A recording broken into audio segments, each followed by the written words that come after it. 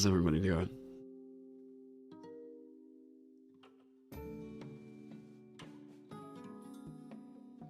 Let me move chat over a little bit. It is early in the morning. Hey everyone.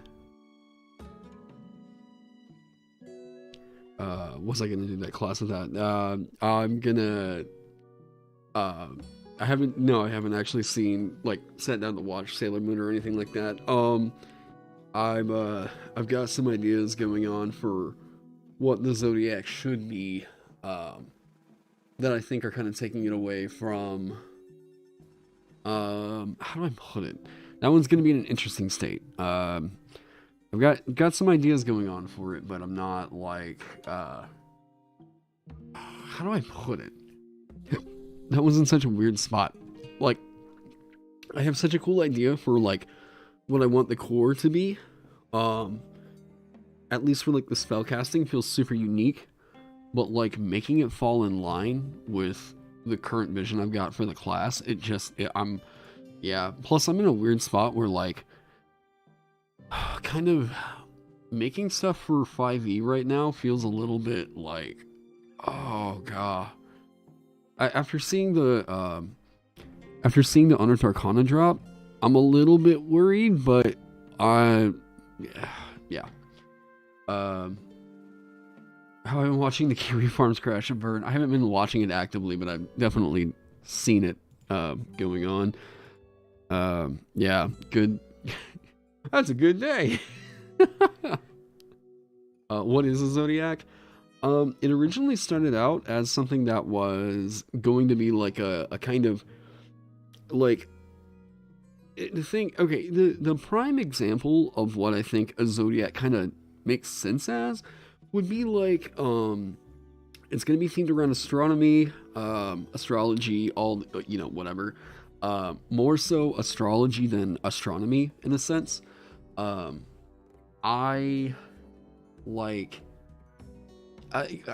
kind of had a vision of it of being a little bit more like Saturday morning cartoon, and we're gonna see once we get there, but I have a really cool idea for what I want the spellcasting mechanic on that one to be. It's down the pipeline. Have I been able to take a look at Heavy Arms Ranger? Yes, I have. He actually sent it to me a little bit early. Yeah, I mean, Heavy's always got really great ideas. He took it in a kind of direction that, me personally, I think it's just a hang up for me that a class that doesn't have subclasses just doesn't feel 5e. We had a discussion about that, and but I like the ideas that he's going with there, where you're like building up a strategy and tactic for how you're doing survival and everything. I think that he's got a really interesting idea. I just don't, and this is again personal taste. Just to me, it didn't really feel quite like 5e, and that's really hard to explain. Like, the feel just didn't get quite to me. Really miss my streams. I'm glad you're doing it again. So I'll explain kind of where the streams have gone, because I wanted to do more. There's just been a lot of real life stuff go on. So as you all know, I had the real bad kidney stone about a month ago. Yeah. No, that didn't recur or anything like that. I'm all good now. Now, as soon as I get done with the kidney stone, like 2 weeks later, Amanda slips a disc in her back, and she was not able to go to work for like an entire week. She was in like 9 level pains, I'm trying to, I don't think his is magical. I don't remember off the top of my head. So meanwhile, I'm having to sit around kind of play nurse while she's getting better. She's like screaming to do anything at all. So for a week there, I was just having to kind of take care of her while all that was going on. So I didn't have time to stream then. And then it's just been a constant like new stuff going on. It's pretty insane. She's doing much better now. Yeah, thank you. She is basically back to full mobility. So we're getting there. So yeah, part of the reason I've been like in and out, my sleep schedule is totally screwed up. You guys are seeing me right now. I've already been awake for 8 hours. I have just been in between doing just giving her a healing drop. Yeah, live stream at 6 a.m. Hey, it's 8 o'clock for me. I just had some ideas going on this one, and I wanted to get this one out there since I knew that people were really interested in the Sovereign and where this one was going to wind up going. So yeah, now Amanda's doing much better. She's back at work, and she made it through the full week this week. So now I'm like, okay, cool. I want to get back on a normal routine. There's also about, god dang, like 80 different projects going on right now all at the same time. I wrapped up 2 or 3 layout gigs last week. I've got a few more coming up. It's just been busy. So yeah, between that and all the 1D&D news, boy, it's been hard to get ahead of everything. But hey, we're doing good. Let's see here.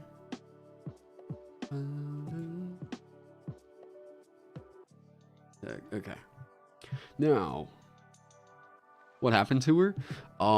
No, she, so, as I understand it, she was sitting on the couch, and whenever she was moving up, she was trying to get her leg up over from one side of the couch. Like,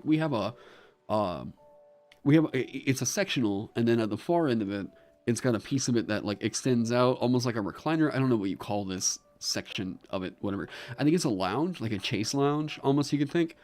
And she had her legs over on the left side of it while she was sitting there.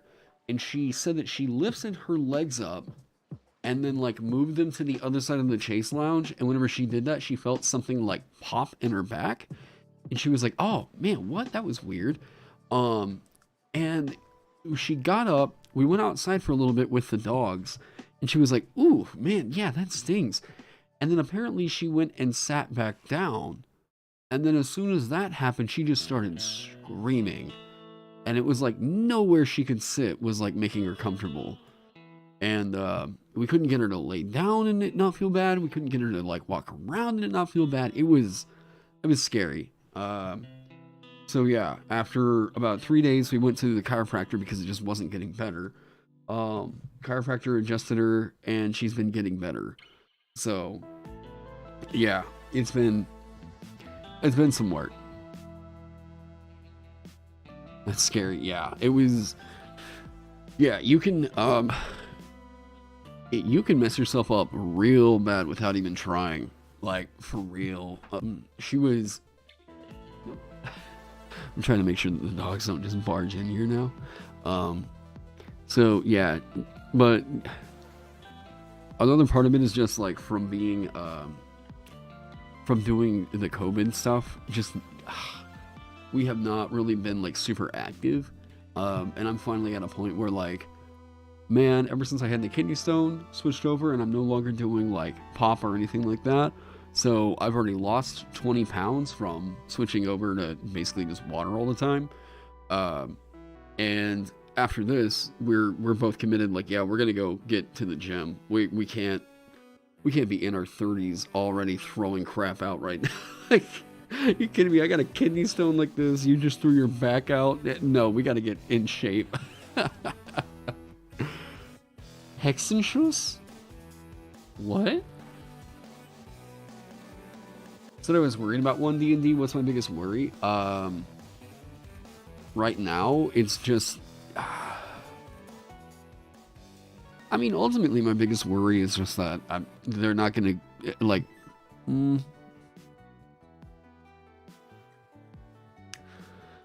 My big worry for like 1D&D right now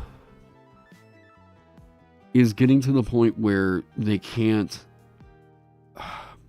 They introduce something new that gets it to a point where they can't take it back. Like, how do I put this? Yeah, early morning stream. Oh, you're introducing a friend to you? Yeah, I'll talk about the Sovereign here in just a second. Um, there's always licensing that I'm always kind of worried about. I'd be kind of worried that they are making this move so that they can say that everything still falls under the 5e license. So, like, they can still draw payment off of, like, the DM's Guild license and whatnot. Kind of tricky. I will say that, like, the one thing that makes me super worried about 1D&D is that it looks like they're trying to make a system in which the players can't die. Like, the player characters can't die. And I think that that's not a bad... It's like they think that D&D is too lethal at first level. And, like, it's dangerous, but so then what you should do is give DMs the guideline to be like, hey, here's how the system is designed, where that first level can be a little bit scary. Here's what we would recommend, right? Number one, maybe pull that punch. First level's already pretty nice to you. The fact that you get the full, like, hit point value right there, boom, out of your hit dice, you get to add your con mod, whatever. But, like, if they wanted to go even further, they could just say, like, you get... I don't know. It's one of those things that's going to require a lot more, like, intricate, like, dissection of the issues of first tier play, really. Just tell DMs, hey, it can be a little bit rough at first level. Maybe pull those punches instead of doing crap like monsters can't crit, yeah. But as a little aside, what am I working on today? I am working on my Sovereign class. The whole idea for this class is I wanted to give you the class that can be, you want to build up King Arthur and you want to be like a military leader, or you want to be like a fairy princess. I want this to be a class that can give you a big sweeping range of different types of, like, fantasy rulers or knights, whatever you want to say. These are always going to be like kings, queens, princesses, princes, whatever, and give you a class that delivers on the entire narrative, and a bunch of different play styles that you can evoke with one core class. So that sounds like a lot of verbose things to say. I want you to be able to make a Disney princess if you want to, or make King Arthur if you want to. Any kind of a ruler, I want to give you something that allows you to be like a bit of that, monarch in the making. Other video games have kind of gotten close to this idea. Some people have even said that, like, you wanted to be a tactician or a warlord, right? I don't think that this should be a warlord. I think that warlord is a narrative that can pretty easily fall under the reign of, like, a fighter subclass. I feel like I'm gonna sneeze. Hang on. There we go. Like Fable? Maybe? I'm not entirely... I need to go check out more. Fable just feels like you're kind of a classic, like... you are... how do I put it? Like, Fable is like you are a hero that rose up to get... You know what I mean? Necro King, so you can be a Draco Lich. I am giving, like... One of the subclasses I've been trying to make in here, if you wanted to be... just kind of rolling through this real quick. Academic Geniocracy. Hey, you rule a kingdom of a bunch of nerds. There you go. The Brigand Kleptocracy is you are basically like a Thieves Guild leader or something like that. Fey Monarchy, you are... And this is... I wanted to do, like, how do you do the fairy princess kind of a thing. Boom. There you go. Fel Necropolis, this is going to be liches, all that good business. Infernal Oligarchy, you were literally given a measure of rule over a layer of hell. Fable 3, you're a prince/princess trying to take over your brother's kingdom. Right on. Well, like, and I'm trying to think of what that means, like, narratively for, like, whenever you're playing this, what do you want it to be, right?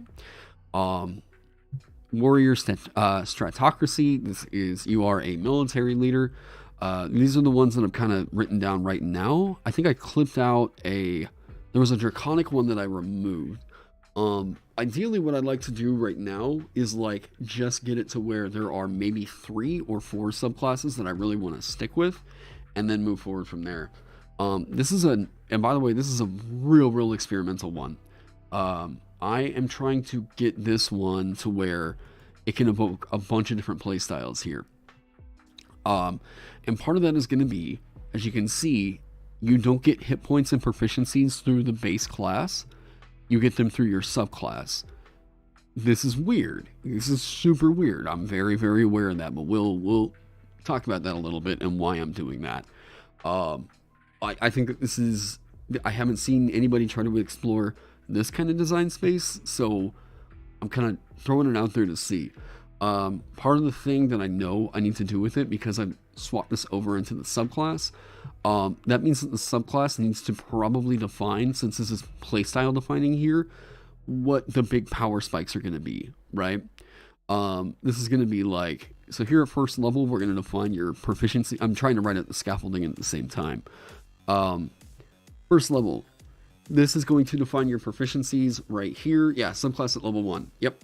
Your sovereign court is what makes you a sovereign. The fact that people have, people hold you in high regard, whatever, you have loyal subjects. This is what makes you a sovereign, right? Have I been saying vanguard? Sovereign. Wow. So... Oh, do I typically work on one class at a time or bounce between a few at once? If I have an idea for another one, I'll, pop over between it. But as of right now, I'm kind of at a point with the Sovereign and the Zodiac where I'm trying to figure out what the first 3 levels need to be. And as soon as I get those down, the rest of the class figures itself out. This is just a tip for anybody out there trying to make any kind of classes. If you're trying to get into 5e design, the first thing that you need to do is you need to figure out what it does in combat and what its core identity is going to be within the first 3 levels. If you don't have that, you don't have a concept. Now, from there, there's a couple other levels that we kind of have to keep in mind. 5th level is a big power spike. You are advancing from like, I am the local hero to like, no, for real. Like, call on me. If there's a dragon, like, boom. 5th level is like, you're actually kind of a fantasy hero at that point, right? 9th level is a pretty big power spike as well. This is where you advance from being what we would call just like, book 1 of the trilogy kind of fantasy hero to like, we're in the 2nd or 3rd book, right? Up above, about 14th level, is where we're seeing like, you're becoming one of the major gods of the realm. Like, that is massive power right up above that level. So like, yeah, to start humbling, you need to make class features. Yeah. So, the question right now is, what do you do with your reaction? Wait, let me see. The class. Yeah. I'm working on that. So basically, where I'm at right now with this is the first like 1 or 2 levels kind of click. Kind of. I get what the first level is supposed to be. This is where we have to straight up define. We have to define a few things. What is your position in combat? What is your main action going to be? And then I think at 2nd level, there's a feature I want to kick in. Let's get over here. A couple things here. At 1st level, basically in the subclass, you're going to get your subclass, and in the subclass, it's going to kind of define your core playstyle. Okay? That's going to give you all your proficiencies and whatnot. Don't worry about that being kind of loaded down right here. This is all stuff we're taking out from the class already giving you over into the subclass. So we're asking a little bit of tables here to buy into this class. The other feature that you're going to get is going to get diplomacy. Okay? So diplomacy is whenever you make any ability check to parlay, you can roll a d6 and add it to the check. This is any ability check. whenever you're making it to parlay, and I leave this intentionally open to interpretation. I want this to be like, if you are doing a thing to try and negotiate or something like that. I think in parlay we're talking more about like there's more of a contention going on, and this also gives it combat weight, you know?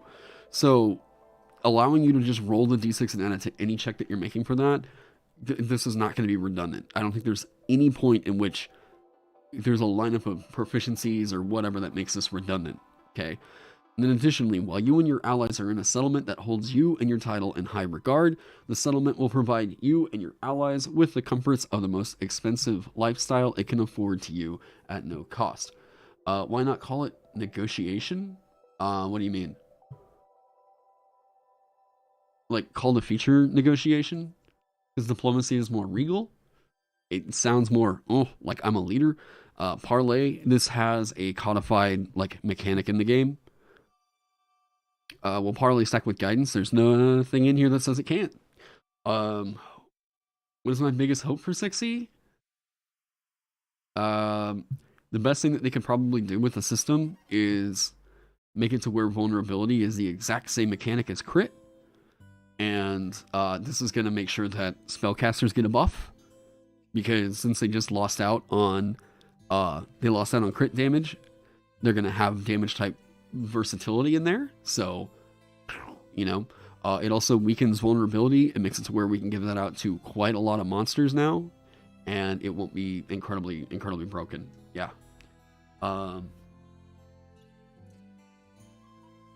What if Wizards got rid of resources like sorcery and key points and gave them recharge like a dragon's breath weapon? That would be an element of tracking I would think would just be a little too fiddly for practical play. One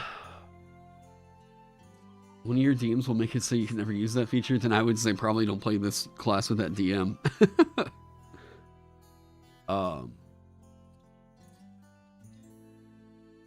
Negotiations, politics, so it's a decent name for the feature. Well, this also has like old school relevance because diplomacy checks were a thing in previous editions of D&D.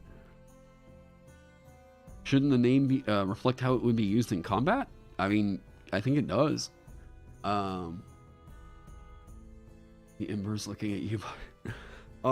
Yeah, I think it actually reflects it fairly well. Negotiations sounds a little bit too just blah, boring, vanilla. I like diplomacy because it has a precedent for like what it means to be a ruler, and it's like, oh yeah, that should be like expected, right? Now, inspiring ruler, I'm probably moving out of the second because I have another thing I want to pop in here. And honestly,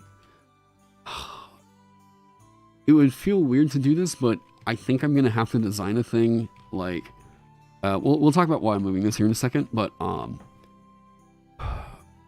trying to not pigeonhole myself where I am just paranoid about what's going to happen with this future edition. I would like to do some future proofing here, but I can't future proof for an entirely new system. So that's what I'm kind of like watching out for here. Call it aggressive negotiations. Parlaying has an actual expectation in the game. This is like you're trying to like, we want to talk to the creature and like, you know, calm it down or something like that. I thought that gives it a little bit of combat relevance. And then like, this is kind of an expected like roleplay thing anyways, where like, you know, while you're out there in a settlement or whatever, if they hold your name in high regard, this should probably not be an issue anyways. If DMs are going to be upset with the fact that like, oh, what do you mean you get free room and board in this settlement now? It's like, who cares? How is that the thing that...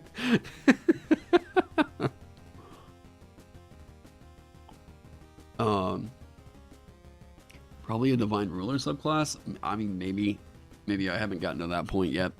I know that like Heavenly Mandate is kind of a thing, but like there's some other precedents I'd like to hit first before kind of getting into that, because what I've learned is that, okay, whenever you're doing a class design, if you can immediately come up with like 8 different concepts for what subclasses should be, you've got a concept.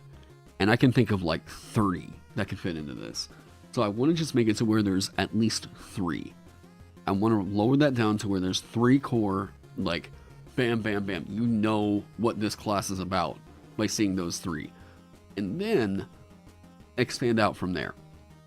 I think the 3 that are probably the most, like, classic, I understand what the hell this is supposed to be in fantasy, are going to be, like, the Fey Monarchy, the Brigand Kleptocracy, and then the Warrior Stratocracy. These are the 3 that represent, like, you are a bandit leader, right?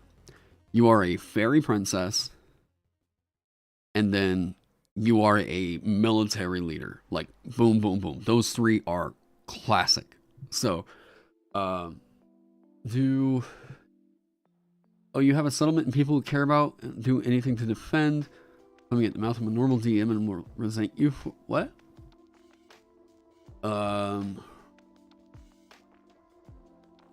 We'll just get a tongues type feature to allow parlays with creatures / people who don't speak the same language as the character.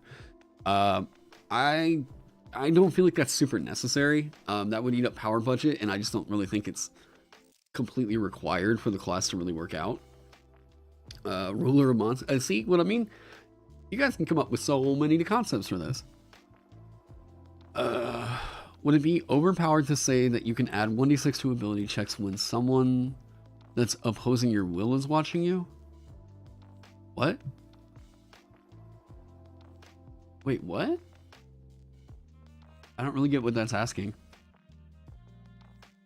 But yeah, so getting all this kind of wrapped up, right? So we're like way too focused on combat. There's an expectation that D&D is supposed to be a combat simulator, and I know that this upsets some people, but like if you want to play really, really high roleplay games, you can still do that. But if you're upset that like, yeah, but we would just rather get all roleplay features, there's other games that'll service that way better than D&D. Like, it's so weird because like it seems like whenever I make the recommendation of like, hey, you should probably play a different game other than D&D if you don't like the combat sim, it seems like that gets people really upset. Like, I'm like, what? There's better games that could probably service it. So like, why play 5e if you guys want to do a life simulator? And it's like, I'm not dogging on anything like that. It's just like, you know, like, this is a combat simulator. Just kick a combat to the... Well, you were talking about Radiant Citadel. I have pretty heavily disagreed with the way that they've been writing adventures here lately. Probably ever since...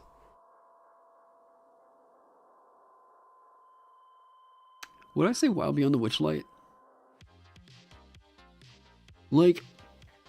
No, it's Strixhaven. Strixhaven is where I think that they lost the plot.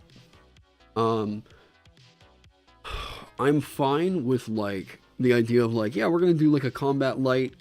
We want to do an adventure that's gonna show you guys how to do cool things. Like, I mean, okay, one thing that I would really love, because this is a thing that it's gonna be a plot point in my homebrew adventure, is like it would be cool to have some guidance on like running a political intrigue campaign in which like the players are gonna have to like dance or something, like, I don't know, something fun like that, right? But even from what I saw in Strixhaven, I'm like, guys, this is just not it. Like, this just ain't it, dude. I am all here for you guys stepping out and doing some other bizarre stuff that I'm not expecting. Whatever, that's fine. But like, oh gosh, Strixhaven just doesn't feel like it really hit the mark. Like, where's the adventure? Yeah. And part of that is like, you know, hey, we are currently in a school, right? Like we're in a school and we're kind of, how do I put this? There was a really cool quote I heard just the other day. God, what was this quote? It was so... It had to do with...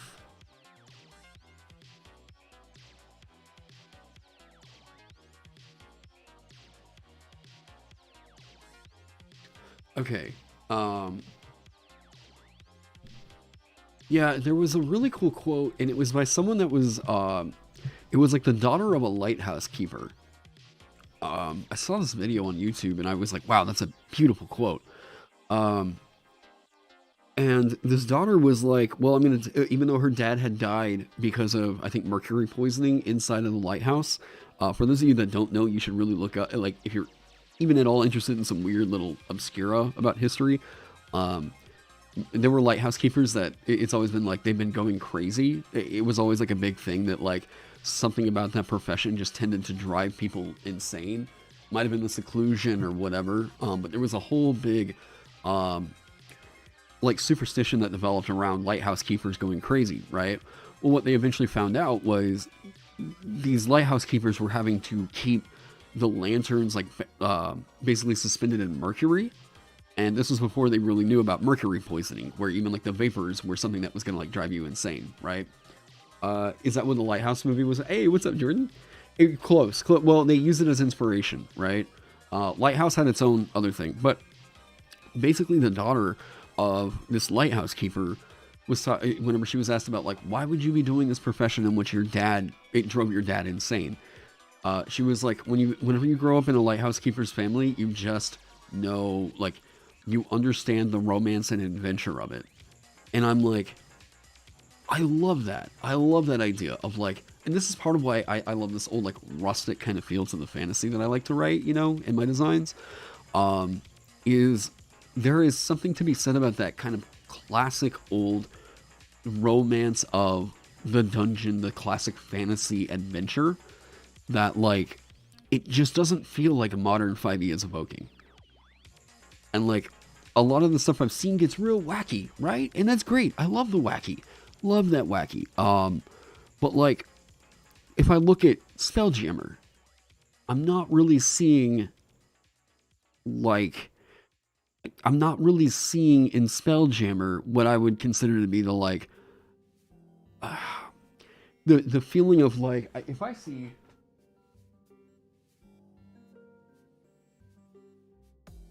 okay.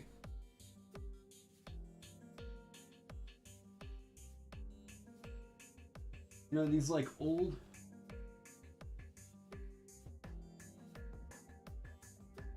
Yeah. Like this kind of book, right?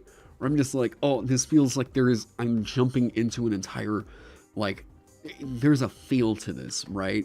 To like this style of fantasy that I think we've been remiss, like we've been missing out on. Okay. Like, oh wait, what happened to my? Let's get that out of here. Boom. You go up here. Okay. So like this kind of fantasy where I'm like, good, it's classic. It's just kind of rooted in like these older themes of what it meant to be a fantasy character, fantasy hero. Where now, and I'm not hitting on like, yeah, they need to have all these old problematic themes or anything like that. No. What I mean by that is like the old, almost Tolkien-esque type of fantasy. It just feels like a lot of the heart for that is just kind of gone. And it's a thing that I don't really think I picked up on in like Xanthar's Guide. But like it feels like it's gotten more and more okay. D&D 5e feels like it's leaned way too much into like what I'll call like the ridiculous and like almost like the anime and the cartoony side of it, which like I love cartoons. I love all that, but like I would rather see the sort of like Dom Bluth. I would rather feel like that kind of feel. Like I'm just saying that like I haven't felt that in a while, Netherdeep is like that? Really? Yeah, I didn't check it out. What was the last 5e adventure that had that feeling? Maybe you could say Curse of Strahd?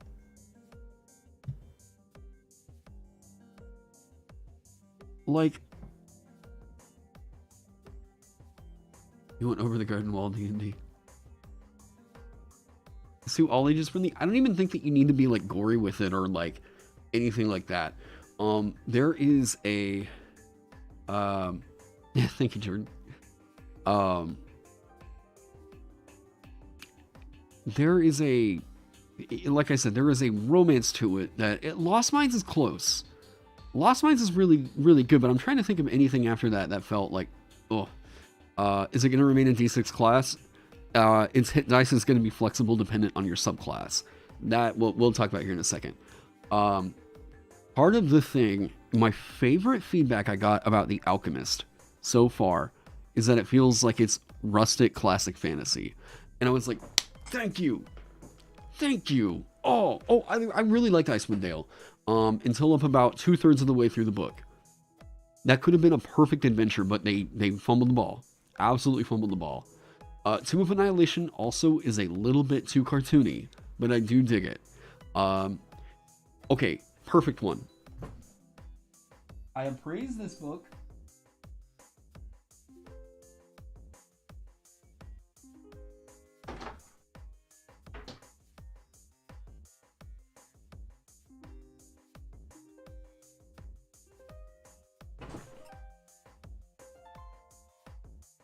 Boom. Get this if you don't have it yet. Please get Tales from the Yawning Portal. This is classic fantasy right here. This feels so classic dungeons and like dungeony fantasy. Cartoony, yeah. This is now number one. It's because it's a bunch of old remastered dungeons for 5e, right? But like, there is a certain romance to that, like I was talking about earlier, that I just don't really feel like we've gotten out of a lot of like modern books, you know? Everything's like, what's the funny thing we can do? What's the ridiculous thing we can do? And like Spelljammer, it'll serve its purpose, you know? I think we'll look back on it and it'll be like, yep, did the thing we were asking for a while. There we go. But like, I think Dragonlance might redeem that, you know? In some ways, I'm kind of looking more forward to the Dragonlance book than I am like anything from Spelljammer. I don't know. We'll see. Like, yeah. Tyranny of Dragons was all right. Horde of the Dragon Queen has some issues. I like the story, but running it would be running it is a little bit difficult on a DM. Something that takes itself a little bit more serious. At least something that like I would rather, in a way, it's like I would rather the joke not, or I would rather the campaign not be throwing an elbow, wink, wink, nudge, nudge all the time. You know, like trying to get funny puns in, and like some people love it. Okay, you love it. That's cool. I'm just saying what I prefer. You know. I let my players get ridiculous like that. I love seeing like that kind of cartoony stuff every once in a while, but whenever it's every single adventure module, it kind of gets a little bit tiring. Yeah. You actually saw the new, there's some problems. Doesn't have a lot of yawning portal. It is an awesome. I would say that as a DM, what you should do is once you bought the 3 core rulebooks, pick that book up. Seriously, Eberron Rising from the Last War. Eberron's way more modern fantasy than what I'm kind of talking about, right? I'm not saying like take it all back to. I'm not saying take it all back to Tolkien or anything like that, but you know. To me personally, at least the way that I feel is like, man, I think Elden Ring hit a real solid, like, that's what I kind of miss out of some fantasy worlds. I think that's why that game may have resonated so well with me, is because, like, man, not only is it probably my favorite Soulsborne, but like, oh man, that is like my brand of fantasy right there. Like, just it just hit the right mark. You know, like fantasy epic, not like fantasy gag in a way. Will hopefully be more sword and sorcery. If they don't, that'd be real bizarre. So like I'm reserving some judgment on all that, you know. But anyways, I'm not. It's a little bit early for that. Oh come on, what can I get? What can I get? Give me. Yeah. Comedy is the fourth pillar in D&D. It happens naturally. The modules don't need puns. Yes. Okay.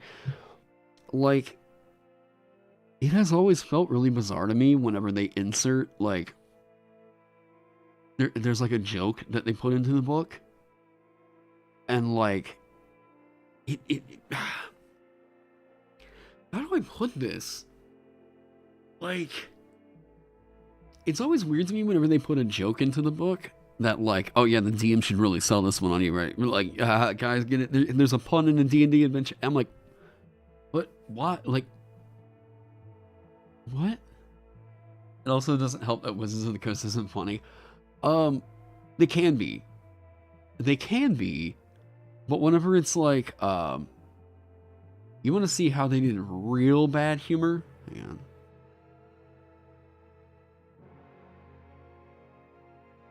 All right. It's immersion breaking. You think? I mean, I don't like. I'm not the biggest fan of it, but like, okay, you know, one book that I was like, oh God, Watsy, just stop, because and the big reason because the jokes didn't hit, and like they were just ate up space in the damn book.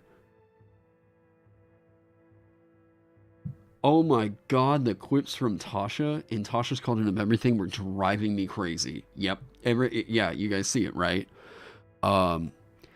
They ate up so much space on the page. Yeah, see, like, they come in here, yada, yada, yada, and they're formatted into the, into the body text. And then as you scroll through, it's like, oh, okay, here we get mechanics, cool. All right, here we go. Oh, and we got, first thing, we don't... Why'd they format it like this? Why? Like, there's... Why'd they format it to where the quip came on a note card before we even start talking about the subclass? It looks bad. It doesn't look good. And they do it for every single subclass.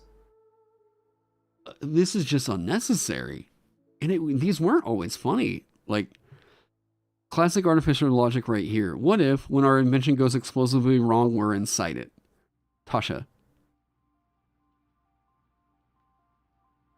What?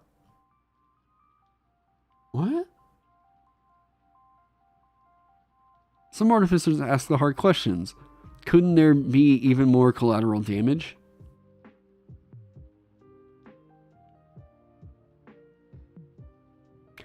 Commanding nothing less than the power to create life, many battlesmiths turn their genius toward forging technologically remarkable puppies and kittens. Maybe I've underestimated them. Tasha. Why? Why? Like, you know, they did it really well in Xanthar's, at least, where like it was sparse. It like the fact that we didn't see them all over Xanthar's guide meant that like whenever they were there, it was like, oh, that's okay, ha ha ha ha. But like the fact that they're everywhere in Tasha's makes it to where like Tasha just sounds like a drunk wine mom, like a drunk, yeah, like it's not great. Yeah. You love the legend built around Tasha until you read these. Yeah, and it also takes the piss out of like a person that they built up to be a pretty, basically like a demigod, right?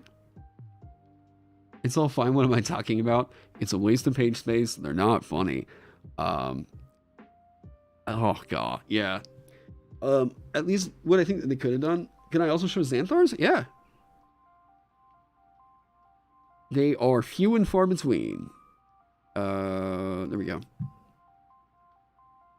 Number one, they're not going to be for every single subclass. See, here's one right here. Rawr, I'm really angry. Funny, I don't feel any stronger. Maybe because I'm always angry. I'm always in top condition. Stands to reason. So he's making a joke here while we're getting into barbarians, right? Now, Xanthar is... The thing to know about Xanthar is a psychotic, narcissistic beholder, right? So a lot of these are written like in like Xanthar's voice, you know? So like they're not always hitting, but at least they're not constantly in the way. So ancestors are people who did the procreation thing to make more people before you were born. Like how many people? That's a lot of the procreation thing. Ooh, you're disgusting. Come on, like that's cute. This is funny.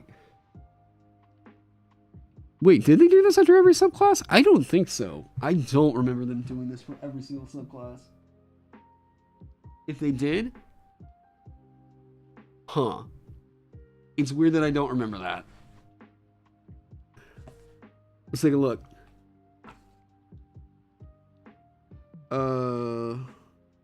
Well, okay, at least they did it tastefully. No, it's not. Okay. They did it tastefully to where if you see this sidebar right up here, it's not in the way of the body text. No, it's not funny. Oh, come on, I think that's cute. They are always up out of the way. Here, let's do this. Wait, is this newer? Like, did they make some updates to this one? Okay. So here's what I mean. They already had the art that was right here, and it was already going to take up a quarter of the page. They filled it up even more by putting the text up here. It doesn't get in the way of any of the body text. This is great. 2022 witches aren't funny. Yeah, right up in here. It does not get into the way of any of the body text whatsoever. Boom. Looks like they take up... They do. And they're formatted better. They're laid out better. Nice and clean. Boom. Right up here. And no, not every subclass got... Yeah, not every subclass got equip.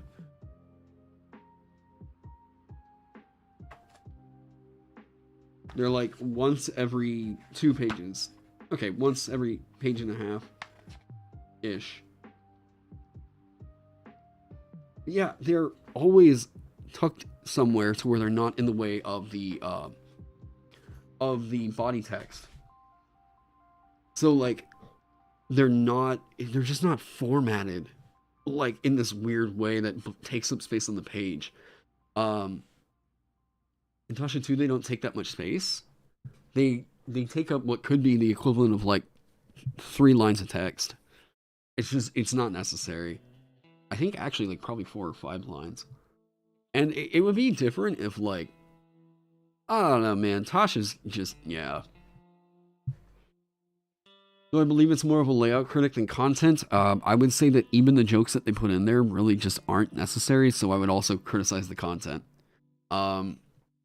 Really pretty low quality control. I would just, yeah. Quality assurance, I guess we might be able to say. But it's part of why, like, whenever people are asking me, yeah, we should do the ephemera thing where we take the note cards and put them in with a little funny joke or something. I'm always like, oh, only do that if you need to take up space. Stop doing it in everything.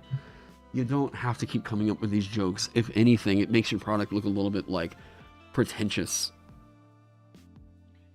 But yeah, if it didn't get into the way of the body text so much, I would be like, whatever. Like, they just made a not funny Tasha.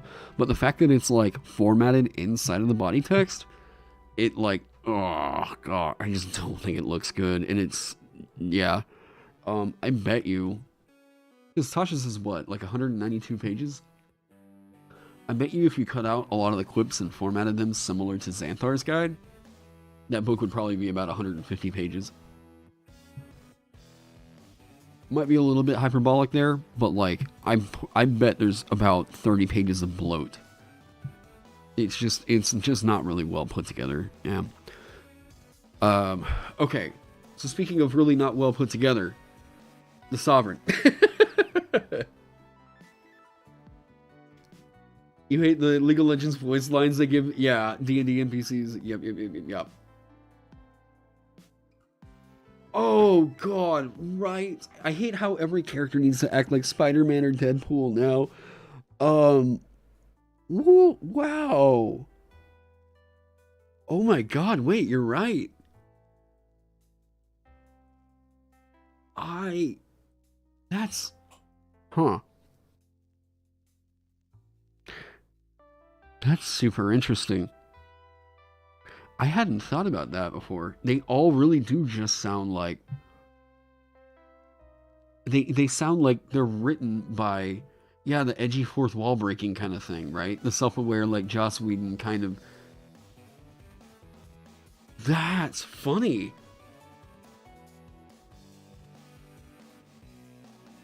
What isn't it? It's called like lamp shading. Yeah.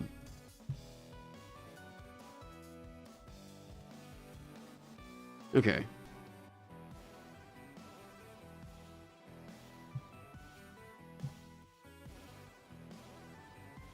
The writer's trick of dealing with any element of the story that threatens the audience's willing suspension of disbelief, whether a very implausible plot development or a particularly blatant use of a trope, by calling attention to it and simply moving on. Uh, it feels like what they're doing is like, hey, we know this is ridiculous. Let's call attention to it, and then that's going to be our joke. All right, we're going to keep going on, right? Like, ah, God. Do you think? Hold up, sorry.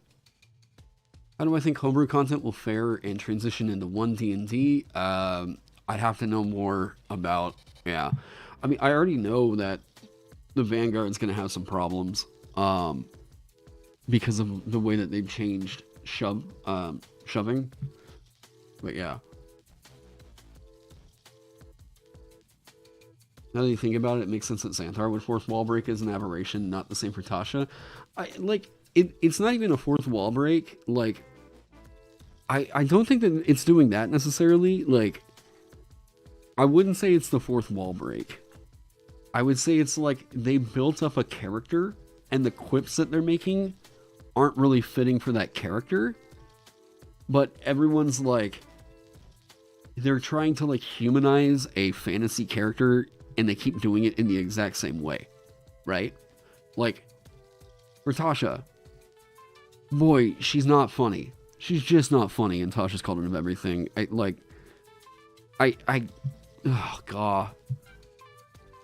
Xanthar's crazy, and they do a real good job of conveying his personality in that book. Like, the stuff that he says is pretty nutso in that book, but like, Tasha is just cringy. Everyone's too scared of Tasha to tell her that her jokes are bad. Yeah.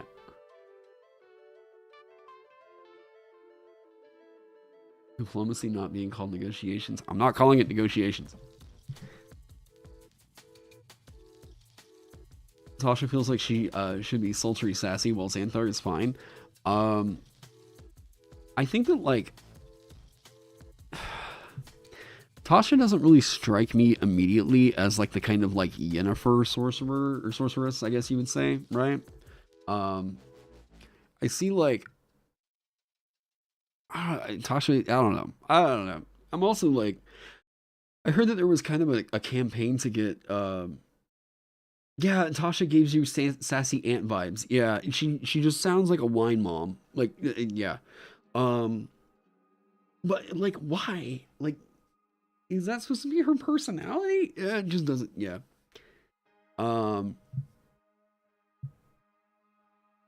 Yennefer / Morgan, Claudia Black character.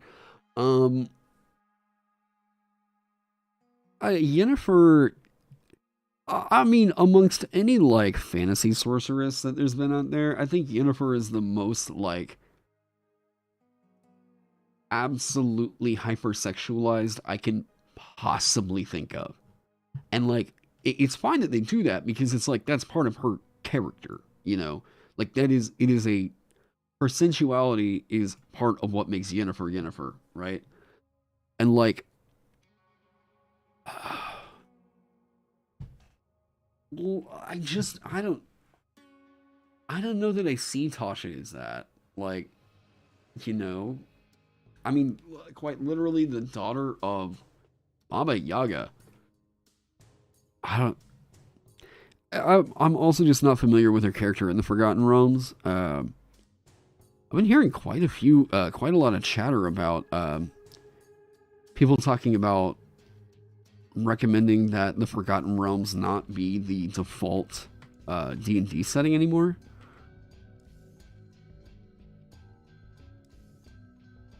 Which, cool. If they did that, cool.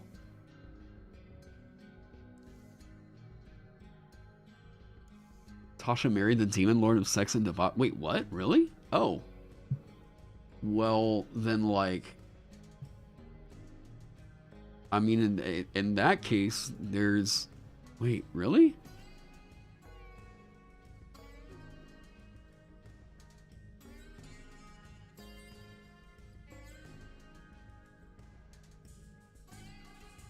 No shit.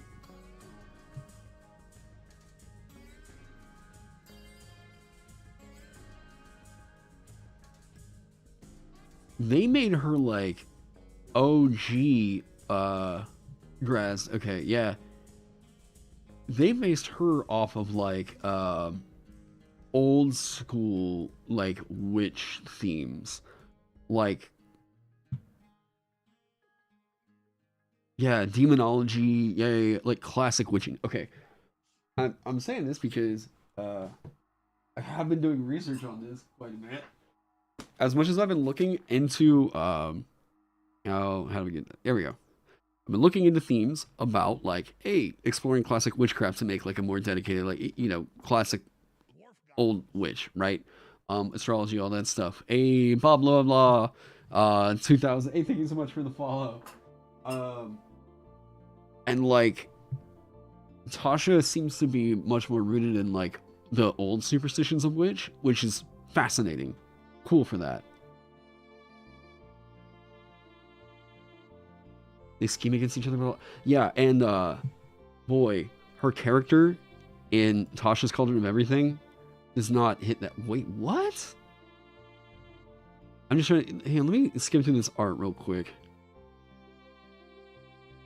Okay, I'm just making sure there wasn't anything.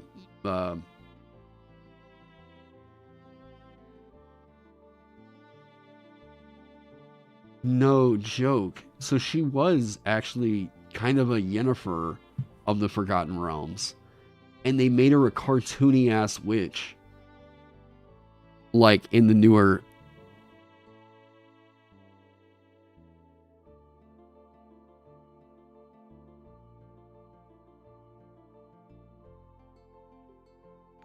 Okay. Rather than. Oh, holy crap. Jeffrey, wow. Thank you so much for the 71 bucks over on Patreon. Thank you so much. I hope you like the Vanguard and everything over there.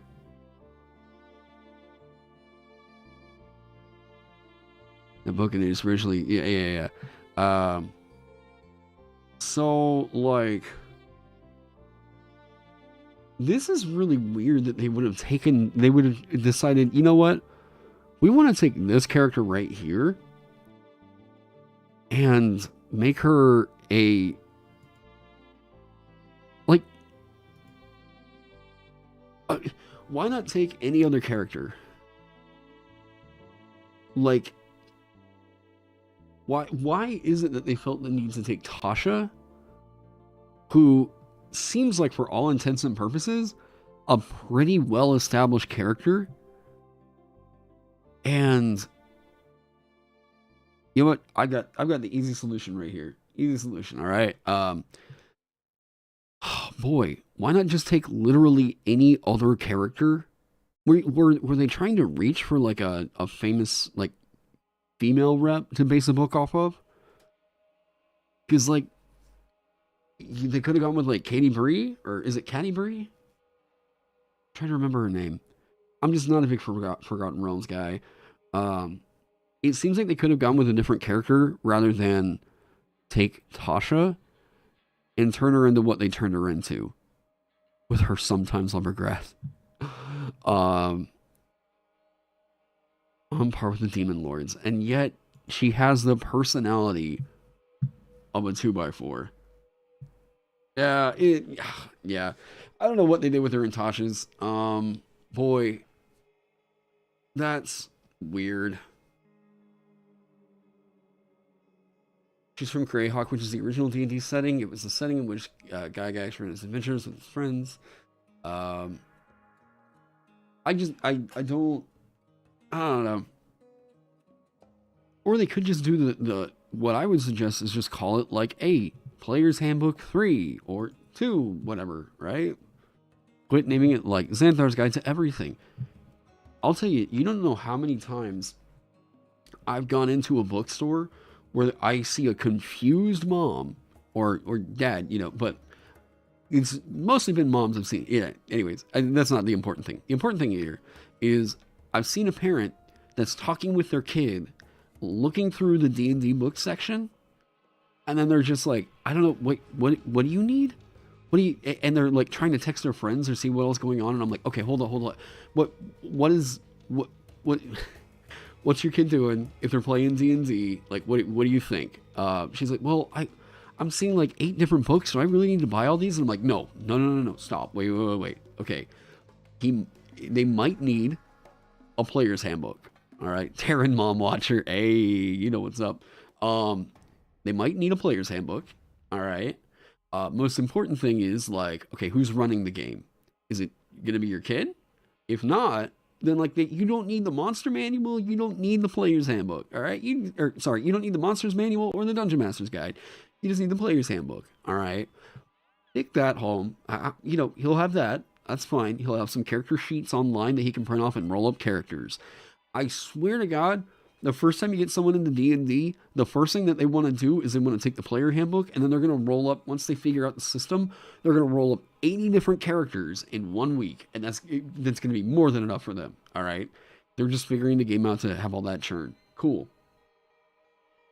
So, the fact that this isn't really easy for outsiders looking in, I do have a video guide out on The Alchemist. That's already on the channel. Yeah. The thing that I wish that they would do is just say like, hey, here's a Player's Handbook. Get that, or like at Barnes and Noble or whatever, like have a flag up or something that says like start here, like new players, start here, bam, Player's Handbook section. That's all you need. There you go. Because yeah, I've seen quite a few parents that are just looking at the stuff like, what is Canarthar's Guide to Everything? And on Vanguard will get one. It will. I've been holding off on that until the official like full release. Currently, all the Vanguard mechanics, as you can see them, are. I would say I am 95% sure that's going to be the final version of it. Like, boom, that is solid, good to go. The thing I'm currently waiting on with the Vanguard is artwork before I drop the big, like, bam, this is the final version. There's 2 pieces that Maxwell is currently doing. As soon as I get those back, which... yeah, here you go. Just so you guys know, stuff is moving forward. Artwork, all that stuff. I'm trying to get 2 more pieces in before I drop what's like the 1.0 version of it. The Dreadlord, and here's the Juggernaut right here. He's literally knocking a guy into a, yeah. So that's going to be the first wave. Yeah, there you go. So that's going to be the first wave that drops. Okay. Now, once I see how that one goes, I'm going to get Maxwell in on the other ones. So it's going to be like a version 1.0 is going to go out with 2 of the Vanguard artworks complete. Vanguard 1.2 is going to, or 1.1 is going to go out with all of them done. Can you ask what the main pull on Vanguard, as I have a player who is currently thinking about it? Hard tank. Vanguard is hard tank. It is not the kind of class for somebody that wants to do a fuckload of damage. Vanguard was my like thesis on why has tanking felt not great in D&D and how can we fix that.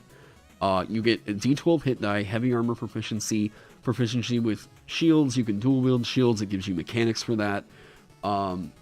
You are supposed to be, I am shoving shit around and keeping things off my buddies. I wanted to give you like hardcore tank. Any healing? There's damage prevention, you know, but no, as far as like innate healing, healing that you're dishing out, no, that's the healer role is left up to like cleric and all that. Yeah, I'm the Juggernaut, bitch. So I wanted it to be my. I've done a lot of classes that are D8 hit dies, and I was like, no, fuck it. I'm gonna do a D12 hit die class. I'm gonna do it. I wanted to justify you. You are not meant to be. I'm gonna go in and do damage, but you want to go in there and make sure people can't get fucking past you at all. You want to be a living siege weapon. Yeah, Havel, right? Havel the is it Havel the Stone? Can't remember, but yes, think Havel from Dark Souls. You know, Reinhardt Sans Hammer. You know.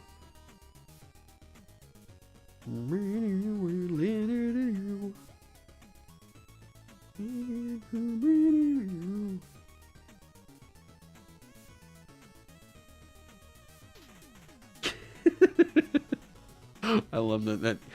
Oh man. Does the Vanguard have some kind of cult leader subclass? No. Oh, Sovereign. I'm sure you could flavor some in here.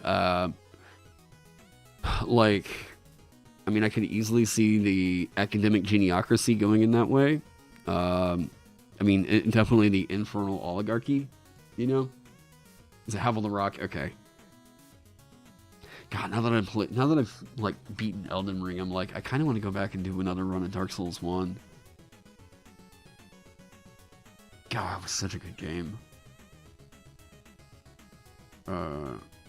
Yeah, you know that feeling when you polearm Master Sentinel? It's like that. Yep, yeah, I wanted it to be, I like the playstyle of Sentinel.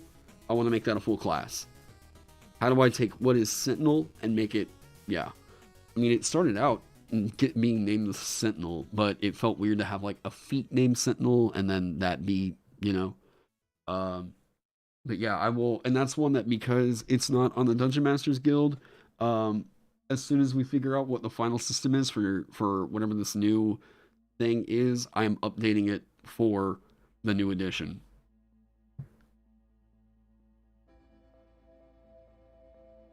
Oh, it's been about 3 months since you've seen the Sovereign. Can you get a quick rundown on what we have for it? Okay. So, yeah, let's wrap all that conversation up and get into the Sovereign. Okay. Inspiration. Oh, cool. Good. I'm glad. I love doing inspiration on a 1. It does. It's failing forward. It manages to actually like lift the party up rather than like, yeah, you just keep doing it, keep rocking harder, yeah, like yeah. So, starting out from the very, very top, okay? The idea of the Sovereign is, like I said, I want you to be able to make if you want to play as a Disney, like, fairy princess, boom, there you go. If you want to play as, like, a hardcore military leader, boom, here you go. I want this to be the class where, like, you can make, oh, we've been talking about it for a little while. You can make absolutely 100% Elsa if you wanted to, or you can make King Arthur if you wanted to. You could make Bubblegum Princess if you wanted to, using this class. All right. So, couple things here. Skill set with, oh, shucks. Well, good luck with that. Now, a couple things in here with this. This is, can you make Gilgamesh? Yes, sure. Sure. Now, there's a couple things with this.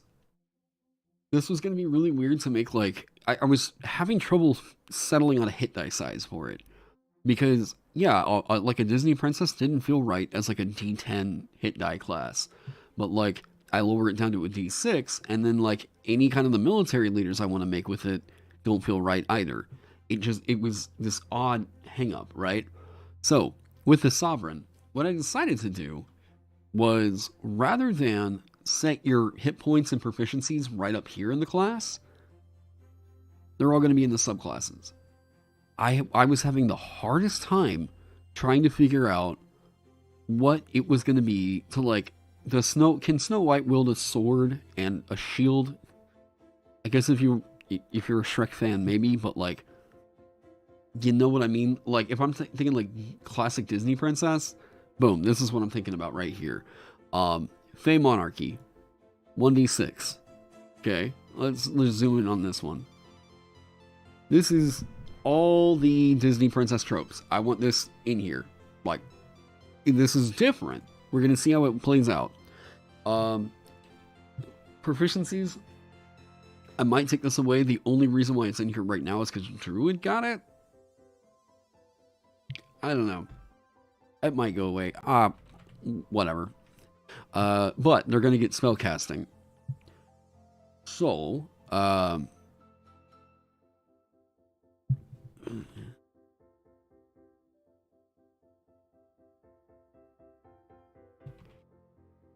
guess it's just Fey. Yeah. Cast spells. You learn and cast spells as a druid, with the exception of your spellcasting ability, which you can choose from either wisdom or charisma. You follow the rules for spellcasting as described in the druid class description. Spellcasting ability.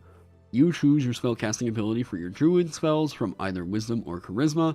Yada yada yada. Alright. So, why did I do this? This gives you the full loadout of what you're getting over as a druid in their spellcasting section. Druid spell list, all that junk, okay? Now, reason why I did this. If you went druid and then we're like, yeah, but I want to take some levels as a sovereign, this is such a nice fit right here that it's like, that shouldn't interrupt that progression at all. Or, like, it needs to embrace that. Or, if you went over and you were like warlock, archfey, then like, this needs to be a good natural fit. It just needs to slot in really, really easy, okay? So, pulling this over, embracing both of those subclasses here in the spellcasting section. This will give you your cantrips, this will give you your spells, your spell slots, all that stuff. I don't know that it needs to necessarily reprint all that right here. I'll figure that out later on down the line. But, you can see right here with spellcasting, this is what I'm thinking right now. Boom, you get this, can kind of move on from there, right? Now, Speech of Beast and Leaf has to be here. Has to be here, okay? So, with Speech and Beast and Leaf, and this can probably move down in a second. You have the ability to communicate in a limited manner with beasts, plants, and vegetation. They can understand the meaning of your words, though you have no special ability to understand them in return. Boom! For hit points, except use something like another sub. Yeah, nah, I don't want to go that route. I think this is actually surprisingly clean. So, this will give you Speech of Beast and Leaf, and then this will give you cantrips, all this other stuff, right? Boom, boom, really super solid. Now, this means that this is going to progress as a full caster. I have to keep that in mind, because at 3rd level, they get a spike. Or sorry, well, 3rd level they do get a spike, but at 5th level, here they get a real big spike. So I have to go light touch with the 5th levels of all the spellcasters, okay? Snow White with the critters, you're going to really like this right here, okay? Soother of Savage Beasts. I don't know that this will be 2nd, this might be their 5th, because this is actually pretty damn good. You can use an action to begin dancing and singing. When you do, vegetation within 30 feet of you will begin to bloom, and you make a charisma performance check. Each beast, that probably should be capitalized, that can see or hear you within 30 feet of you must make a wisdom saving throw, which friendly beasts automatically fail. It's like, boom. If the creature fails its saving throw, it is charmed by you for 1 minute or until it takes damage. A creature charmed this way must spend its turns trying to complement, harmonize with, or mimic your performance to the best of its ability. There you go. There you go. Is it Unearthed Arcana one? Oh, no, I meant to get rid of that. Why not make it your spell save DC? Oh. Because that was written before I had done all that.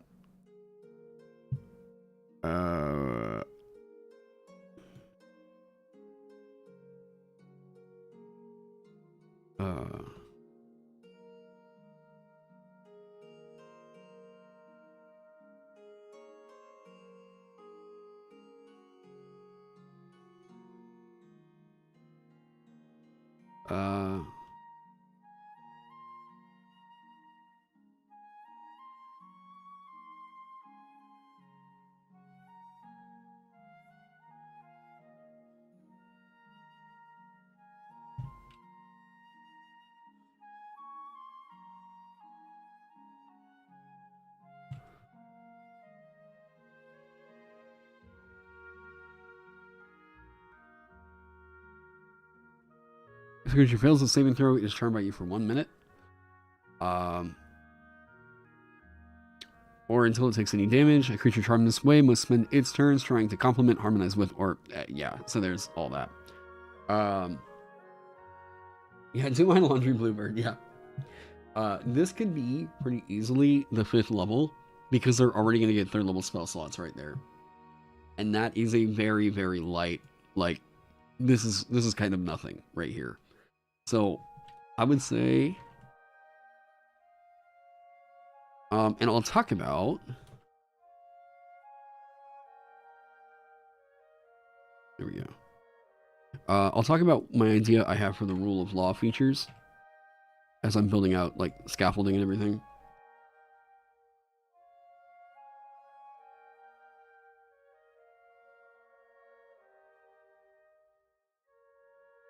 Boom. Do that.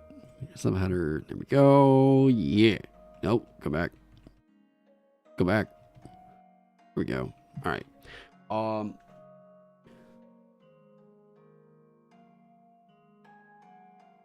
Yeah. I want the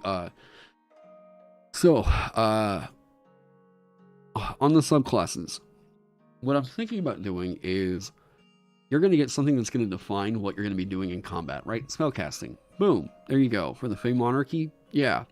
Then you get something that's like a bonus proficiency in a way. So, with this, you're going to get Speech of Beast and Leaf. 2nd level. You have a feature that kicks on at 2nd level called Authority that is supposed to, like, really, really define what it means to be, like, you in combat. You need your leadership represented here. What's it mean to really play a sovereign in combat? And I think most people are expecting the kind of commander, like, tactician, right? Disney Princess Spellcaster. Yeah, there you go. So I wanted to give you authority here. I want this to be the big, like, oh, this should feel real good right here. Okay? Authority. As a sovereign, your command carries with it a supreme eminence, which is represented by your leadership die, a d4. As an action, you can issue an order to any of your allies within 60 feet of you that can see or hear you. The order can be a general course of action, such as attack the enemy or fall back, whatever. When you or an ally follows the order, that creature gains a benefit. Attack. Each time you or an ally deals damage to an enemy, the enemy takes additional damage equal to a roll of your leadership die. Boom. Defend. An ally can use its reaction to follow the order if they are targeted by an attack, adding the number rolled to their AC until the start of their next turn. So there's like light shield right there, right? Retreat. Allies can take the disengage action as a bonus action until the start of your next turn, and if the ally moves at least half their speed away from any hostile creatures within 60 feet of them, they can add a d4 to any dexterity saving throws they make till the start of your next turn. That's a little bit clunky, but I'm trying to simplify kind of what happens with all that, right? Oh yeah, it would never feel right if, like, the leader of the Fae was not a full caster. Like, yeah. I'm still trying to figure that out. Right in there.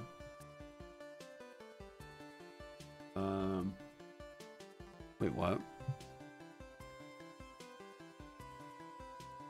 Like, and beasts that are small and tiny and go up, like medium creatures. I don't want to get into the size thing. That seems kind of a weird hang up. Yeah, no, I don't agree with that one.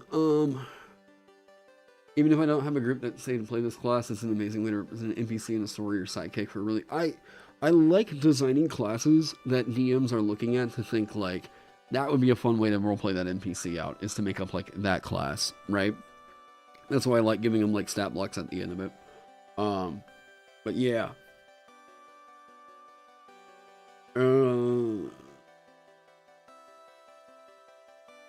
Harmonize, you allow creature to cast a cantrip if any allies also. So there's a reason why tacticians have always felt weird to me. And it's that if you are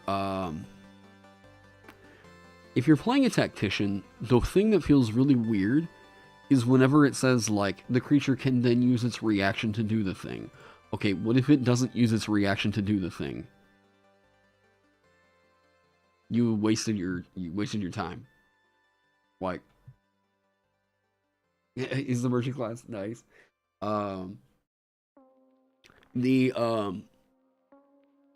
So I don't like the fact that as a commander, the way that they have represented that is that you issue the order, and then that thing can use its reaction to do it, and if it doesn't do it, it feels like you wasted your time. You wasted your action economy, and that feels real bad. But what I think you can do is make it to where there's a passive effect that you kind of switch between, almost like a stance switcher. You say like, all right, attack that thing, boom. And then if they do follow the order, they get a benefit, right? Not they have to use their reaction to do the thing. If they then follow the order on their turn, bam, they get to do the thing, right? It has never felt good to me to say that like that ally can then use their reaction to make an attack. We already know that that's way too good. Like, wow.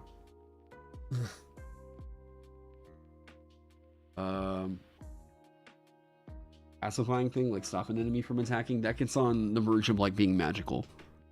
I don't want to get into that realm quite yet. So,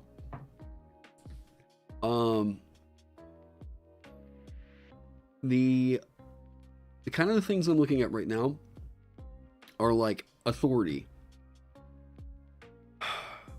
If this feels good, which I'm not sold on it yet, because I think what it needs to be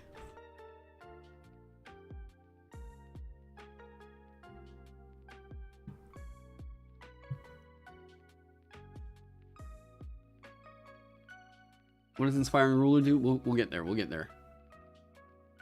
Yeah, the creature gets a reward for following the command. Yeah. If you can stop a huge or gargantuan creature that is massively abusive, it has a way that it has a saving throw. I don't think it's abusive at all. It's most likely going to beat the save, and then by that point, you should probably be running away from the mammoth. And in that case, why is the DM throwing mammoths at you? Like, yeah. What a sovereign ability that issues a command to a hostile creature that forces it to use its reaction. Again, that is compulsion. That leans in on... Okay, think about it like this. I just changed it. Here's what I'll say. There is a line between what is considered a martial and a magical thing, right? What I consider to be martial is like, you are not taking away that thing's agency, okay? If you're enchanting it or charming it, that is a magical effect. That is, you are removing its agency. The only way that you can currently do that in D&D, like to remove its agency, is to physically shut it down. You won't be able to attack because I won't let you. I am imposing my physical dominance on you, right? Now, if we're going to say that, like, you just convinced the thing to stop, that's why I gave you this. When you make an ability check to parlay, you can roll a d6 and add it to the check. Convince that thing. And then, the reason why I didn't hardcore set anything in here is because, like, well, no, I want the DM to determine that. I want the DM to be like, dude, you literally just punched it in the face. It does not want to negotiate with you. It is attacking. That should be an expectation. If players are using that to be degenerate, then, like, yeah. Have you seen Heavy's Ranger? Yes. I talked about it a little bit earlier. It's the best interpretation of the concept of Ranger. I like a lot of what Heavy wants to do. We had already had a little talk about it about 2 months ago, where I was just like, it's just not for me. And you guys, hey, I respect the shit out of Heavy and everything. It was just a design, like, I don't know. I just don't really see it as like a 5e thing. It just didn't feel right for me. Some people can really love it. It's just, yeah. What's my favorite subclass I've done for this so far in flavor? I haven't really gotten into the subclasses yet because I'm still trying to figure out first 3 levels. You really want to play this, but you have a player who will not take well in taking orders? They don't have to take the order with this to get the benefit. You say attack, and then if they do attack, they get a bonus. If they don't attack, they don't have a detriment. And they don't. It doesn't cost them anything other than following through. And notice that each time you or an ally deals damage to an enemy, the enemy takes additional damage equal to a roll of your leadership die. So there's just more d4s you're getting on top of it.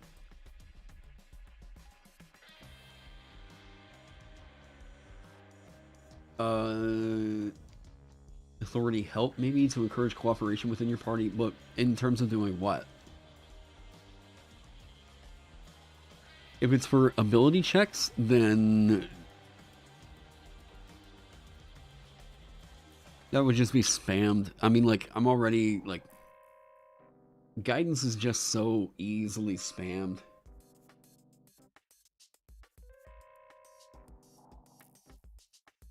How's the Sovereign go? We're churning it out.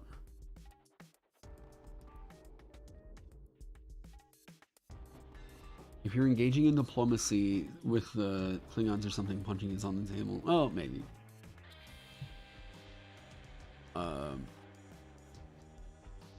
Like, if they take the health action, they get a bonus? I don't know. What do I think would be the easy subclass? The military. The warrior stratocracy. That one's gonna come together so fucking easy.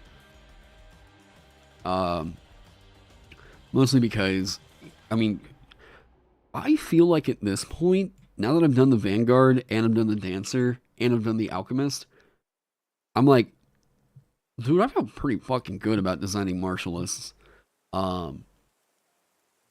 Like, fighting style, real easy here. Rule of law, honor. You know how easy this is?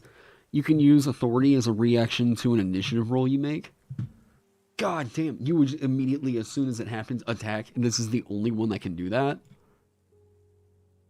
That's sick. That's so sick. For foreign court? Wait, what? Can I explain my reasoning to leave it open for foreign court? I don't understand the question. What?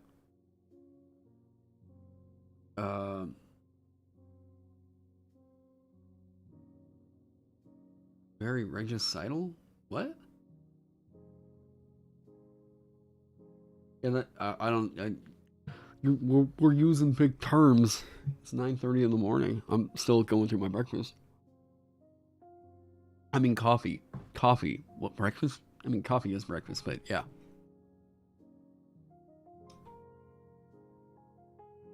Okay.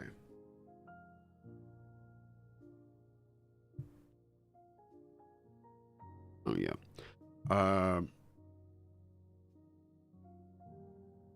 oh yeah. That's look like if they're like, oh, I don't like this thing because of my real world beliefs or whatever, then I'm like, okay, dude, that's not a me problem. Like, you do whatever.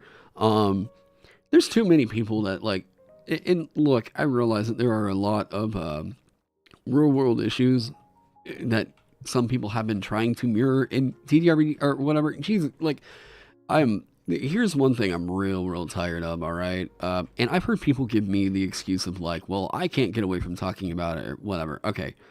Um, boy, if you're using the game to push forth like a political message and like you won't stop talking about that message, boy, it just starts to get real obnoxious whenever like you're constantly telling people you can't create this thing because it offends me or like, and I mean, because I had this issue with I had this issue going on whenever I was making the Runekeeper.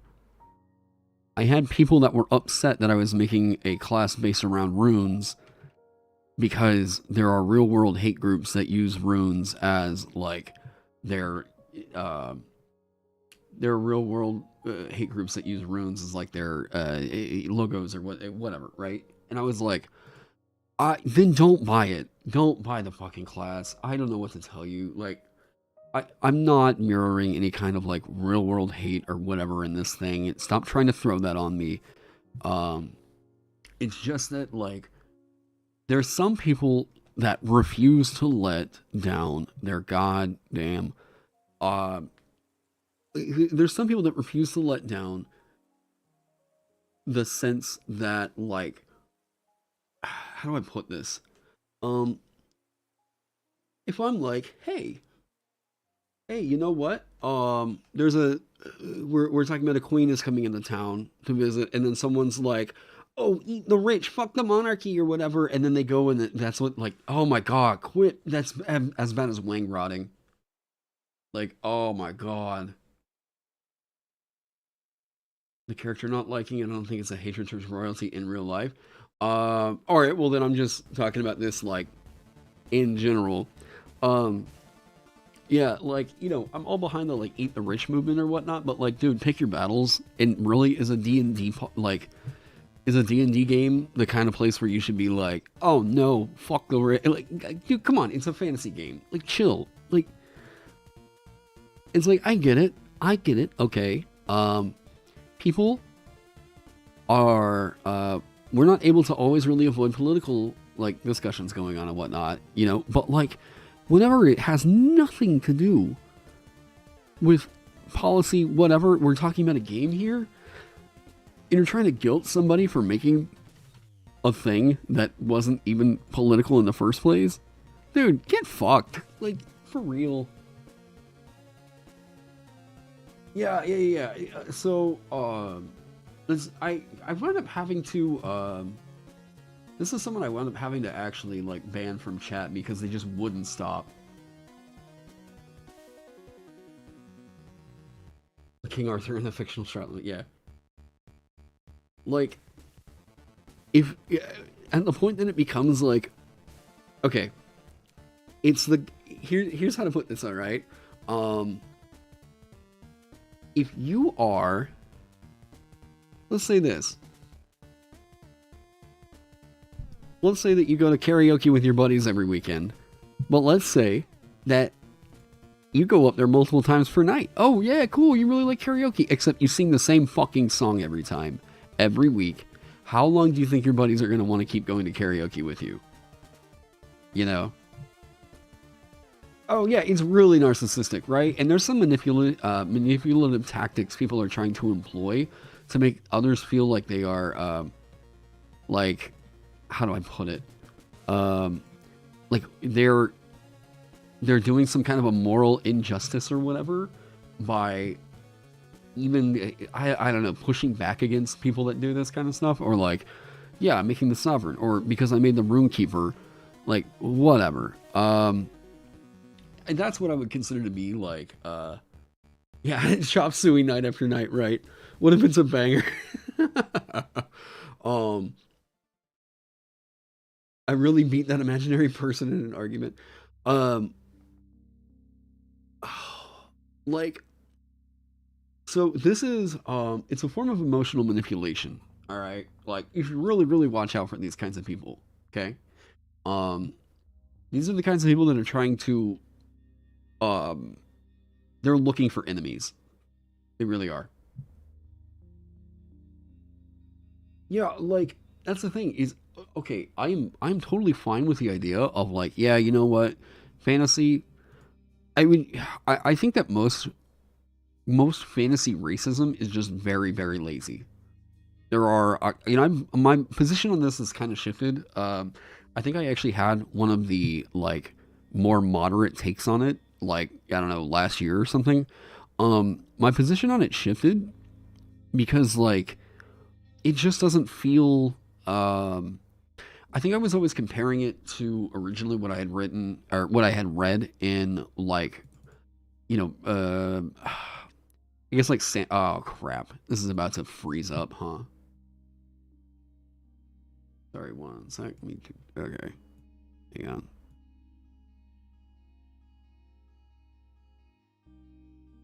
Sorry, I gotta restart that. Um I really liked the way that Brandon Sanderson handled uh the racism of like what happened with Terrorism in Mistborn. Is not a spoiler or anything like that. Great book. Okay, I'm gonna keep praising that one. It seems like all the time. Which, by the way, you should definitely read it if you haven't already, because there's definitely an adaptation that's gonna get announced very quick, and you are gonna be way behind on yeah. Um, now, like they all have mix. Oh God. Um.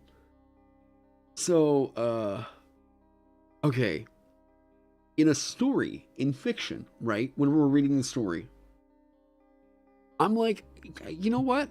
We're gonna see. That is the author putting kind of putting their the author's kind of putting their dick on the table, all right? And what they're saying is like, here's how I'm gonna handle racism. Okay, now how well they do, you know, that's up to well, you know, yeah, but um the yeah, it's not a bit yeah right. Um, but whenever we're doing this in terms of like a fantasy game, is there really a need for it? Like, is there really any need for us to like yeah, fantasy and racism and fantasy tends to be these two races hate each other's guts, which just isn't really very realistic because everybody was like, oh yeah, Tolkien wrote dwarves and elves to hate each other, so that's what they all have to do, right? That's so funny. It's not. It's lazy. All right. Um, massive respect to Tolkien. All right, but like no, it's. I think it was us trying to figure out early on. Hey, maybe this will work, right? Which hey, it clearly didn't. They were trying to treat kids with like you know, literal heroin back in the day or like cocaine, you know? Like we learn things that do or don't work and then we stop doing it, you know? Racism comes from fear of misunderstanding. Yeah. Yeah, please remove the dick from the table, Mr. Sanderson. Yeah, just so clowns is an oppressed race. Hey, that is the one race that it is 100% fine to yeah. What is my point? My point is that there is no reason for us to really introduce like racism in TTRPGs. Because we're not I guarantee you 9 times out of 10 people won't really be handling it all that well. I guarantee you, okay? Now, whenever it's in fantasy or whatever, it's in like a book, we'll see how the author handles it, you know? But as insofar as like, hey, whenever I'm a DM, should I be like using racism as a main like story element or something? Boy, I'm gonna suggest probably fucking not. Like, just probably not. All right. Strong disagree. Hey, you can absolutely disagree. But like, oh boy, I don't think that. Okay, I don't trust that 99% of people out there who are like just DMs, kind of, you know, yeah, I'm gonna handle this. Like, it's lazy, all right? It's real lazy. It is a stretch to try and make somebody either. You're trying to do a few things, all right? Number one, you might be trying to with real rate. Off the top of my head, I don't really have an example now. You need to have those combos with your friends. Why though? Like, why even do it? Why? Like, it's Dungeons and Dragons. Fucking have fun. Go kill dragons. Why is it that we feel a sudden need to be like, yeah, let's take care of the black elves or something like? God, go, stop it. Why? Like, God, just tell stories about like beating dragons or whatever. Not like, you know. And most of the time, if you're trying to embrace a plot line like this, it's like whenever I have people that'll ask, like, how do I narrate, like, sex scenes at my table? And I'm like, here's the real tip. Here's a big fucking tip for you right there. Fucking don't. Put it behind a veil, all right? Put all that shit. Happens off screen. Close the goddamn door. Don't do it. Because I guarantee you, the people that you are trying to play with, or, like, whatever, probably are not, unless you've had that conversation with them, probably are not really down to do erotic roleplay. Okay? Yeah, Fade to Black is the best tool for TTRPGs. Yup. If you were doing anything beyond that, ooh, you are verging on being a real fucking creepy DM. No, I would make that jump. Yeah. At 99% of tables, that is creepy behavior. Pans to the fireplace, yeah.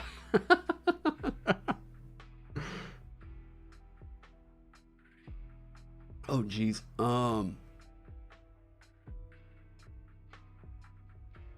Different world with different values. Yeah. It doesn't have to be like medieval as in like today's medieval, right? I mean, I was watching The Witcher, and you know, I was watching season 2 of The Witcher actually 2 nights ago. And one of the things I took notice of is I was like, yep, completely like mixed race, like whatever, extremely diverse kingdoms, right?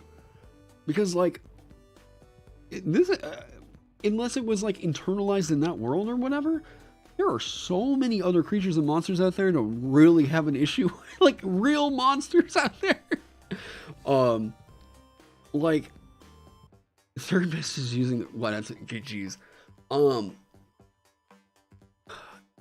I used to be for fantasy racism thinking at a grit, and used to be against including exotic races, but after watching Critical Role, you realize it only added to the world and racism is trite. Yep. Witcher does have racism, yes, but it's handled, again, this is not a D&D campaign we're talking about. We're talking about a fictional world, all right? Now, I said, and by the way, Andrzej Sapkowski,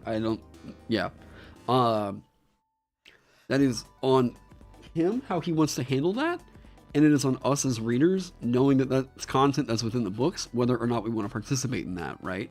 But I will say that I do not think that you out there listening are probably not Andrzej Sapkowski. I think that most players out there should probably look for a different plot hook. It is a world of infinite possibilities with D&D. Why the fuck do we keep going back to racism as the like main thing to vilify somebody? Or like this has to be our plot line. This has to be the cultural structure. I just don't get it. This is what I mean by it's so lazy. You're given all the tools in the universe to tell these kinds of fantastical stories, and yet you keep choosing racism. Why? Why? Like, it just doesn't, it's not fucking necessary. People that want to add racism to the narrative will do it by themselves anyway. For the majority that feels uncomfortable with it, remove it from the books. Wait, well, what? It's always funny to me when people say that we should have bigotry because it's realistic. It's fantasy, we got fucking magic, and you want to tackle these issues to it. Yeah. Um, Racism is just tribalism rebranded. There you go. Like, tribalism in terms of like political whatever, yeah, sure, but like, I will not suggest. Wait, sorry, one sec.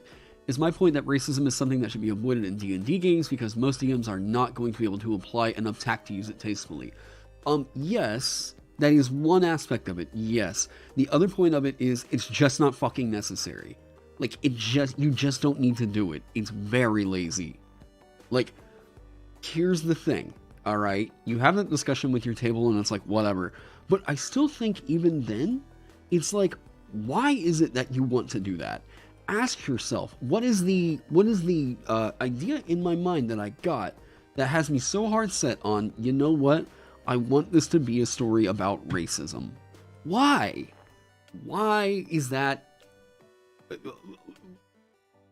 You have so many other different plots you could explore.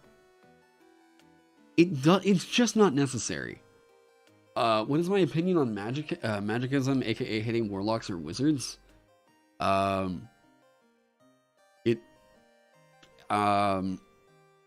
it sounds like it would be more like jealousy, I guess, or like envy of people that aren't, spellcasters. I feel like most fantasy focus on cultural hate. Wait, what? Again, disagree. Lazy to not to tackle it. Place yourself in someone else's shoes. What?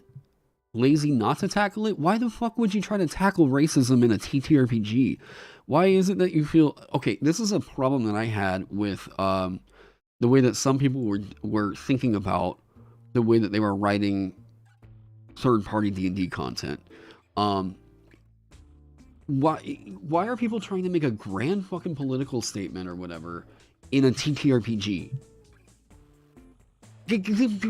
Go fucking volunteer. Go canvas for what you believe in. Like, go... Because it's a safe space? Like, you could be doing actionable change. Like, what? Okay. I believe so much stronger if somebody wanted to do something like that and make actual change. Like, yeah, this is... Okay. You do both. Yeah, why are we trying to make a grand statement to the 5 or so people who care next to them? Well, no, here's the thing. Is this... Yes, thank you. MIDI Media, thank you. At that point, you're not really making a change. You're not. It's not actionable change that you're doing. All you're doing is you've got an echo chamber of people that you built up around you who most likely, because they're your friends playing D&D with you, already agree with you.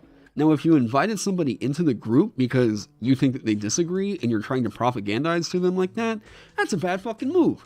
I would say that that's also a dick move. You could have an actual discussion with that person that can make some actionable change, not trap them into playing a TTRPG with you to try and convince them to come to your side. Like,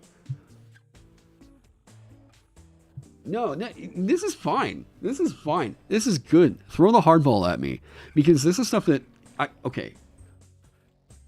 This is stuff that not a lot of people are really talking about in terms of like how to make content around this, and I'm fine with talking about this kind of stuff because I feel like I can get this across. And I've done it in the past and I haven't lost subs on it. So, all right. Plus, I just think I'm a little bit more informed on the issues. So I'm fine with talking about this. And you also know I don't mind snapping at chat.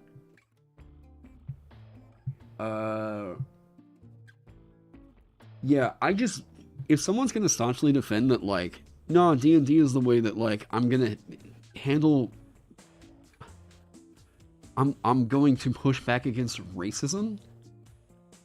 Like, what?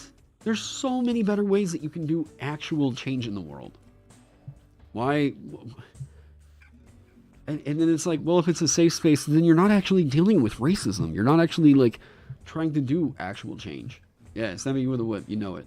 Like, you're not actually trying to make a difference in the world by, like, handling these topics in a TTRPG. Go volunteer, canvas. look these issues up, push back on it online, you know.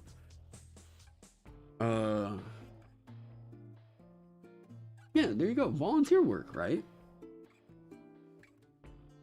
If someone wants racism in their game, that's fine, but it doesn't have to be mandatory. Oh god. I just really recommend people don't even fucking go for it. Not in a TTRPG. Like, yeah, and don't advocate using racism in other people's games. Okay, like, DA does a great job because it's also multidimensional too, not a simple black and white. Wait, DA, what is that in reference to? I'm not sure balancing. How? What? Oh boy. Woof.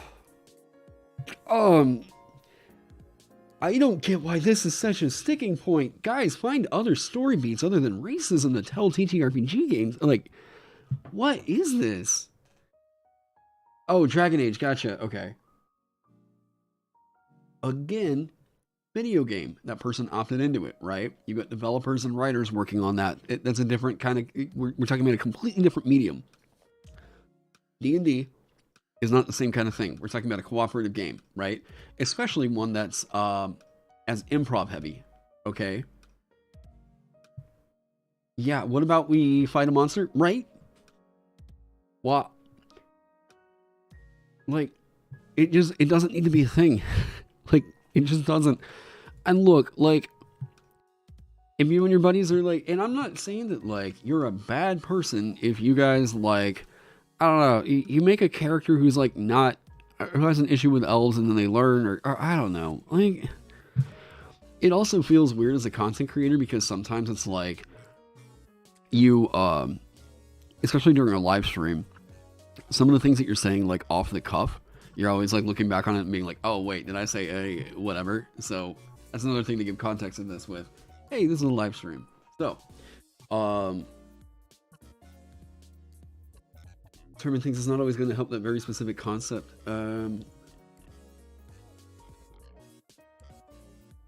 Racism in D&D always feels weird. I have never, yeah, this person isn't racist anymore is the laziest way to develop a character. How many people are trying to die on this horse? Oh man.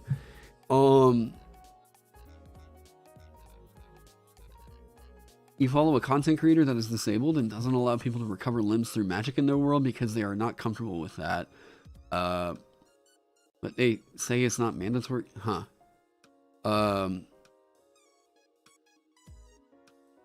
Kind of reminds me of the outrage at the end of CR Critical Role 2 and people talked about the ending written, like a written story, not an improv. Yes, thank you. Yeah, it's not even a hill, it's a horse. You don't think people are defending racism? Race is just a big part of the game. It's just that a half ogre walks in is probably warranted wondering whether he's gonna eat you.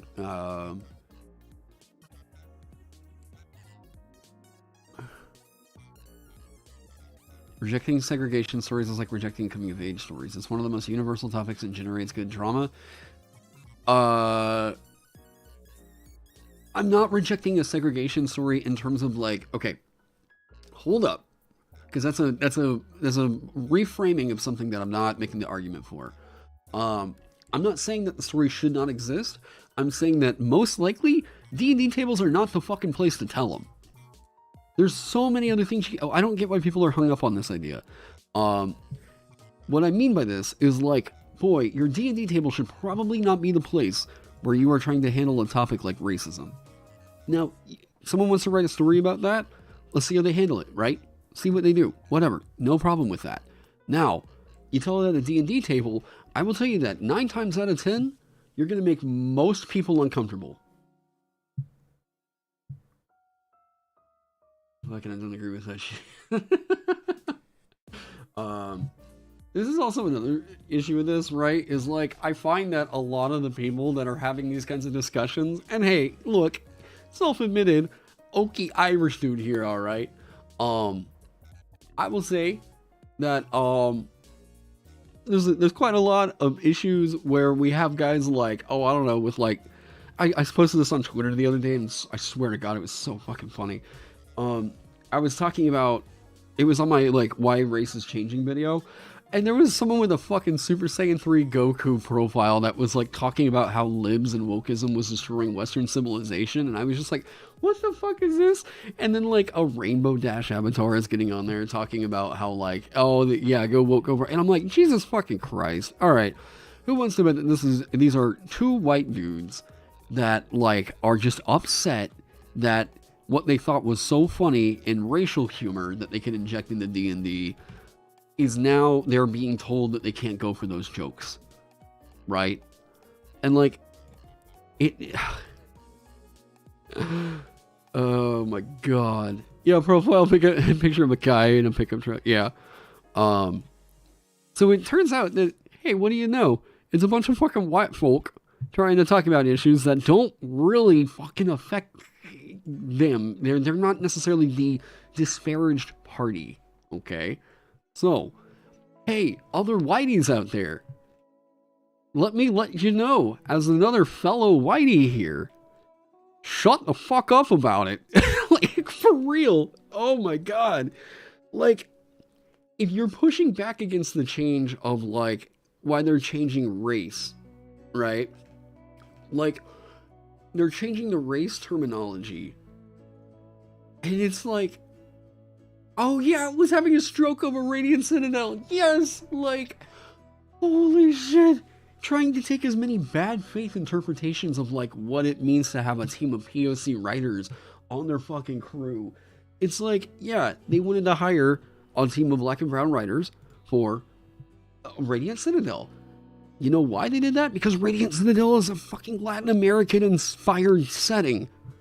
They wanted to make sure that we wanted to bring in stories of like, oh, don't start with the Citadel? Oh, I'm fine with this. If there's some dumbass in the chat that wants to be like, that was WotC being racist against white people. Oh no, let's sit down for some fucking education right now, I swear. Okay, so reason why this isn't racist, okay? Yeah, ooh, oof. Oh man, and oh man. Okay. So, they're hiring people, they're bringing in writers that actually know the fucking lore. That actually knew. Wait, well, whites can't have an opinion on this? Ain't that kind of racist? Alexander Martinez, watching you. Watching you. Alright. Whites can have an opinion on this. But you can also be fucking wrong about it, alright? Now. So, Radiant Citadel, they hire in authors that actually know the culture, that actually are aware, right? That have a voice to bring to it as somebody that grew up in it. Not some white dude that's looking at a Wikipedia article on these goddamn, like, gods or whatever, and the folklore of this area, and trying to interpret what that means over to this adventure, right? This is how we get some real weird stereotypes that come up. And white writers trying to tell stories that they just don't come, like writers trying, okay, anytime, and this goes for any, all right, any kind of story that you are telling, if you are not from that area, right, the least you should do is probably hire a sensitivity reader. Okay, there's so many other stories that you can tell. It doesn't have to be specifically about something that was inspired by me as an Irish dude trying to write a story inspired by Egyptian mythology. It, like, I could be inspired by it, but like without doing my due diligence or like even consulting somebody about like, hey, could you give me some cool ideas for what I could do about like, you know, XYZ thing? Like, oh man, I just said, Whitey, shut the fuck, be careful there, man. Hey, Whitey, Alexander Martinez, Whitey, shut the fuck up. Okay? Dude, you need to sit down and actually listen instead of just being upset at the fact that there's a team of like people of color. There are writers that are being hired on to tell these stories more faithfully. Okay? It was one book. Why does this got so many people all mad? One fucking book. If you don't like it, don't buy it. Yeah, being upset because one person said to you, shut the fuck up, you're white. Oh, buddy. Like, yeah, you are completely missing the point. This is getting to the point where it's like real clear. You're looking for a reason to be upset. You're Latino? Why the fuck? Okay. How is it then that this is offending? How is it possible that them hiring on a team, how is it possible that them hiring on a team of people of color to tell stories about that are inspired by the region, by the cultures of the people that probably shouldn't assume that the guy is white? Why? He's acting like a fucking honky. Hey, and I'm white, I can say that word.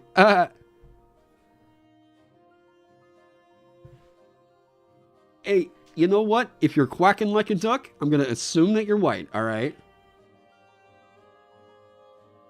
Now, your offendedness stops at the 14th level.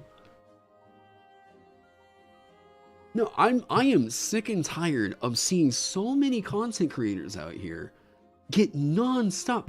And yeah, people are getting upset because there is a book that is inspired by a region in which they have hired writers from that region to tell the story more faithfully.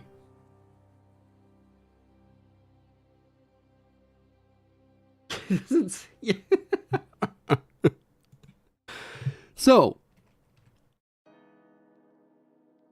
why is it that people are so worked up about the fact that WotC did this?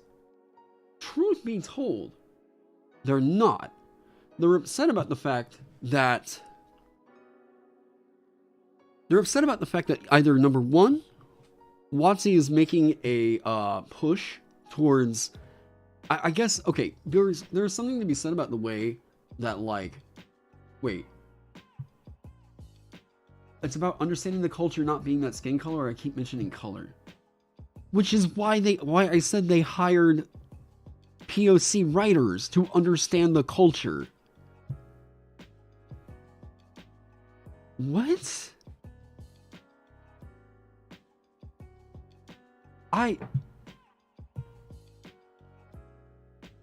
What?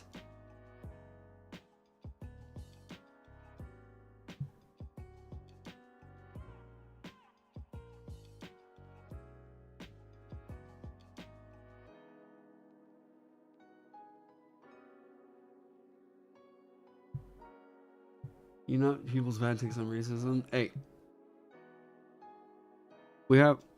Hey. This is adjacent, okay? It is right, yeah. It's fine to have these discussions. If you don't, hey, come back in 15 minutes, all right? But this is why this person's getting banned. This went from being a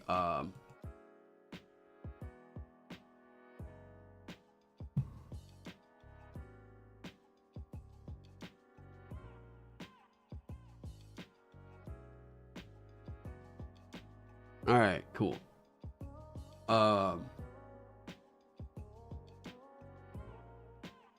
Now, it's saying you can't say all white people don't understand the culture because of their skin color.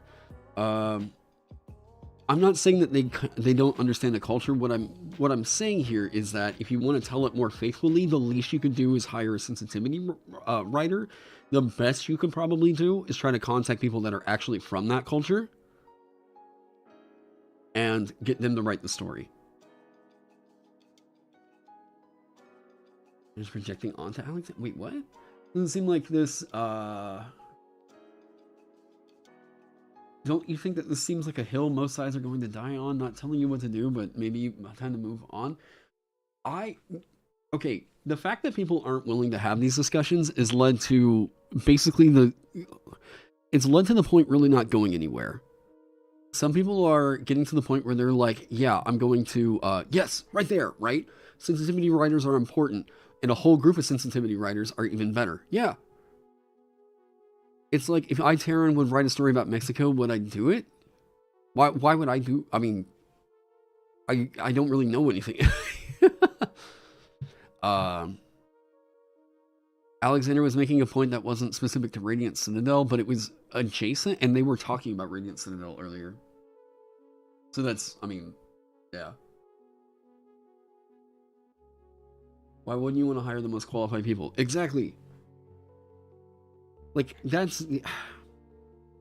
There's so many more people that are more qualified than people that aren't even from the culture, right? I don't think anyone here said that it's bad to have POC writers. I'm certainly not saying that. No. What was said that got this comment that turned into this was somebody in chat. Let me scroll up. Somebody in chat was talking about how it was racist to not bring on white writers. And then it got into the talk about Radiant Citadel. And I can't go that far off into the chat.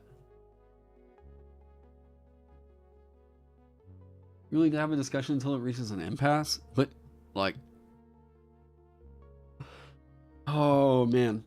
Like, then don't... I don't know if you don't like... You guys know this is YouTube. Like, oh my god.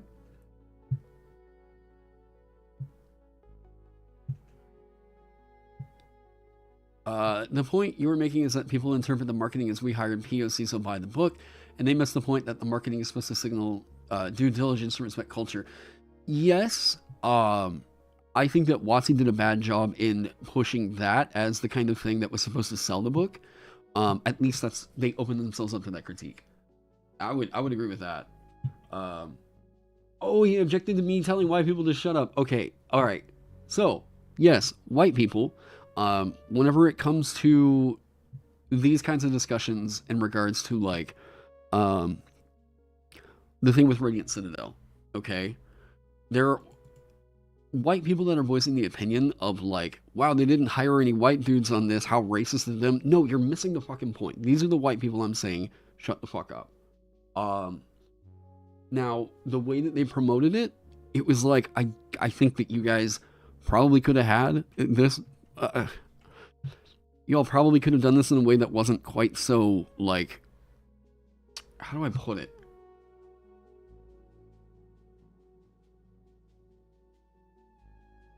Oh, backtracking on that, because it started out from the discussion about telling stories that involve racism. And that's where it got into the Radiant Citadel stuff. Telling stories about racism. It's just not, like... What? It's just not necessary. There's so many... There's an infinite number of different plot beats that you can get to. There's so many other stories that you can tell. Why is it that so many people are stuck on... If I want to make a villain and I want to make my players hate this character, I have to make them a racist. Or, like, I have to subject the players to some sort of racism. More authentic, anyone can make a dish, but if you want to get... Yes, there you go, right?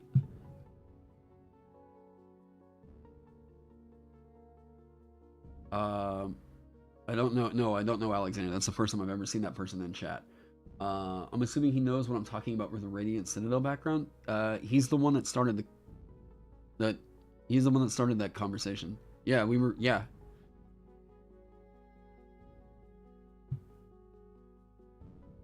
I mean, oh crap, did this break? Yeah, oh,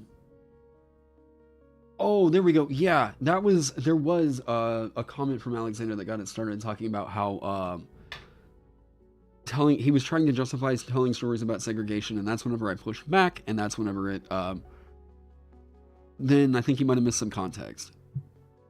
Really mean how everyone dogpiled on him. If there's someone that's coming in to, like, my community, and they're promoting, like, okay, this kind of grognard idea about, like, oh, go broke WotC or whatever, then I'm gonna get snappy with that. The dog... I don't even think it was dogpiling. I think the guy was saying some stupid stuff. and that's why I got rid of it. So yeah. First message you noticed from him was after the shut up stuff. He was the one talking about telling stories about segregation. And yeah.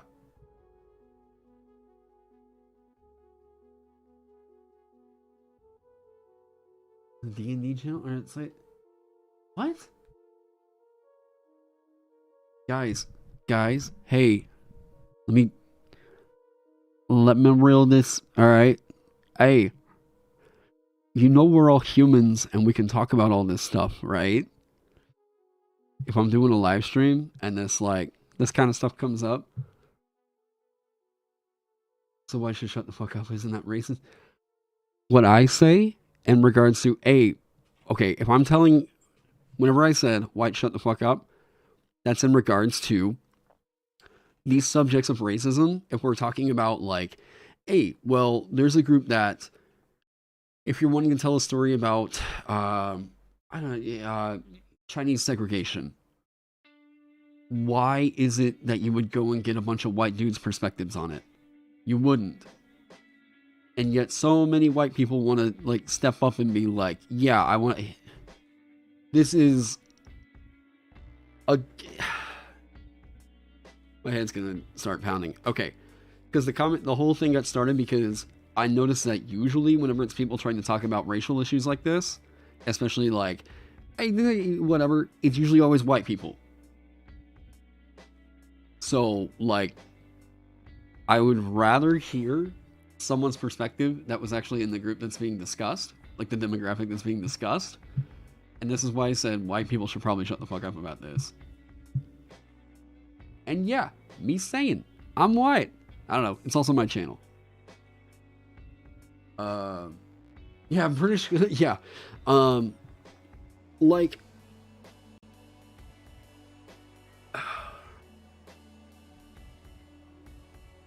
there are other channels that have had discussions like this on this topic, but I still think that it's important that all of us that are, you know, hey, we're white people that are doing D&D, okay?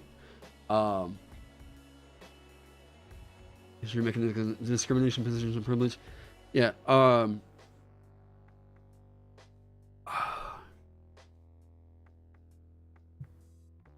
Like, if there's just not a need, and this is the position I'm taking, there's just not a need to tell stories about racism in TTRPGs. There is no need. I don't see it being a general benefit to anybody. And this is me saying this as advice and my opinion. Like, this is, okay. So, if you want my opinion, hey, The Mandalorian, hey, thank you so much for the follow. So you're talking that whites are stupid, racist? Oh, God.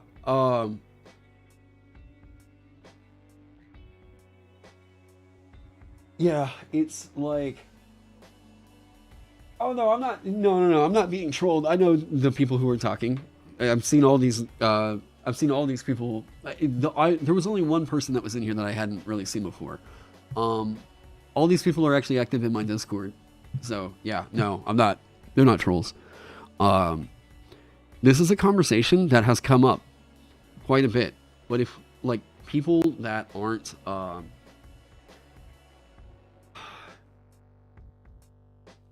if people aren't actively pushing back against it or having these kinds of conversations with people that are of the opposition or having these kinds of conversations publicly in a space like this, then I don't know that a lot of good is being done other than the echo chambers are doing the echo chamber thing. Like, yeah. But as you've seen from this, I push back against people that are like, we're trying to handle the racism thing sensitively as a topic. And I'm like, why though? You're not making a change. I think that's just, it's silly. Don't cartoonize it. Yeah. Gah. The only real purpose this topic has with white people is to give them an opportunity to give dumb takes. Yeah, that's my pushback was like, this person was originally saying that like, no, we should absolutely have these stories of segregation at our tables, and I was like, why? Why? Like, why though? It just didn't make any sense. No, this is no. That's actually only like I think it's only like the second time I've had a hard derail and had to like ban somebody. Um, yeah, that's a special occasion. Yeah, no, me popping off on somebody is a different occasion. Okay, so now getting back into this. Now I'm gonna talk about why all that even happened, right? Um, so the issue going on, um, kind of evolved from like I don't know what the because I also had this with I had this with the merchant. It seems like no matter what, I swear. Some people were saying that like, oh well, the merchant is like really capitalist, and I'm like, it whatever. It's a shopkeeper. It doesn't chill, you know. Or yeah, there you go. It's passionate about. I don't know that you should say I'm passionate about racism without full context, but yeah. Now, here's the deal. Royalty. Do I hear bad take? Royalty is a classic thing in fantasy. Now, if you have this kind of an issue where it's like, at my D&D tables, there's no such things as kings and queens because fuck the crown or whatever. Cool, then this isn't the class for you. No. People give a big seat with the shaman. I don't recall Ross ever telling me any kind of stink about that whatsoever. I've gotten pushback on the merchant. I've gotten pushback on the runekeeper. Somebody trying to imply that like I was trying to support like capitalist beliefs or whatever. Whatever. And the pushback I got on the alchemist wasn't anything in regards to like, you're trying to echo this issue. No, it was just some morons trying to say that I copied Pathfinder. The shaman, because Ross handled it really well. Hey, he hired a sensitivity reader. What do you know? Actually 3 or 4 sensitivity readers. So like, with this one, it's like, yeah, bro, you copied the Pathfinder 2 alchemist. Yeah. Cold ears with eye patches. So yeah, okay, for the entire hegemony, yeah. So I have had some people yeah.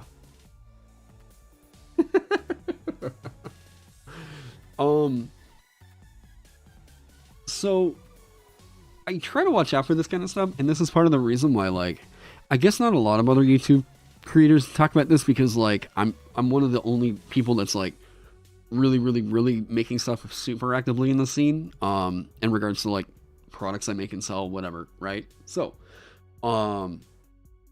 the thing is, the capitalist runekeeper from Pathfinder. Jesus. All right. How many goats is a merchant? Okay. All right. So, the merchant, I got a little bit of pushback on because, like, some people were saying that I was, like, echoing some kind of, like, I was glorifying capitalism, and I told them to, no, that's not what the fuck it did. In that case, any shopkeeper you have in your goddamn world is glorifying capitalism. And then in which case, why are you trying to make it sound like I'm, like, literally Hitler? Like, get out of here. All right, so, dismiss that. I released the Dancer. Dancer's been actually really well received. No issues with that whatsoever.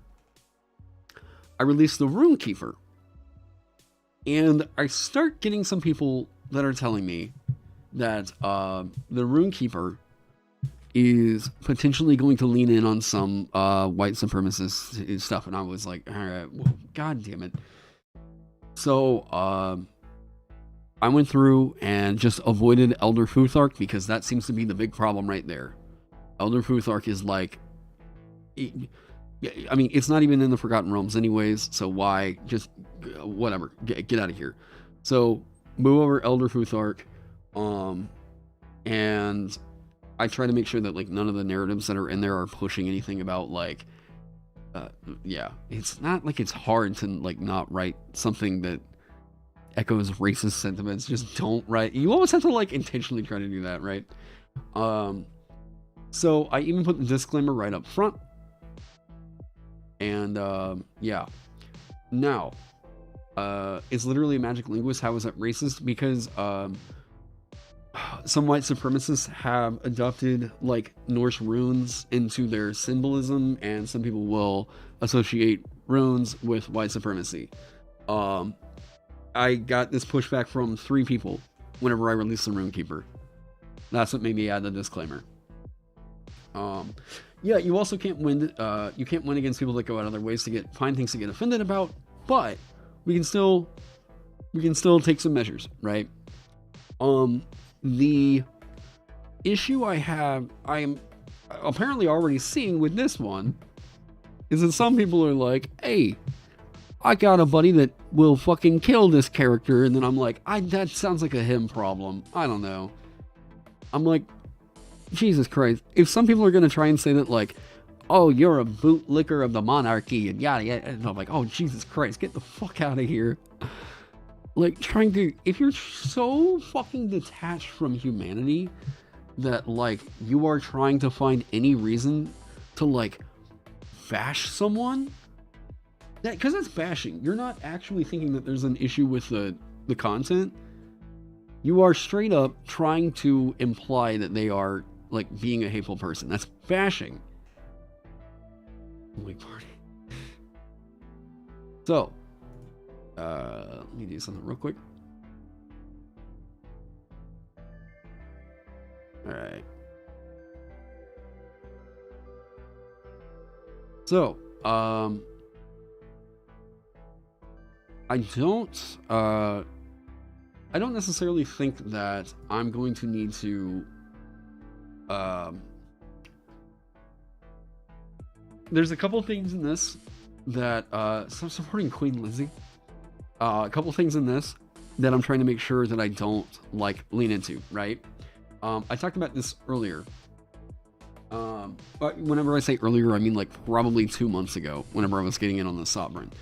One of the things that one of the narrative beats that I'm trying to avoid with this one, I had a lot of people that were, telling me that, that was my plot. Okay. I had a lot of people that were telling me that, yeah, this thing needs a follower. This thing needs like a retainer. This thing needs a servant, right? And then I was like, whoa, okay. I don't want to lean in on that.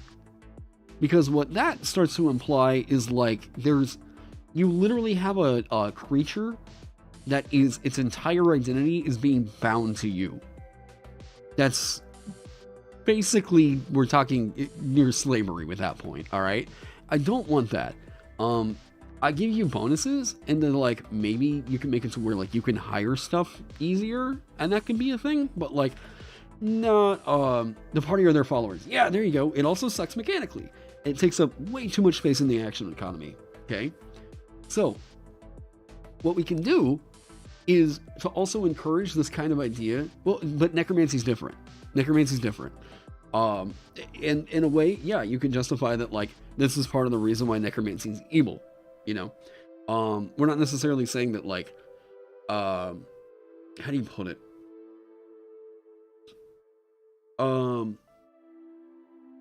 Yeah, you are, a week ago you had someone tell me that if you played a necro that they just kill your character. Like, come on. Yeah. I tell people like that, like, no, we're gonna make this story work out. And if you are not willing to, play play nice about this, you don't have to play at this table. And like, I guess that comes from me being like 32 and having been a teacher. I think some people like, they're like, why would I don't want to be that strict with some of my friends or whatever. Dude, I don't give a fuck. Like, if I'm like, you won't play nice, then like, no, I'm just going to tell you straight up, like, dude, you're going to be an adult or we're not going to play together. Like, I don't know what to tell you. Like, yeah. Yeah, recycling and then employing workers. Yeah, there you go. So I didn't like the idea that it would have a follower or a retainer, and I did not want to make a class that was all around that. The number of times I keep seeing people doing the like pet class kind of thing, it looks very, very clumsy in the action economy. And I also think that like we could go on a way cooler beat with this. Like it's way cooler to be like, all right, let's not make everything about you about this other thing. Yeah. It's hot in here all of a sudden.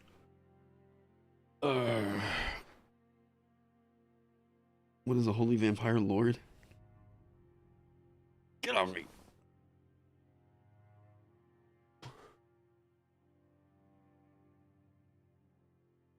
Royal Guard or someone that has a bond with our sovereign player. Yeah, so like the whole party. Now you have a role play precedent built in with this, right? For the entire party. Now we have a goal. Protect the sovereign to do what they're trying to do. Cool. You have so many plots you can tell around this character. You've done one pet class and they're a lot of work. Yeah, I just don't like...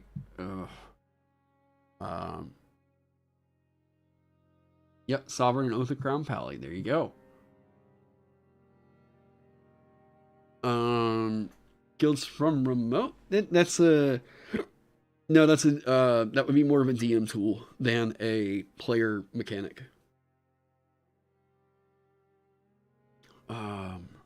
Okay, so... Does it smell like mildew? No, it's not me. Okay. So,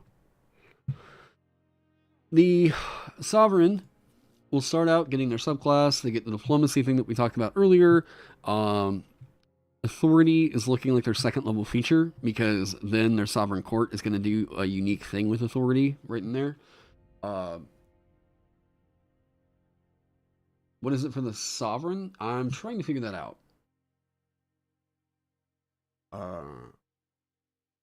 How does it work with, say, backgrounds like the Urchin? I would imagine just like any other class does. Yes, yeah, you are, yeah, the Sovereign is, you are given a position of rulership. And this position is more than just like, you get this land, cool. It literally is giving you a measure of what's called authority. And this authority is like the respect your commanding presence and whatever, right? So, you don't know, because the entire time we were talking about, right? Yeah. Yeah, the idea that should be that this is kind of a commander, but it's going to be a support via like buffs. Idea being that this is going to be it's going to be a really flexible class. But as of right now, I'm trying to figure out what to give the base to make it to where like this is something that all these different playstyles can use, right? The subclass is going to define your hit dice and your proficiencies. So you're going to get like the D6, whatever. Yeah, backgrounds are totally chill with it. Yeah. The subclasses are going to define your hit dice, your proficiencies, and then what your core playstyle is going to be by first level. So, like the Fey Monarchy, because they're like the fairy princess kind of archetype, right? They're going to get their spellcasting as a druid. And then they're going to get the Speech of Beast and Leaf. And then a third or second level, they're going to get a unique thing that's going to work with authority in some way. And then so the big difference, why am I doing the hit dice thing? I wanted this to cover a lot of territory, and I feel like the best way for me to do that would be to move hit dice out of, yeah, each subclass is their own class, kind of, yeah. Kind of, but not really. Love the Alan art so much. Yeah, Maxwell killed it. So that's kind of where I'm at with all that right now.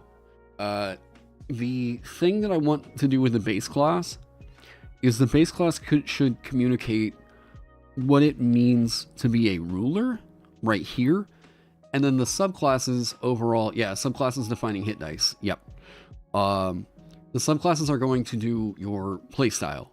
So this is going to be like, here's ruler, and then this is all class. This is like the core combat stuff.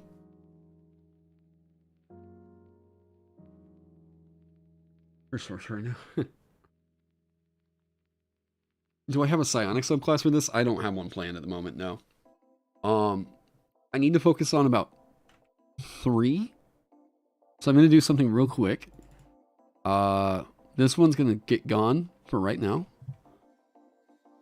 And I have previous versions of this. Hey, and recording this. The Fell Necropolis, as cool as it would be, I do not want to get bogged down by trying to think of stuff for this at the moment. Or the Infernal Oligarchy. So those 2 are going. I want to focus on 3 for right now. We are reducing scope. So, Fey Monarchy, Bergen Kleptocracy, and the Warrior Stratocracy. So now we have a D8, a D6, and a D10, which I think is really cool to start with.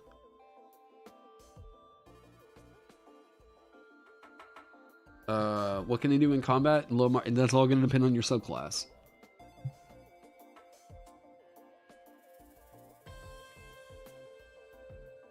Can I tell you the second level of feature? The second feature at level 2. There's authority, and then there is your sovereign court. Your sovereign court feature that's going to kick in here. It's kind of like cleric, right? They have a feature at second level. This is going to give them a unique thing that they can do with that feature. This should be.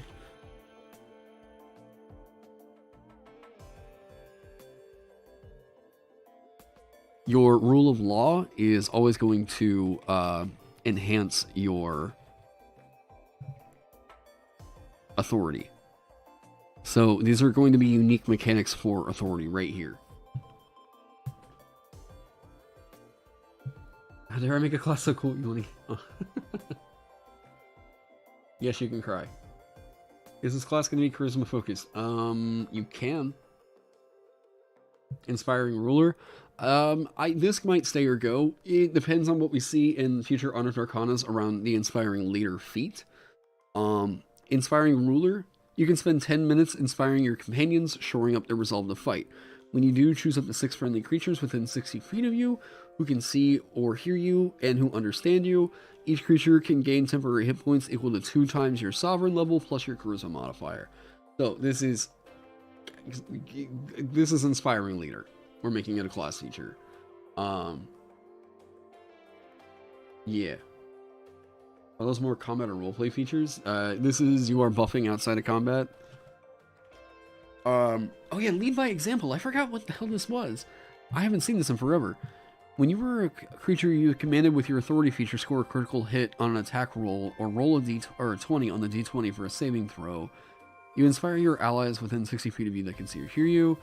An inspired ally has advantage. Oh, okay. That's right. This is because I rock, you're gonna rock now. Okay.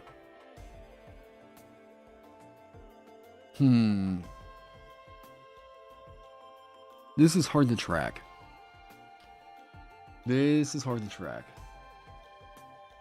trying to remember, because this was cool. This was a really cool idea at the time that I wrote it.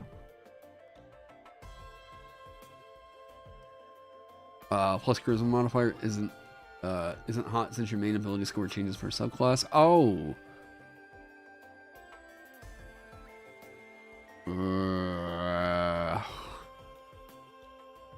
That kind of depends.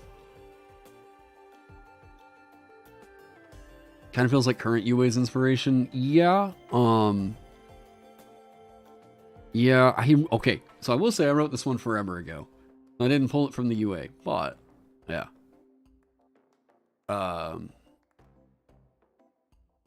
Feels a little bit bland. I thought it was cool, but it's just not necessary.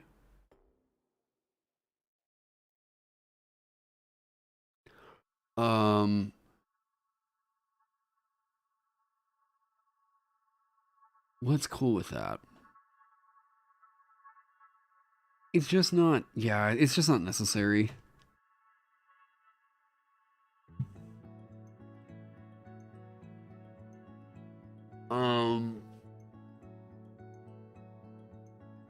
It allows you to give advantage more than tandem tactics?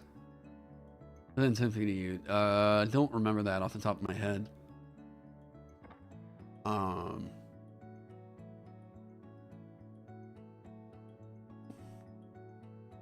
What's after ability score improvement? That's another feature that I just haven't really developed on. So don't get too far ahead of it. We're talking about the first three. I don't like crit inspiration. There are certain narratives where I think it can be cool, but no, I don't like crit inspiration as a core game mechanic. No. I like crit inspiration in terms of like if somebody does a thing after you have like, how do I put this? I want it to reward you for like using your features in a way that evokes like, hey, because you did the thing I told you to, you get a bonus. And I thought that might have been a cool way to do it, but this was again something I wrote like 2 or 3 months ago. Actually, that one might have been like last year.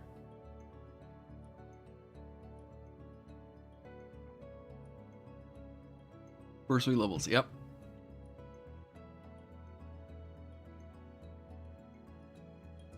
So,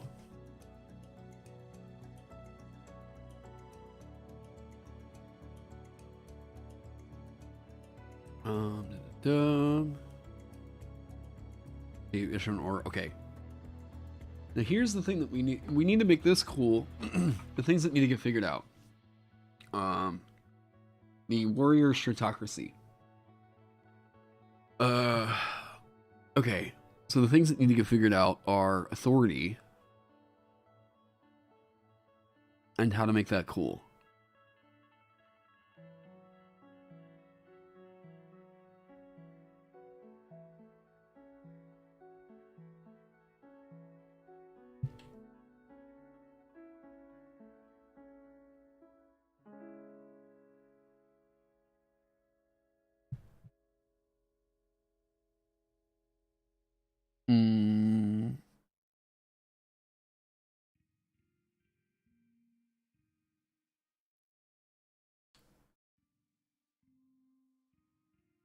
Oh, thanks.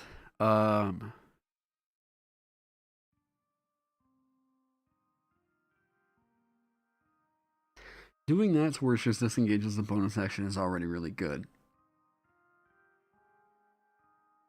And we don't need to tie in a leadership die. This is gonna... I'm not a fan of that.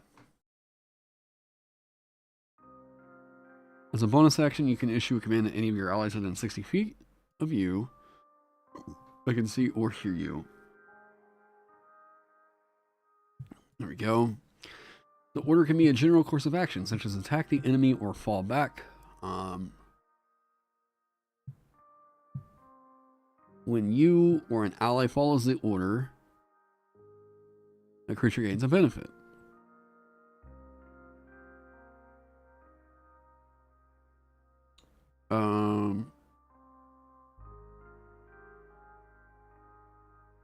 Reposition instead of retreat.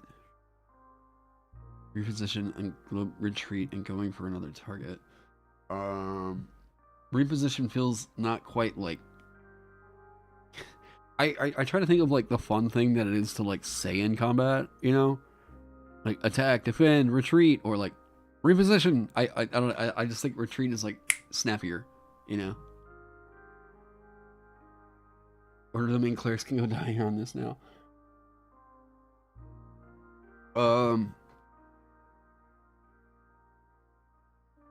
Wait, I forget, what is... Am I just forgetting what order domain really did? God, it's been so... Okay, here we go.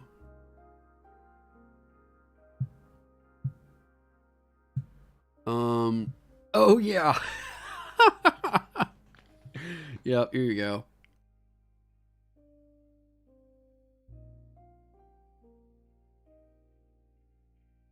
Embodiment of the law. Change places.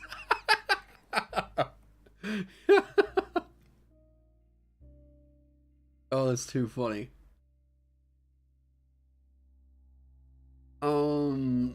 Non-magical action economy based support class called the Noble to me a while back. If I remember, if we're thinking of the same one, I think I remember seeing that one on Reddit.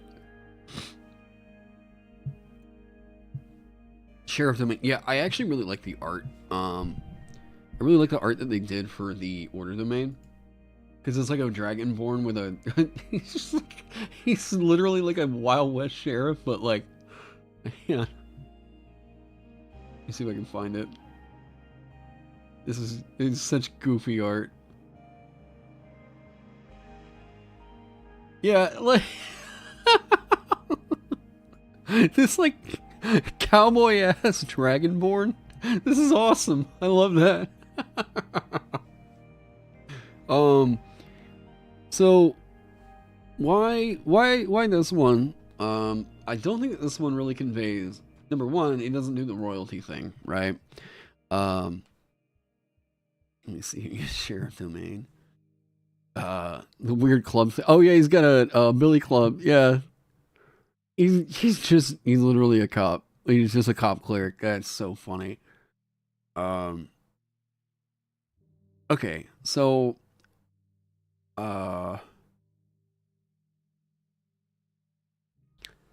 burst super paladin aura, Avengers a symbol field.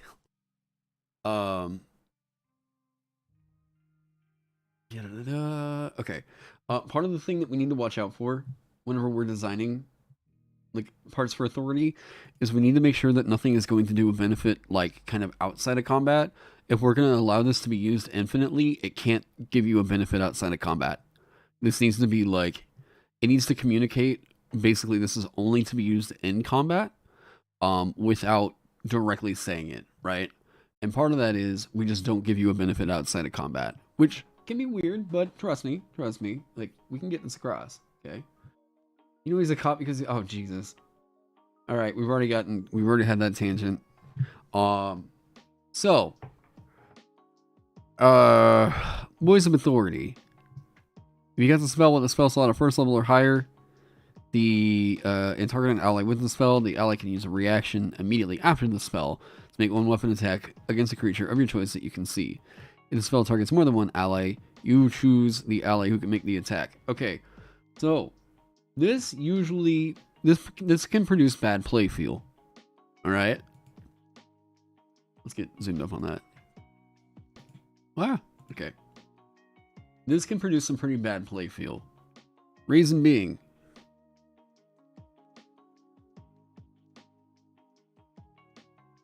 bam. Can use. Oh wait, here. Let's do this. Ally can use their reaction. This will always feel bad. Like, always feel bad. Because if they don't use their reaction, it just blah. It's just blah. So I wanted to get away from this. It feels like there's a bad negotiation of you tell the party member to do this thing and they get to do it as a reaction rather than rewarding them for doing the thing. This is kind of my like look into 5e as to how like, okay, whenever I made the Vanguard, that was my thesis on why tanking was so... It just didn't feel good in 5e, right? My thesis, quote unquote, on whenever I'm making the Sovereign is basically going to be, why has commanding not felt right? And it's all because they keep tying it into this right here. can use their reaction. This is what I will say is my thesis statement as to why commanders have never felt right for 5e. The philosophy of it is wrong. You're granting them a thing that they can do as a reaction. Is Terran a wizard applying to wizard college now? Sure, yes. Rather than rewarding the ally for doing a thing, it's you're giving them an extra thing they can do as a reaction. And then if they don't do that, it feels bad. It just feels bad. You can go this is the kind of thing where, like, you can go an entire campaign and it could, like, I'm not saying that this is practically what happens, but there could be a point where you just never see a benefit from this. You know?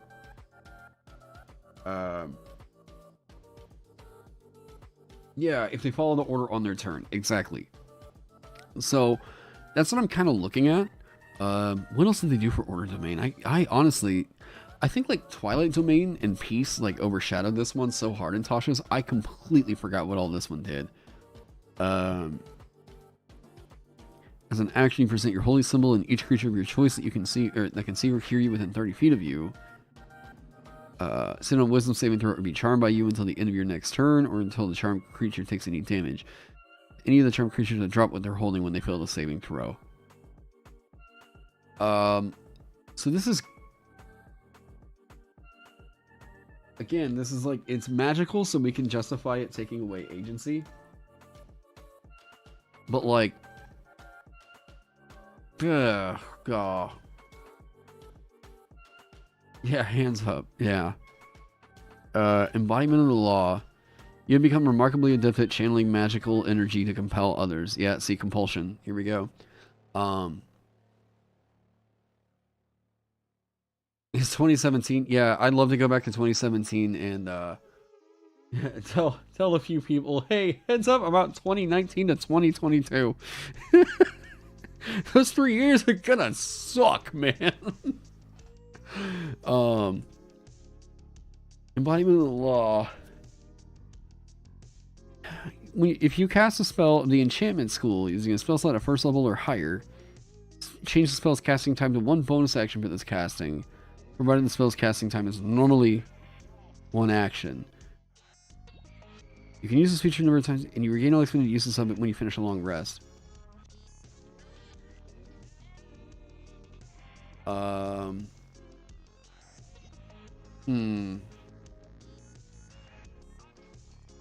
Oh, coffee and streams in the morning. Yeah, I need to freshen up my coffee too.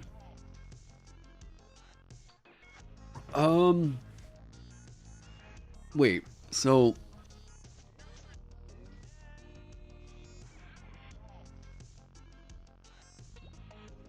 why though? Is it literally, were they really trying to lean in that hard on, like, the cop thematic? Like, so first level here, and then target an ally with the spell. Enchant, but aren't there? Hang on, okay. When strike damage to a creature, you can curse that creature until the start of your next turn. The next time one of your allies hits the creature, 2d8 psychic damage. Wait, what? Okay, this is super boring. That's boring. Okay. Yeah, I'm just yeah, that's what I mean. Like, whole person definitely gets that across, but what I'm thinking of is what are the enchantment spells that yeah, command, yeah. But what are the enchantment spells that can, like, affect your allies? Because I'm just like, because this seems really good. Embodiment along with voice. Yeah, okay. So I was mostly looking at that to see, like, what are oh, Bane and Bless. Okay, thank you. Wow, Bless is a bonus action. Man, that's really good. I'm getting... Is Twitter blowing up today? Yep, apparently.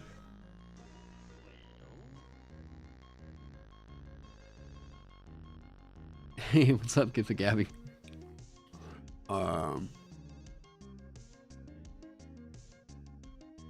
Peace Cleric is probably better to look at with Sovereign. Oh boy. Oh boy. Nah, not this. Well, oh, that's right. I had a, oh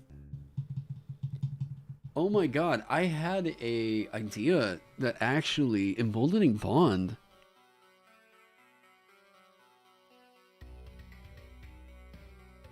Oh, this feature though, what the hell were they doing with this?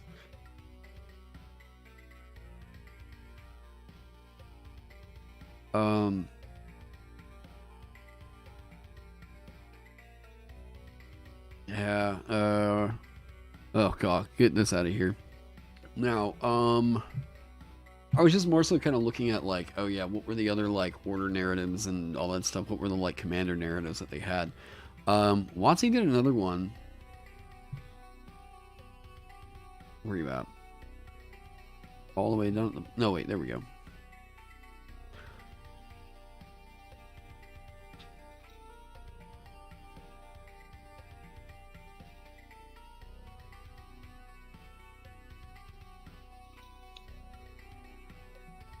Yeah, okay. So they tried to... okay. Now, Purple Dragon Knight. Mentioned my tweet response to Think DM about the fallacy of DM Fiat. That...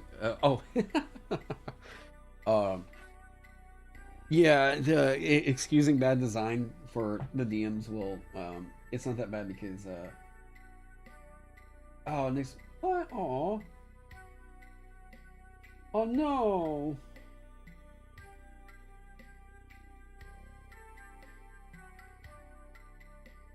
I was gonna go over and see my dad and my stepmom and my sister today for family dinner, but they just pushed it off.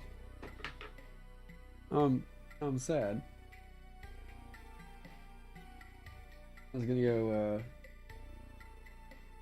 God, my sister's computer is like really not running well, so I was gonna go try to install some RAM, and she showed me her specs, and she only had like, I think she had like 4 gigs or something like that, and I was like, oh Jesus Christ, we need to talk. It still has like a hard drive in there, and I'm like, oh, we can set you up. Like, and she's like, how much is this going to cost? And I was like, this is maybe $200. We'll get it fixed. But yeah, I was looking forward to that. Hey, Notorious Mango, thank you so much for the follow. What is the fallacy of DM Fiat? Hang on one sec. There's a couple of I've been trying to develop a line of rhetoric around the way that people discuss this game. And there's a couple different fallacies that I've been trying to develop because I think it's good to have something like that in our pocket whenever we are can she download more RAM? Yeah. It's good for us to have a line of rhetoric in dealing with what are quite clearly bad arguments. DM Fiat fallacy. Wait, sorry, it's Twitter, I gotta make sure, yeah. Yeah. So what Think DM said was, folks, there's a difference between what the DM should allow and what players are incentivized to do. The system shouldn't create that tension. And then he went into a whole thread. And I said, yeah, the DM Fiat fallacy. Arguing that the design is fine because the DM has the most control at the table. Now, this has been a constant, stupid argument thrown at my comment sections.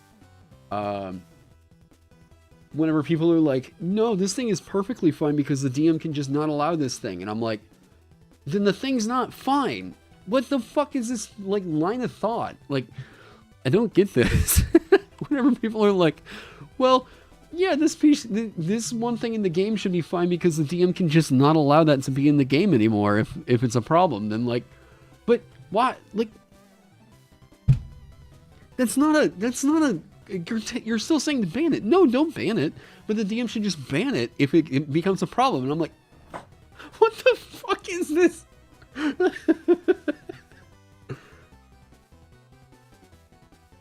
Yeah, 8 gigabytes of RAM is the new media. Yeah, yeah. I need to actually get her to. Oh, damn. She's sick. I was looking for fixing.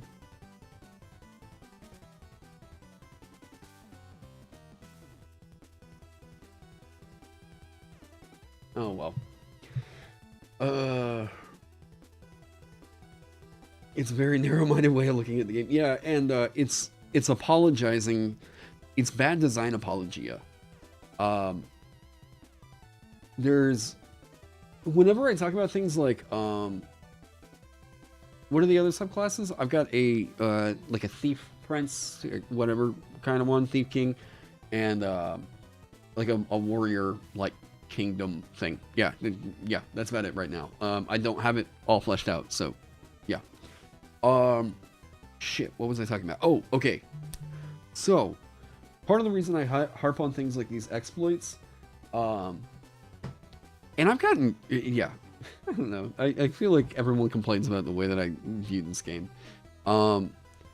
So, like, the reason why I talk about exploits, like Bag of Rats, is because usually whenever we're designing knowing that those exploits are there, we tend to create better pieces of work in the end. Like, you want to thank me and content creators like me for making new archetypes rather than another subclass or weird race like WotC. Yeah, well, I appreciate that. Yeah, I think there's plenty of room to expand on this system. It's weird to me that WotC isn't taking advantage of, like, I think pretty overwhelmingly everybody would buy a new book of character options if they knew there was a new class in it.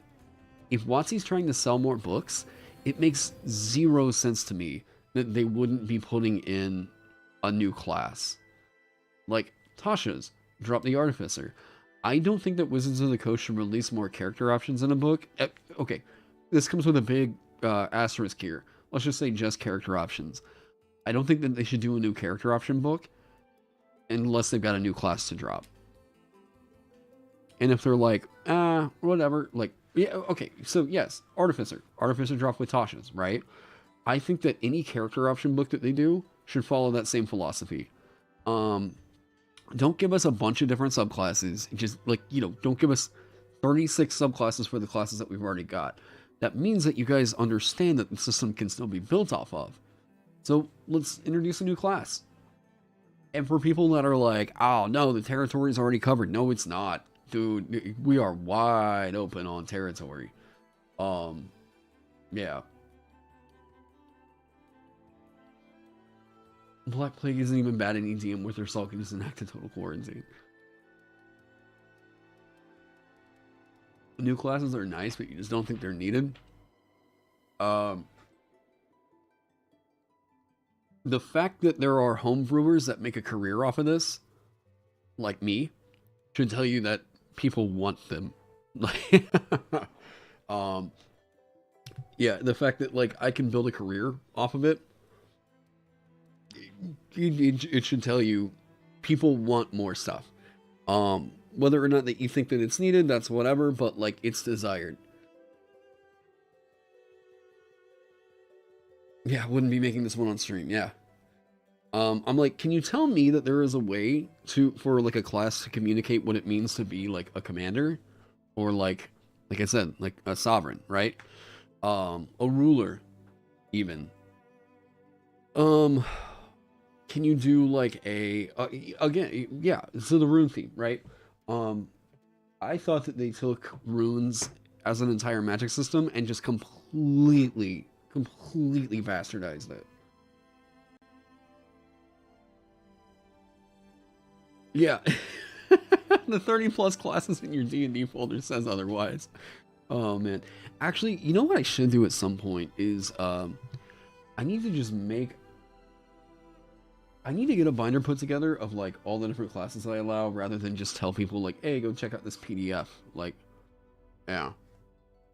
I'll reflavor it only goes so far. Yeah, but like there's even mechanics in this game that have not been thoroughly explored. They have some very, very cool mechanics for D&D, like for the 5e system, that they just have not explored at all. Or at least not to great depth. To their fullest potential, I guess we'll say, right? Part of whenever I was designing the Vanguard, I was like, oh my god, the ready action. I love the ready action now so much and trying to design around that. Like, oh man. Wait a minute. Hold up. Hold up. If I'm ignoring chat right now, it's because I just had a fucking Jimmy Neutron brain blast moment. Hang on.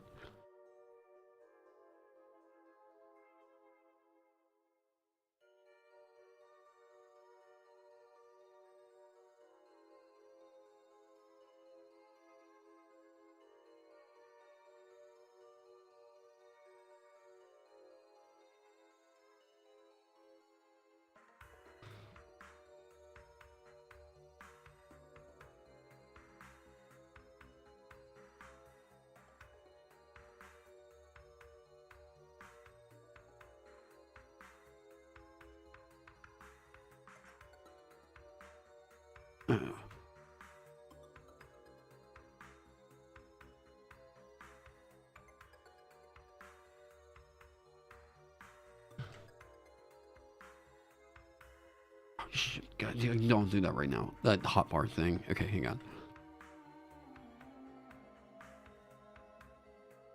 How do they do this for Hobgoblin?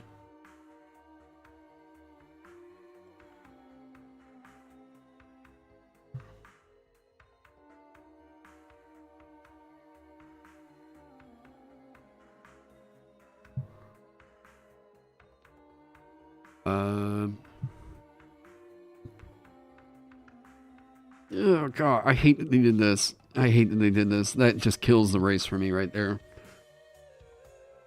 This should have applied. Okay, I'll tell you guys this right now. This should apply. This should have only applied to this other section right here. This. Oh my god, this is such a bad choice.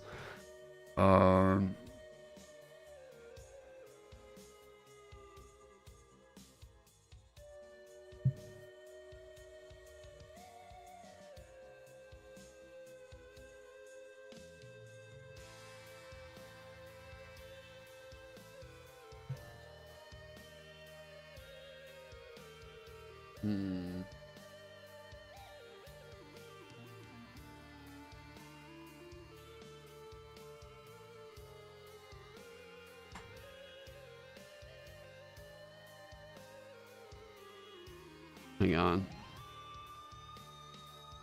Okay, Mastermind.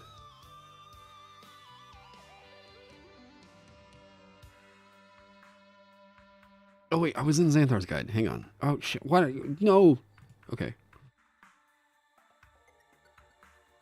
Inquisitive Mastermind does bonus action. Additionally, when you use the help action to aid an ally in attacking a creature, the target of the attack can be within 30 feet of you rather than 5 feet of you. Okay, so this is just help as a bonus action. Cool, cool.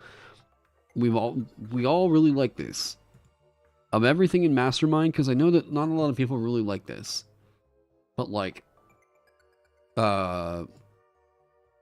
advantage is already given through help.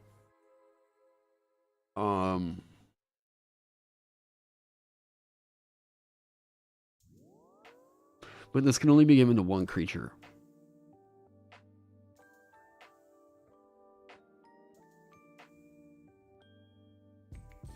Help has its own restrictions.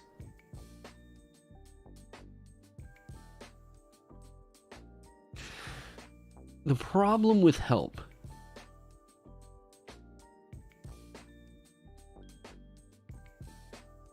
it's a narrative hang-up for me. It does everything I want it to do, but it's just not like, how do we justify that you issuing an order is help? It is only one attack.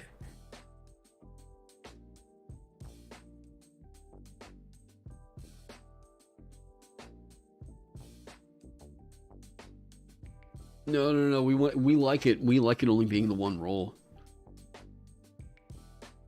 We like that. That's safe. That's very, very safe.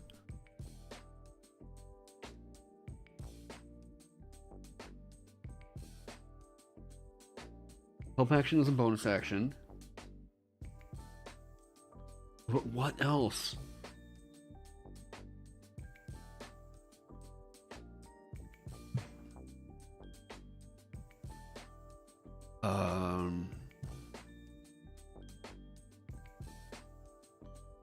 You can use the help action by issuing an order.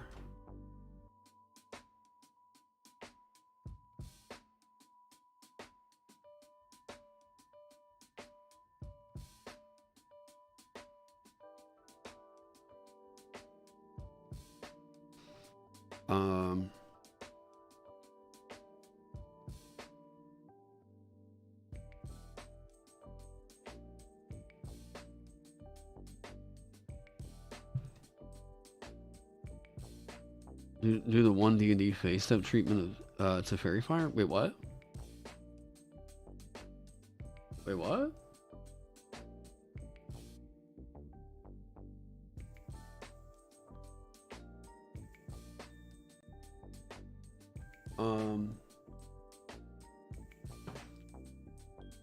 Okay, hang on.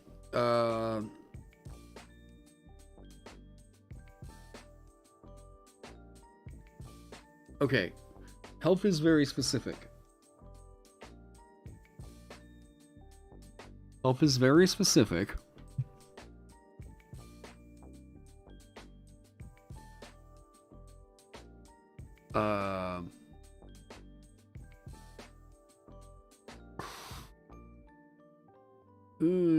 How does this go?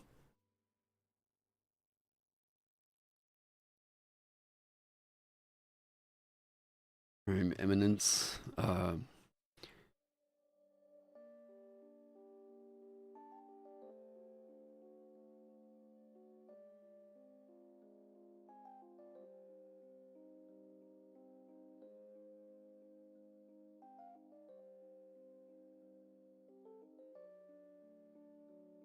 Okay. You issue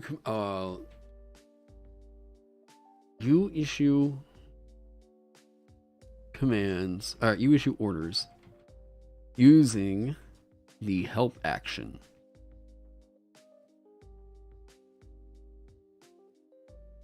Which you can do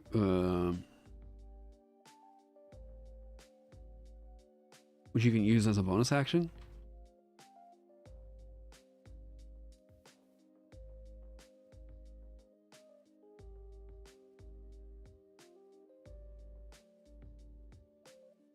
Okay.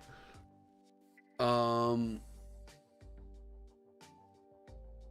it sounds like a lo-fi stream. Okay, hang on. Damage bonus if they hit on the health attack, possibly. I'm trying to justify the narrative for why it's the health action. So you issue the order with the health action, right? Like charge, look out, whatever, right? Now, what did they do?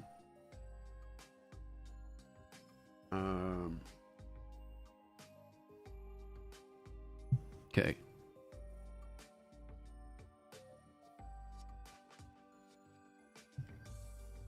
Hospitality, passage, and spite. Alright, so Royal Lo-Fi beats the build classes too. I was actually going to kind of test the waters with the dungeon synth and see what did or didn't get copyrighted. Copyright strike.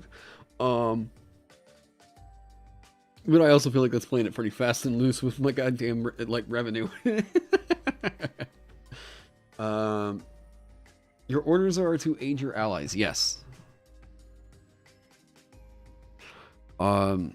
The idea being, okay, so I've talked about this. I talked about this a little bit earlier. I think that the reason why issuing orders and like the tactician playstyle has never felt great. Yeah, it helps their subordinates realize it. Yeah. I think the reason why the playstyle has never really felt that great is because it's doing more than just taking up your action economy, it's taking up somebody else's.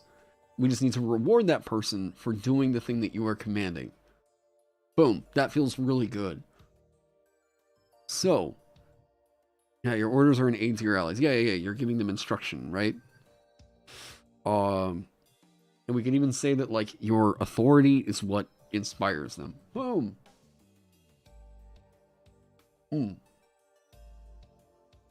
What do I mean exactly when I say I have to justify it? It feels like, feels too close to tactician to me. It's actually further away than what I originally had.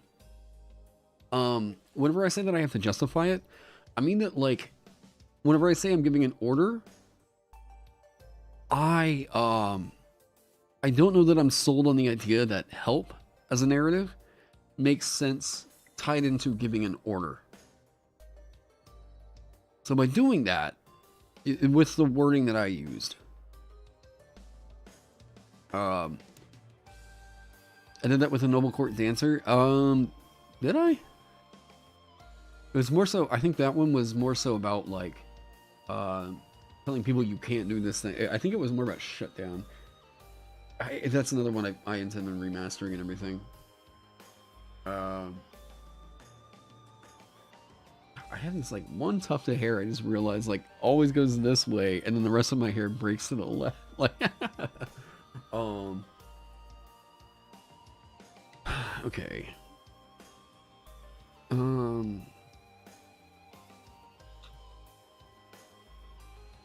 When you issue an order,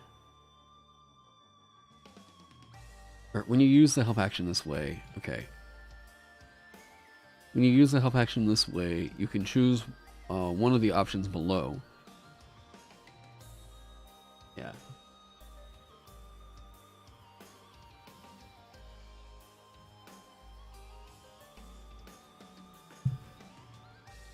Wait.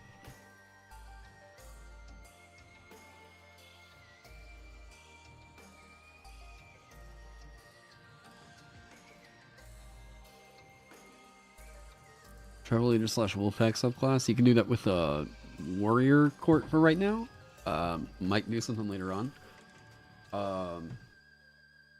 When you use the help action in this way,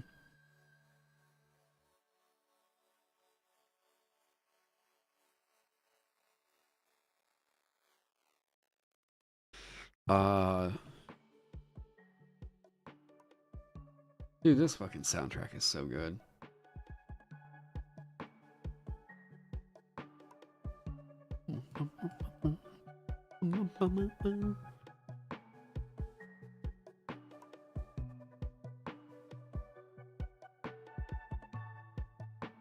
Yeah, one sec, let me grab something. Let's do this, right? Yeah, hang on.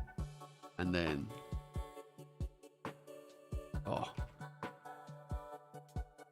because I know people will be asking. Here we go. Yeah.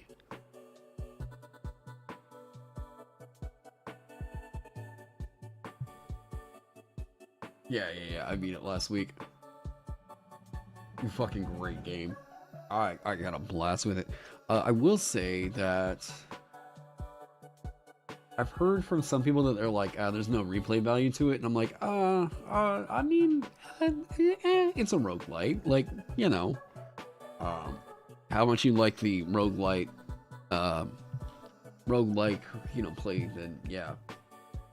But no, I had a blast with it. It's definitely in my, like, top 5 of the year. Oh, it is like a fucking fantastic game.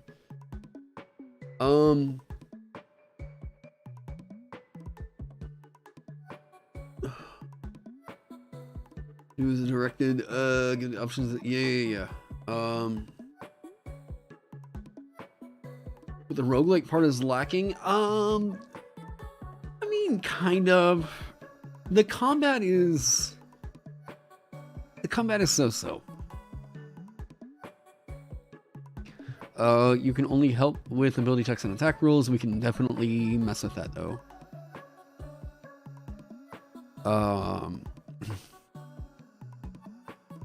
You'd love to play a character similar to the lamp in that game. Hey, guess what? I made a warlock pack that allows you to do that. Oh god, don't open up over here. I don't need everybody seeing my porn. Where's that?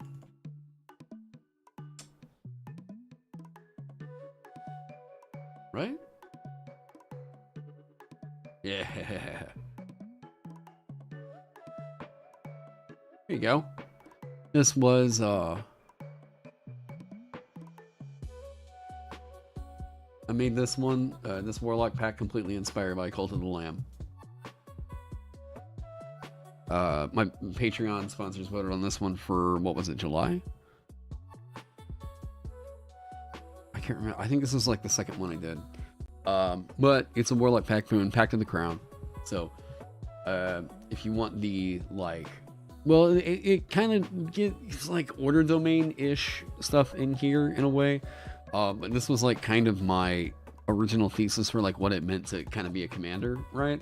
So now, what works really good with Warlock, it turns out, and like really scary, is if you can shift it to where you issue a command and then your allies count as, like, your allies' attacks count as you having made the attack for the purpose of your Warlock spells. You know how scary that looks? Oh. So that's what I did with that. Defend. If your allies are attacked, the attack is treated as if you had been attacked for the purpose of your Warlock features and spells. Everybody gets like Armor of Agathis. Oh. Oh. Your allies can take the dash, disengage, or hide action and move an additional 10 feet. If you, yeah. So this is all tied into, like, whenever you cast a spell, bam, they can do this, right? So you have these unique resources that are still tied into it. But yeah, it proved to you that there should be subclass-specific invocations. It's just too cool. There's so much flavor. They just missed out on it, like, for real. But yeah, I did, like, for this one, the Eldritch invocations that build off of it are also subclass, yeah. Like for the genie, they got Lap of Luxury, yeah. Your vessel is furnished with beyond mere creature comforts fitting for a noble genie. Whenever you rest, your vessel is magically stocked with nourishing food, clean clothes, and water, and a bottle of fine wine. Spending at least 10 minutes in the vessel allows the creature to maintain a wealthy lifestyle for the day. This was, yeah. But this was all 100% inspired. 100% inspired by Cult of the Lamb. I saw this game and I was like, oh my god. Oh. Yeah, thanks. Thank you. Yeah, this started out as such a goofy idea, but now I was like, oh my god, I love this. Yeah, I'm really, really proud of this one. And yeah, you can go get that over on my Patreon for any pledge you want to do. So yeah, you do it for like $3, bam, there you go. You can go get it. You don't even have to be on a tier.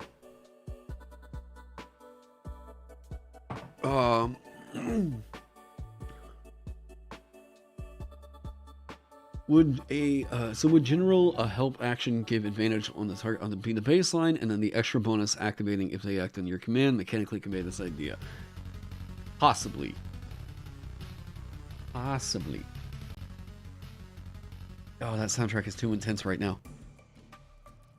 Yeah, we can do that one though.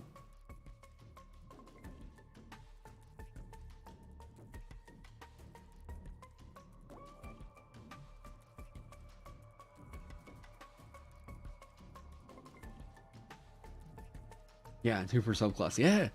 What I really miss out on was the Honor Arcana, where they did the Pact of the Blade, you got unique like weapons for each of the different subclasses. Oh, that was sick!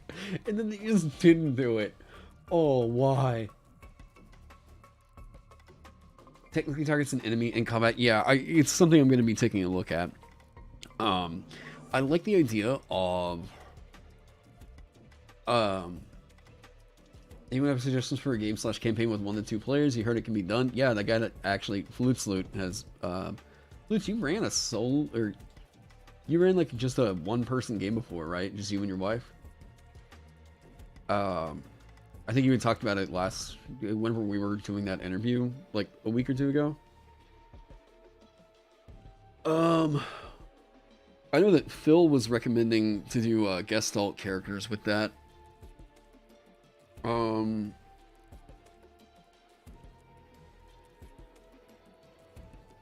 I think the idea should be to allow it to do a baseline. You are technically...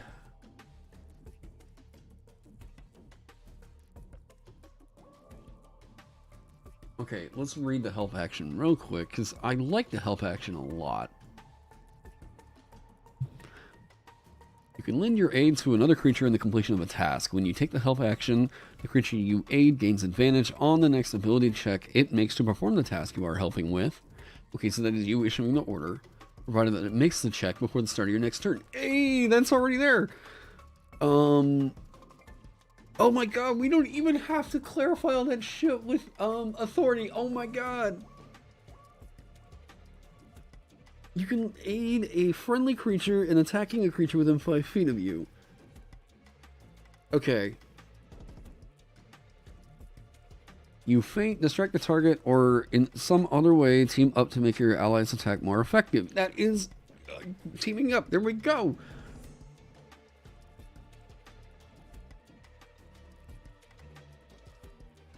Oh yeah, downtime is super easy, so much easier in a 1-to-1 session. Oh my god.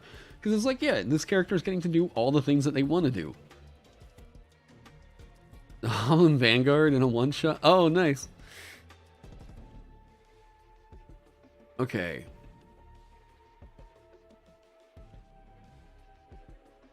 So...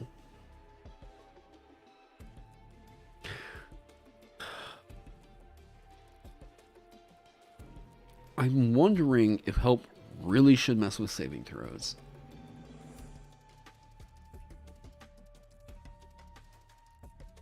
Okay, so they had this figured out.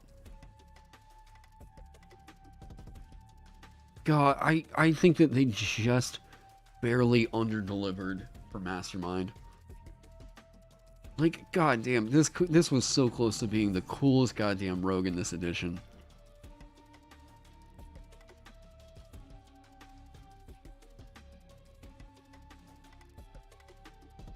If the target can see or hear you, we don't even need that.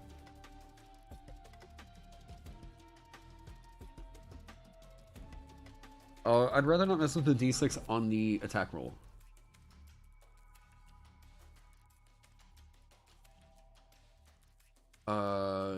Yeah, I'd rather avoid that right now. Because this is already huge. Here's my thing.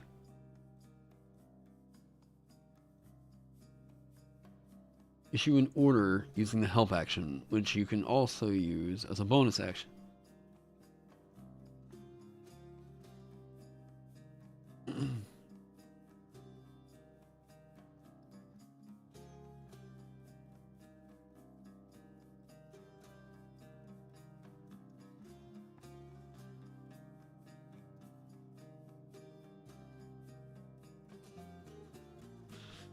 You use the help action to aid an ally in attacking a creature. Wait, how close do you have to be to them for the ability check? Oh yeah, Mastermind is such a... Oh god.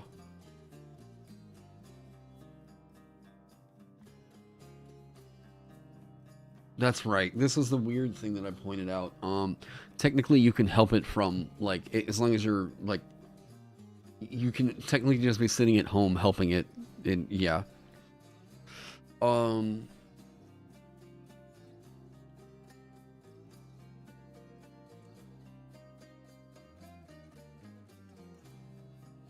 You feint to strike the target or some other. Yeah, so you're yeah, okay. This is already so good. Shifting it as a bonus action. Now, this is just not necessary. Actually, this, if anything, this is adding clunk. That can go. We're gonna keep it simple.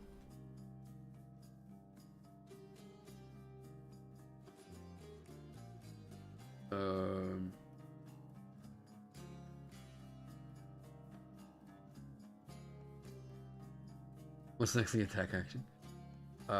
Benjamin's actually working on a class right now that interacts differently with dodge, disengage, and dash, I want to say.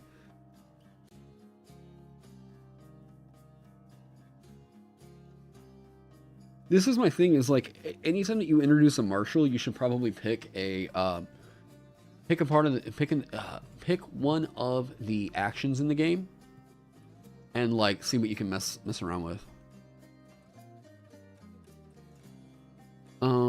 There's a clunk like that.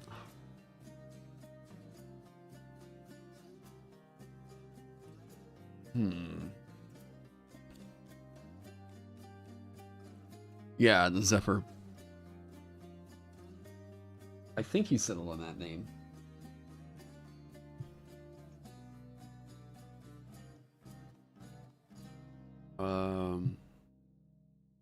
Man, I gotta think about this.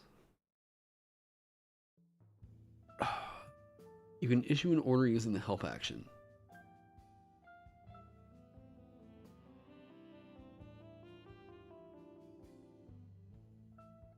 It's weird in the sentence structure. Because if I was like, you can use the help action as a bonus action. You issue orders using the help action. Or you issue orders using the help action. Wait. As a sovereign, your command carries with it a supreme eminence.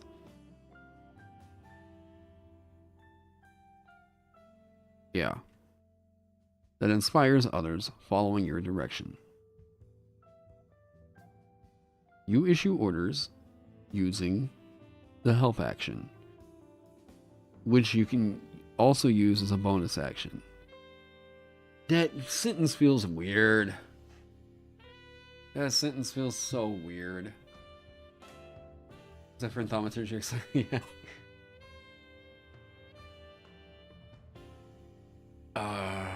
Oh, what is this? Why does this sentence feel so wonky? I know what this wants to do. I'm already into this. You really want this? Hey, what's up, Huntsman?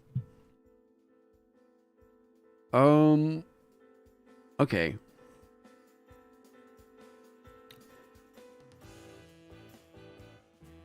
If you were using it as an action,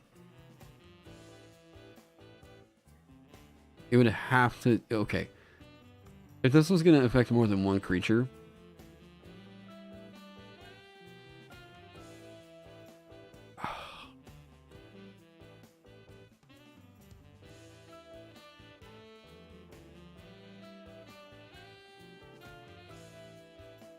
You issue orders using the help action.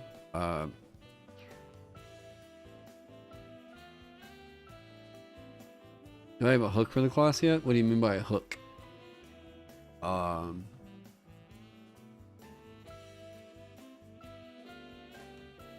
this is just so necessary. Bonus action to help.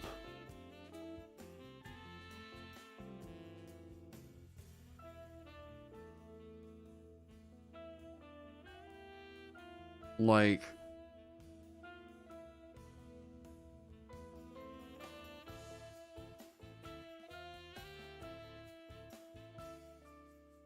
How does this need to work?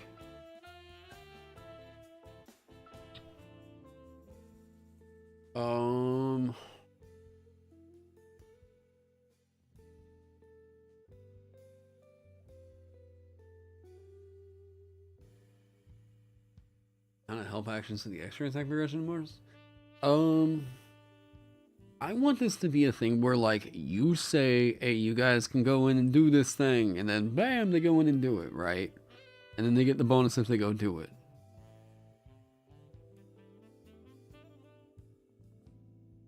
Like, a general advantage to all your allies on the first attack that they make against a creature. That is massive.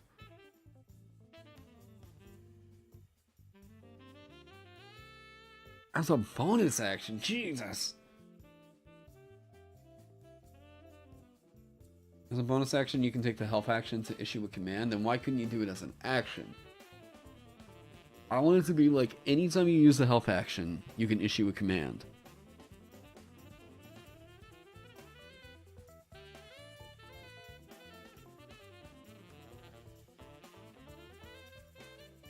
Whenever you use the help action, okay.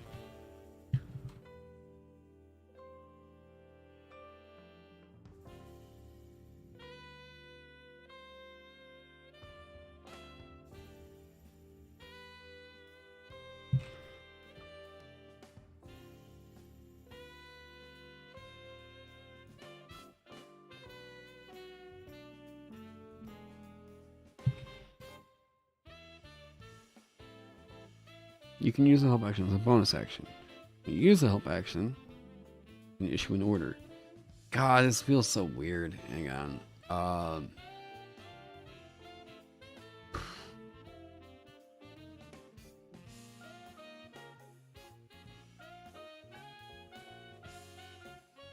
Whenever you use to have actually, you can also issue a command. Wait.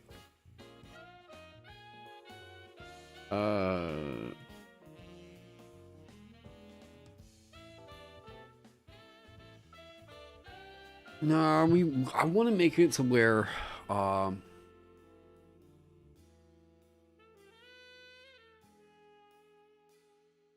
contextual buffs, maybe.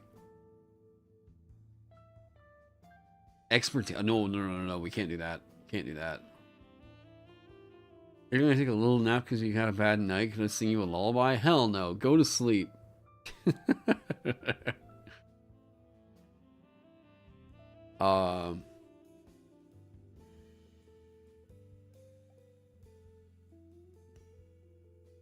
Yeah. I checked all that.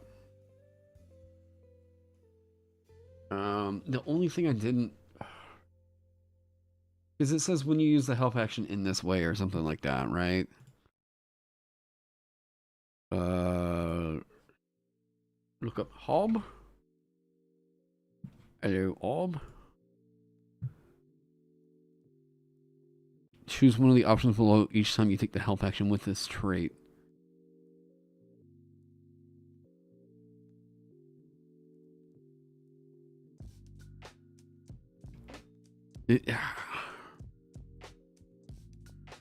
If you do, you can choose one of the options below when you take the help action with this feature. But going up the ladder or down the structure, help action versus initiative order. What?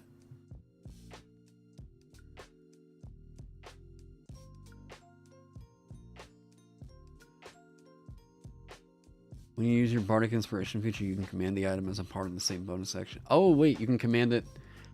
You can issue an order as a part of the same bonus action. Whoa, Jesus. When you take the help action, you can issue a command as a part of the same. That might... Actually, wait. Order...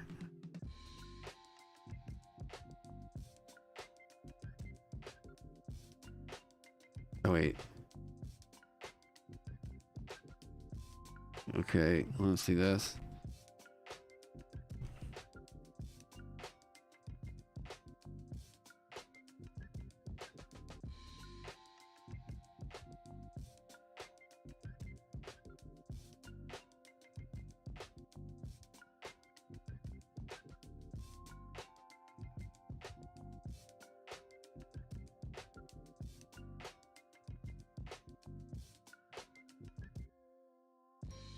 Um, what if what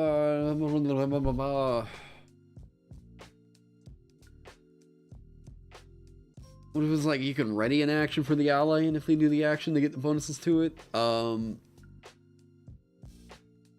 like, what though?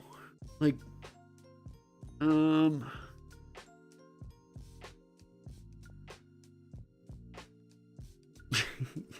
didn't know, maybe, yeah.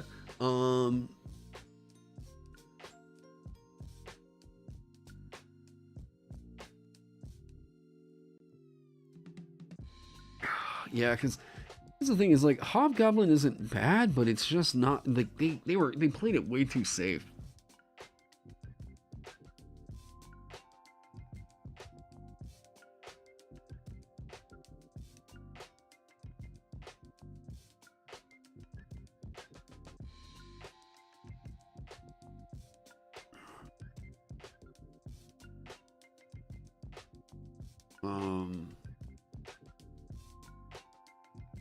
Patient strangers made to re-help.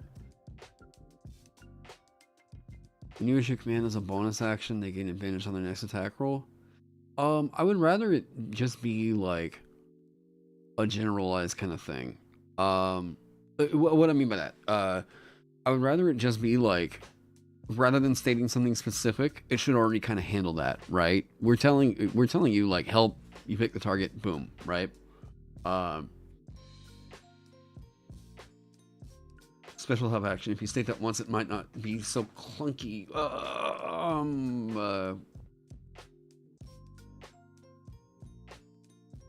Not super sure. Changing initiative order, outside of just the first time that you roll initiative, like letting the party choose whenever they're going to, like, where they're going to go in initiative, should legitimately only happen whenever you roll for initiative. Otherwise, you're making the DM's job real annoying. If you introduce a feature that allows you to like swap out initiative order at any time other than first initiative roll, boy, the DM is gonna hate that feature.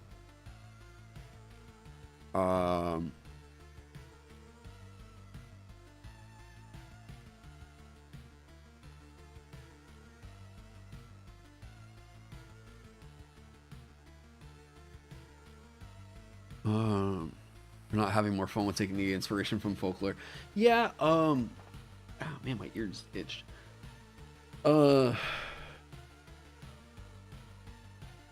Help is a reaction? Meh,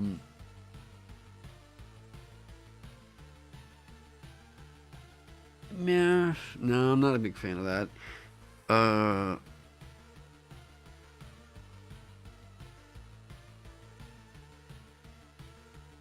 I'm just trying to see.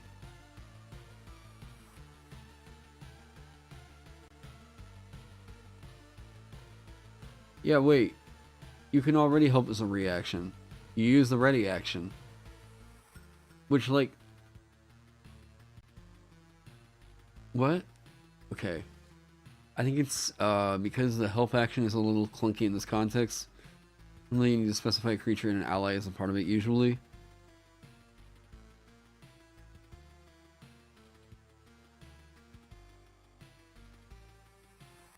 Is it weird to say that, like, just saying, like, hey, because I stood here and I yelled attack, you guys have advantage on the first attack roll you make during your turn?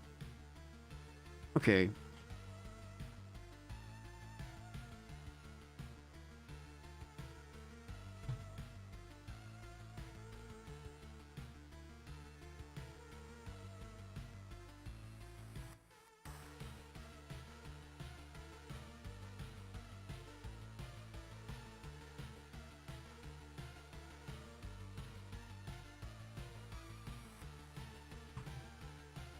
On the next attack roll. Bam.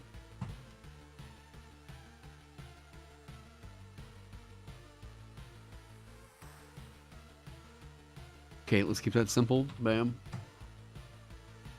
This is different than what we did earlier. Because I don't know that help is necessarily the thing to do.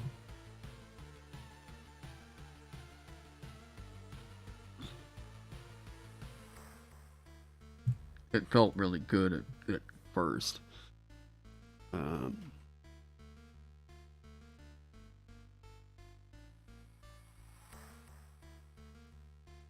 Wait,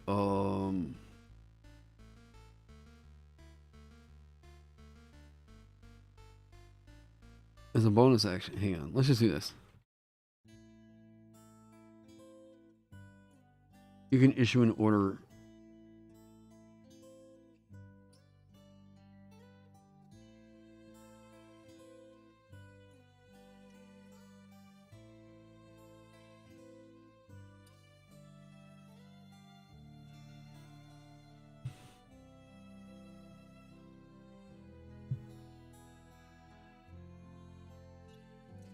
Let's give you all the nice meat and juice out of help action.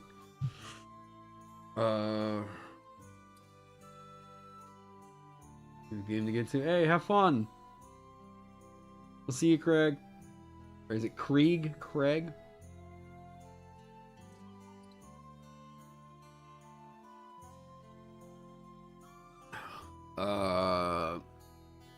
You can think of it more of like a stance swap kind of a thing.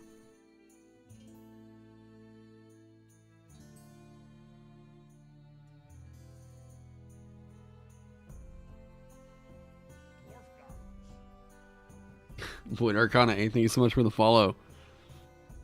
Allies have advantage on the next attack roll they make before the start of your next turn. If your allies that can see or hear you. How does Bardic Inspiration word this to make sure that this isn't a thing that you can stack up on yourself? Ooh!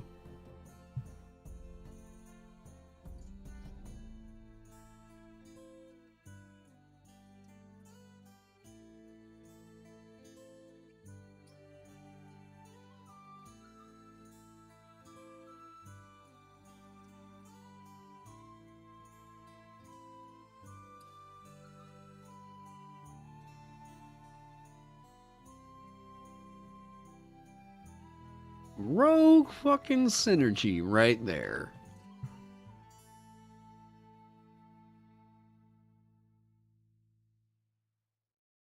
Okay.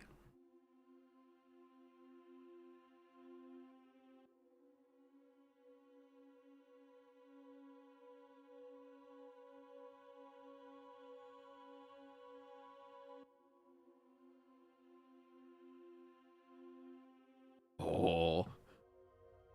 The goddamn Inscription soundtrack.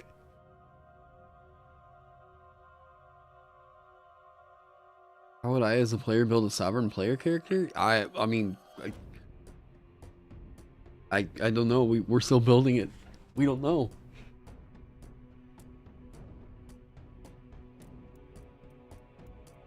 They just have to be able to see or hear you.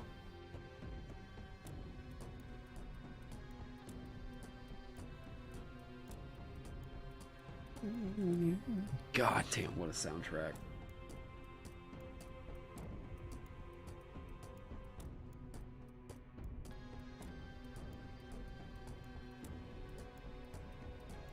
Do I have a feature that plays on the idea if a sovereign has advantage?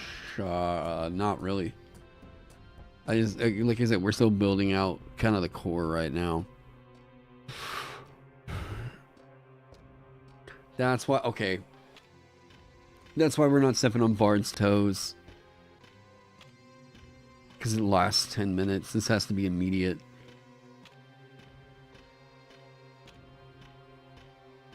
To allies other than yourself that can see or hear you.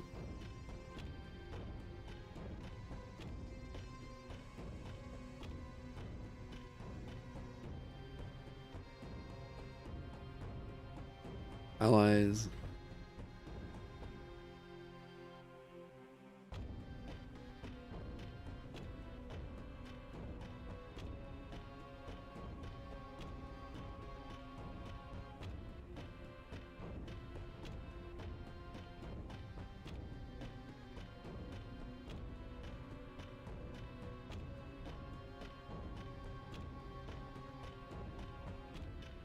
I guess the next attack roll they make before the start of your next turn.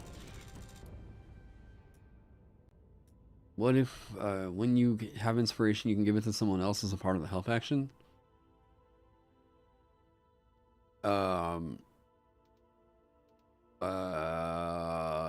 Why would you do that? Because I mean, they're gonna get advantage. So, why? Seeing rankings of kings. I actually just finished up, oh my god, I feel like I binge watched 2 shows in the last week. What did I watch? Oh, Sandman and, Witcher Season 2. Which is what got me back into like, okay, I need to pick up the Witcher books again.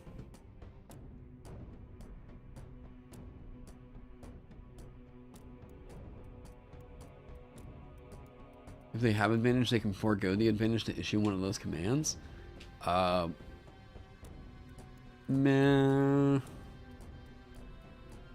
Butcher. Yeah. Is Sandman good? I felt like it was a solid. It was a solid. I'll say like 7.5. Yeah, we'll say that. It felt like there was too much. You know what really bothers me in a show, is whenever, okay, it's like you can tell that there's 2 characters that are talking about a thing, but like they're talking about it with the intention of informing the audience what the thing is about, but they're talking about it to each other, and it seems like they're explaining a thing that is like very common sense. You know what I mean? You give it an 8 just because of the cat episode. I actually personally thought my favorite episode of it was the one in the diner. I thought that one was fucking brilliant. That one was heavy, but yeah.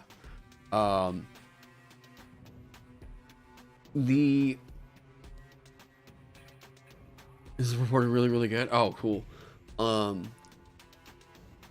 Yeah, so Sandman does this thing of, yeah, instead of talking about it like humans, they're talking about it like at the audience, right? So this is a thing that really bothered me, that Sandman does really, really poorly in the first like 2 episodes. It's like you'll have, because it was Dream and is it Lucien? Who the hell's the librarian? It's Sandman. It's Sandman. It's Dream, and then who's the librarian? Starts with an L.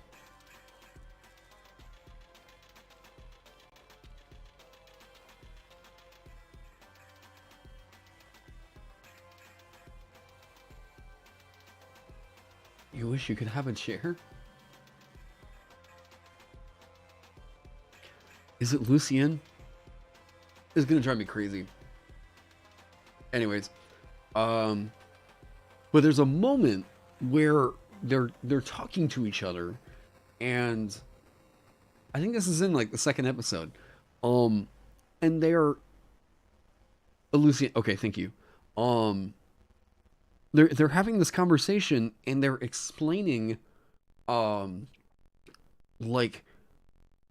elements of the is it the dream? The dreaming. Elements of this world that are now in disrepair because he hasn't been there for a while, and like they're talking about a gadget or something of, I can't remember, but like you can tell these 2 people are very much aware of what this stuff is, right? Like he's got his different tools and whatnot, but they're talking about a thing that you can tell they're both aware what it does, whatever. But the whole reason they're having the conversation is because they need to give the exposition to the audience, but they do so in a way that manages to feel completely artificial. And like, it's a thing that bothered me about like that one scene, and I was like, ugh, whatever. And then whenever that happened, I kept seeing it happen in the show. They're telling rather than showing. Yeah. They're talking at the audience. Yeah. Like, I thought that they had a lot of cool material to work with. The episode of The Immortal. Yeah, those of you that, you know, the Immortal dude. Awesome. There were so many cool story beats in that show, but I still found myself being like, okay, it's good for the background. I'm like, no, I should love this thing, and it was all right. Um, yeah, the old I already know how it works, but we can go over this again for no reason. Yes, it's.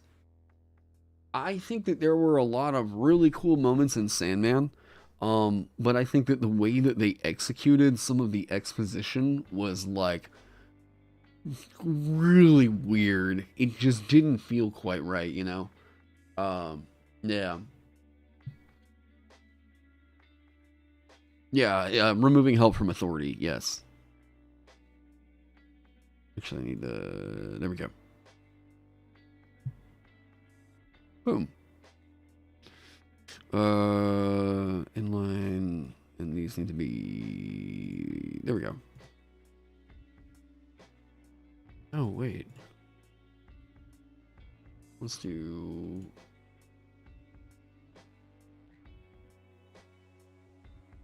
Math? Yeah, there we go. Removing help as it was, making the. Yeah.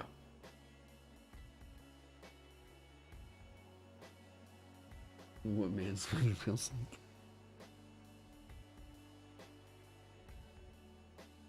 Would minions be affected by these abilities? Yes. If you. Yes. Any creature willing to listen to you? Yes. It is intentionally left open to try to reward you for. Reward you for developing followers and stuff like that.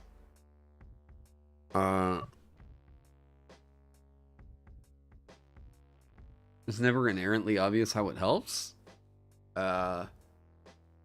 There's some great synergies that it unlocks, like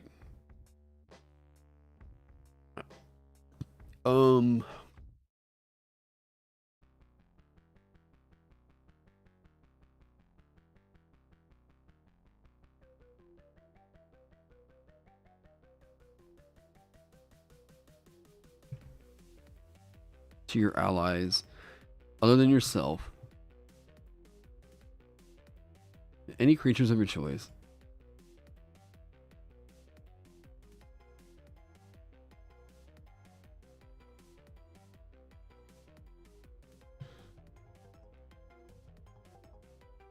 This is how we're making it distinct from Bard.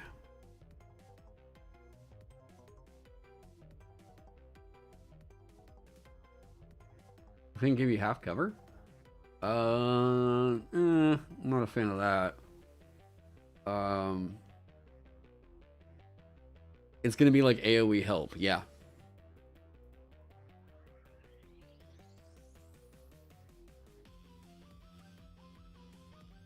God, AoE help is a bonus action.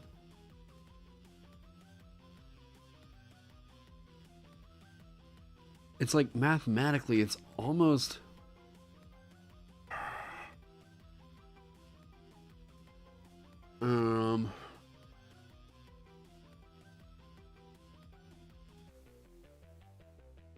Thing gives disadvantage on the next attack against them.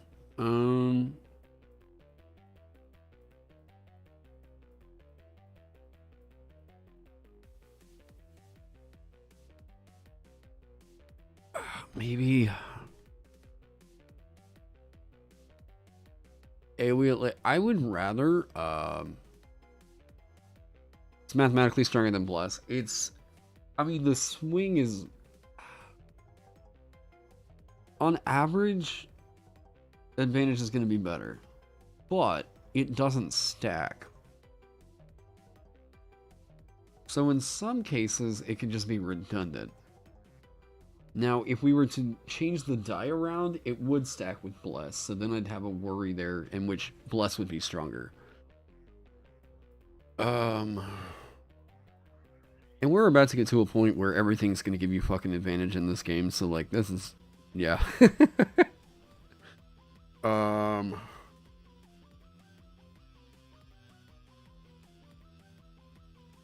Dodging or equipping a shield.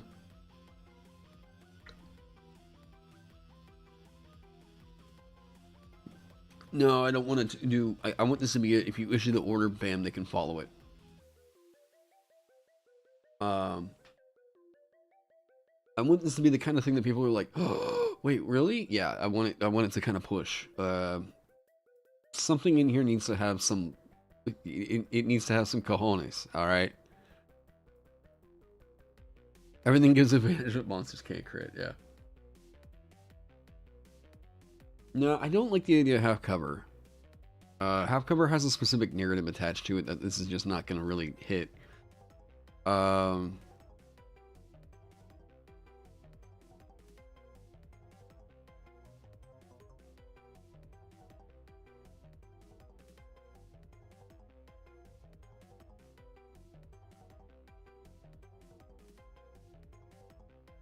Damage mitigation is a little bit weird to track.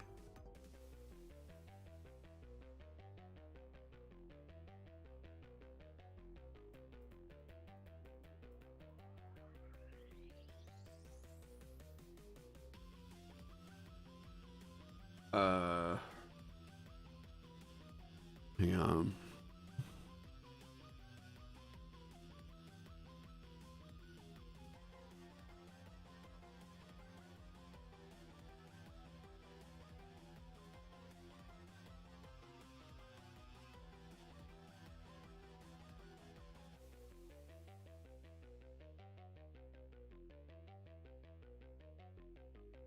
There's a different thing in here, right?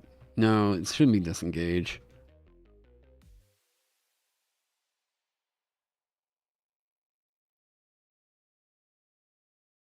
Yeah, that's weird. Um,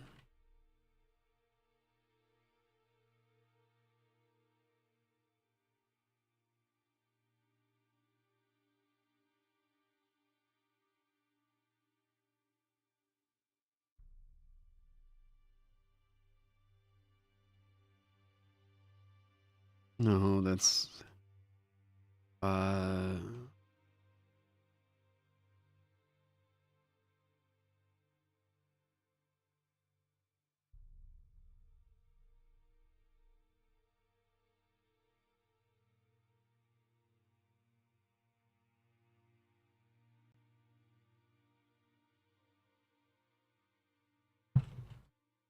it's gonna feel weird for that not to scale, but I mean it's +1. That's already fucking insane.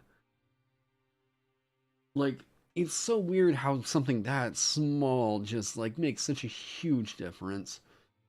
But they have to take the dodge action or equip a shield. You are hardcore setting it into it is one of those two things.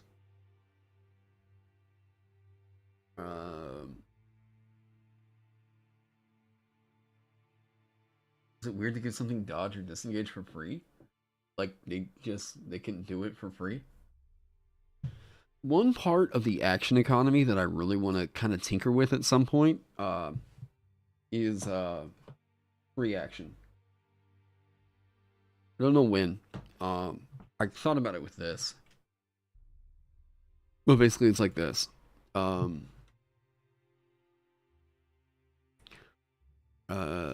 so technically there are. You do technically have a free quote unquote action on your turn. Where are we going?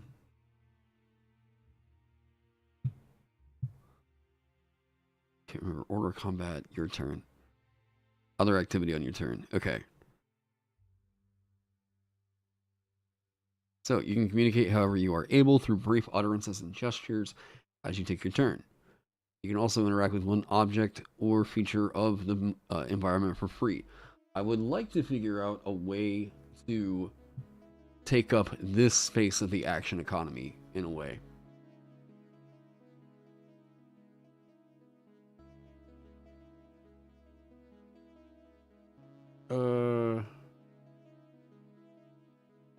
What if the thing gave you a +2 bonus? Well, that's just dodge.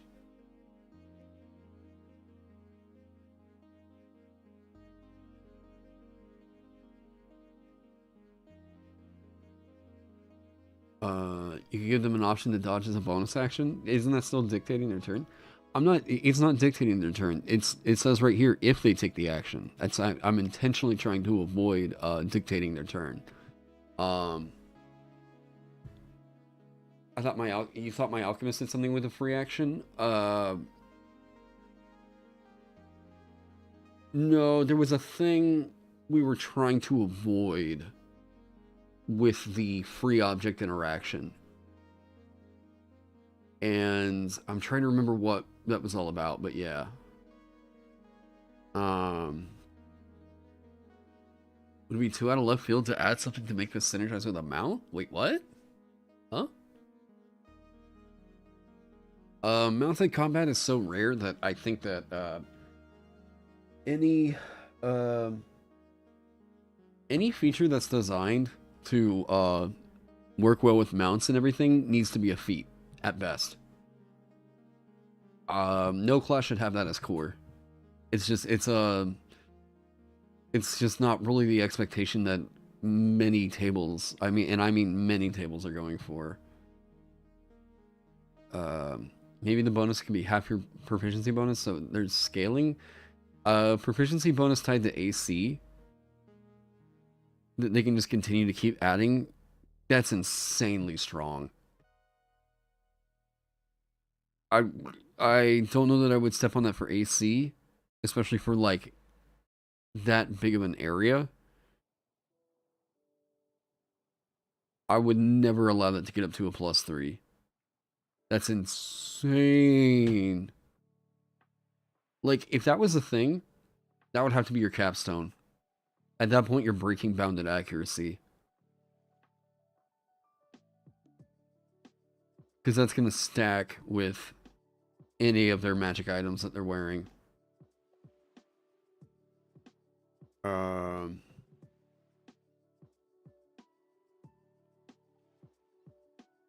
No, this is already asking for them to. It's asking for a portion of their action economy. They're going to have to take the dodge action, which some of them can do as a bonus action, or equip a shield. They gain a +1 bonus.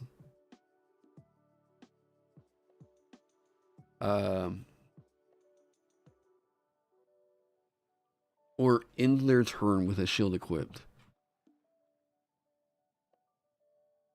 Wait.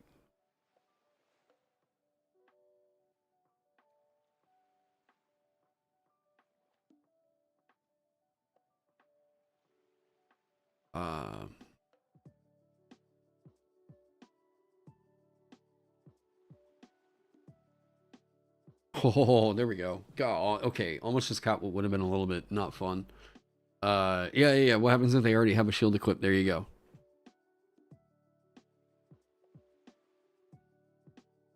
Okay. Attack also takes part of their action cost? Yeah.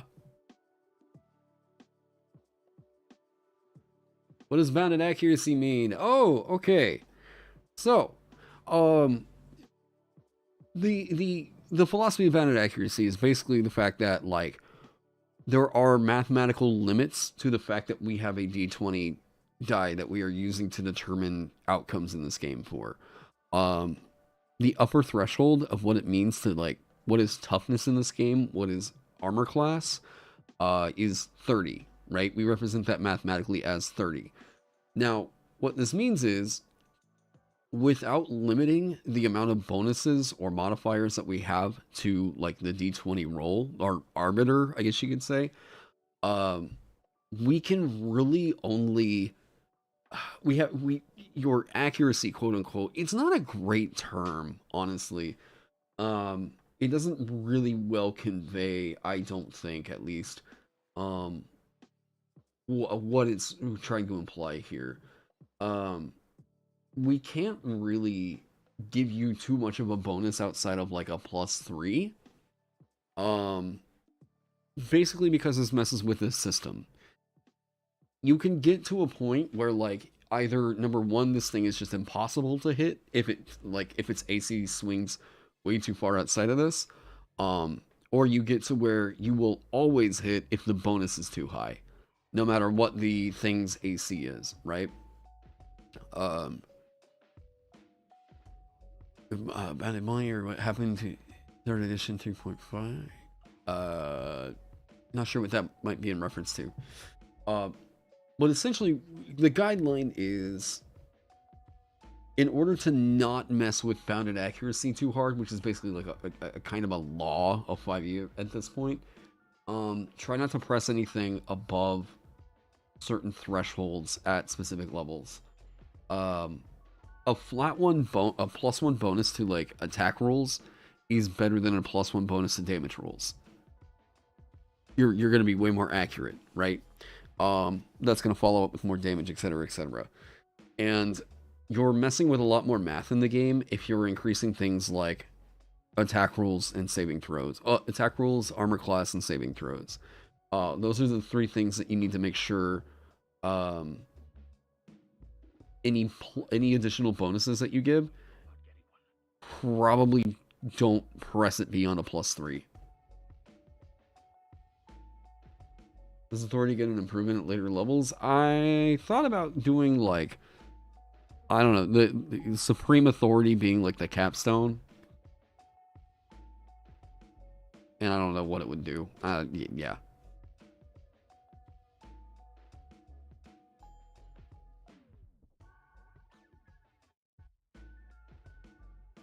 Yeah, it's a DM that let you get magic like +7 weapon. Yeah. This is a thing that I think too many new DMs don't really take to heart. They see the game and they start thinking like, wow, I can mess with this thing, and then they start pulling all the levers.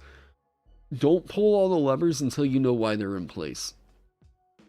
Like, you know, it's fun to experiment with the game and whatnot, but like, if you're trying to go for like a healthier kind of table, you know, hey, it's fun to experiment and whatnot, but like, you can wind up with a kind of a bad play feel if like that one guy has a +8, like Holy Avenger, and he's a 2nd level character.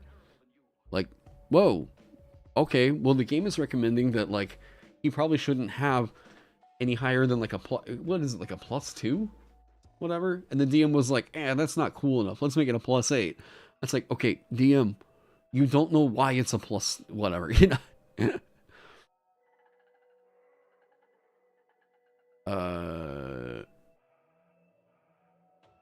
What if you allow them to trade their reaction on their turn for an extra attack or casting a cantrip? I don't want to do that because that is an ask of them to exchange part of their action economy. I don't want to do that. I want it to just be a flat bonus you can provide. A +4 gun. Here you go. It's a Glock of blasting +4.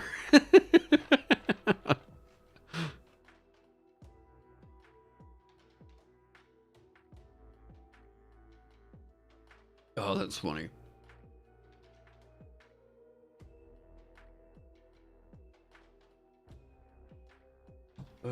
What time we got? 12:09. Okay. Well, my plans for later changed. So this is odd.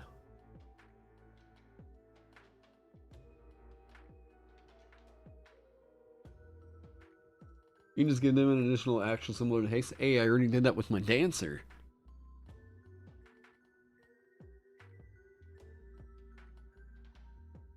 Oh yeah, and that one is still a 19. Yeah. Yeah. Yep. You get to a point where like and part of the reason why bounded accuracy is in place is because like failure should always be an option. You know? So like especially like a level 8 character rolling in that one should not just be able to consistently hit a 19. Like, yeah. Have I ever given players 40 strength? You have? Well, Jesus.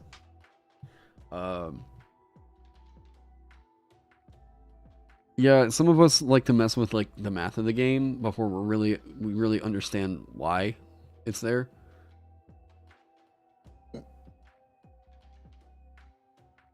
Um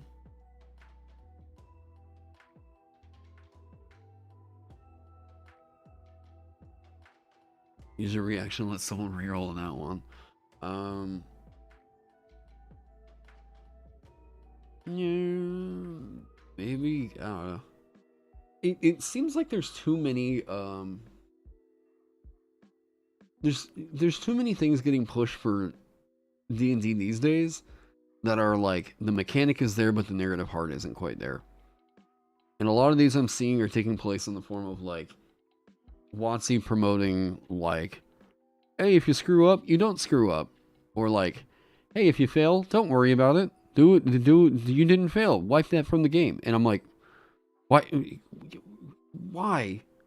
What's the narrative justification for it? LOL, I don't know, silvery barbs. I'm like, oh god. Ugh.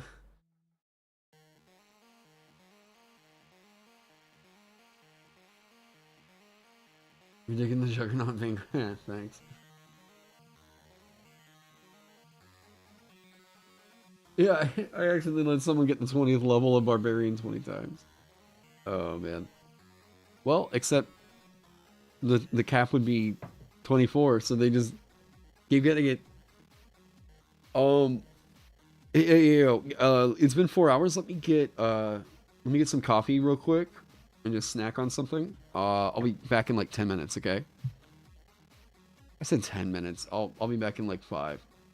I just need coffee. Be right back.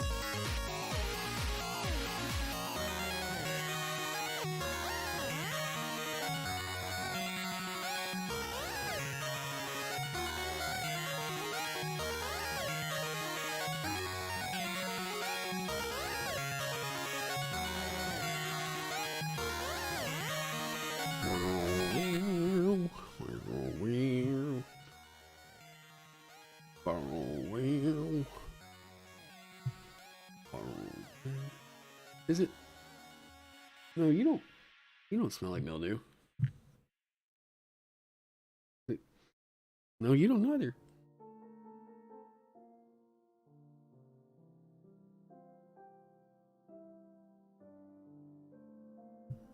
Eat their veggies. Sure. Alright.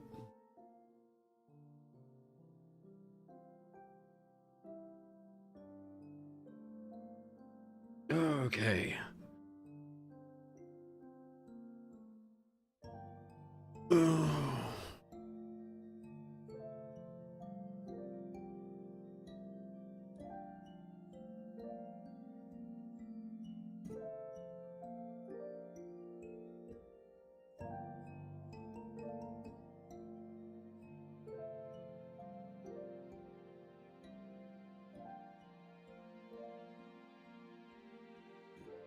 Doesn't even need the extra movement.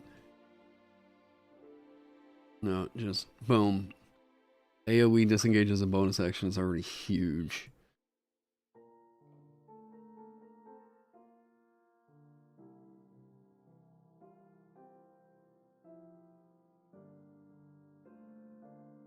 Okay.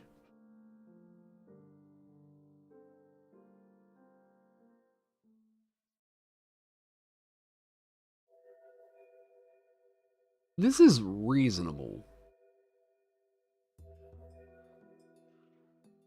You're fighting so much doing Chipsel, yeah, Chipsel's good shit. Okay.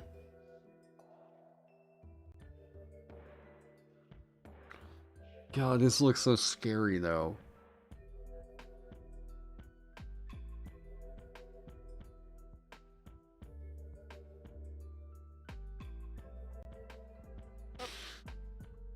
Oh, is there a worry about this? Have them ignore difficult terrain? There are already ways to disengage as a bonus action. Yep.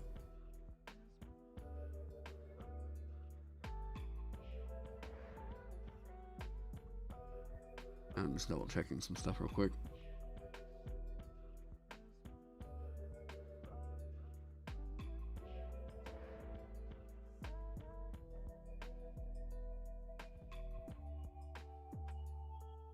I don't. Oh man. Okay.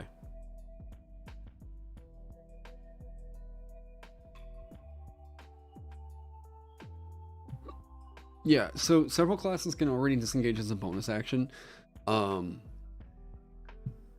that's usually reserved for like a specific in a class feature. But it's usually like one of 2 or 3 aspects of that big class feature. I think we just got bagels. Yeah, they're gonna still have to use their bonus action to do this. I mean, it's big.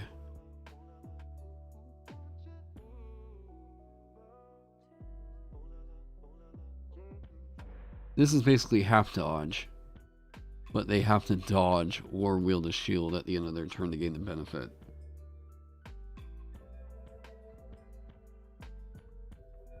That's actually pretty fine. I know how that one's going to play out, but tracking it is kind of bothering me.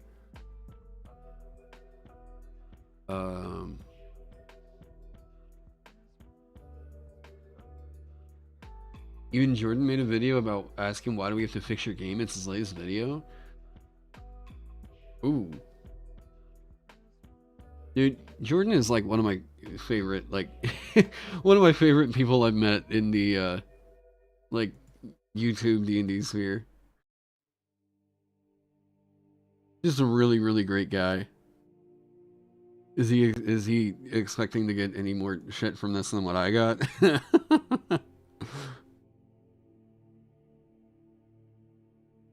Where's it at?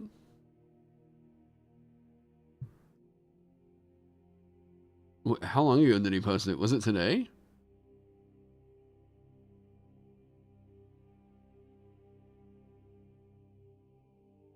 Let's see, tabletop bomb.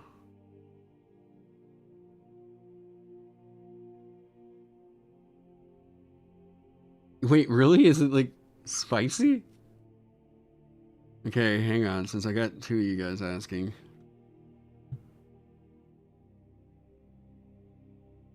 Oh, the Spelljammer letdown, is that it?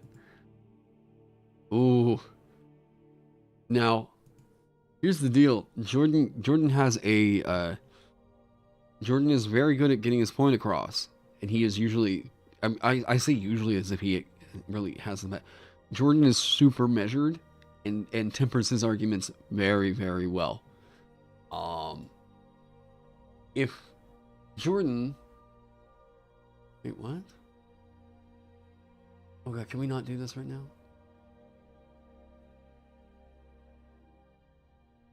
What? Yeah, sorry, one sec.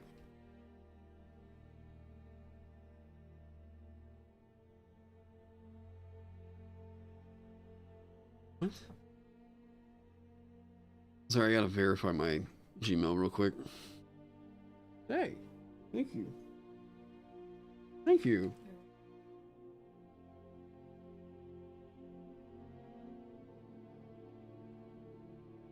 Just 2 secs. Boop. Cool. Okay. Okay, so yeah, Jordan is extremely measured in like his videos. If he's actually getting upset about something, they say bagel wrong, bagel. I don't know. I'm from Oklahoma. All right, I said it like I would from Oklahoma. Let me turn this down because when you put your headphones on, you're praising it's not for you. Oh, you stop it. All right. So very tempered in his responses. I think that Jordan's actually really great at developing a line of rhetoric about why he feels or is saying the things that he is feeling or saying. Oh, it's 22 minutes long? Hang on.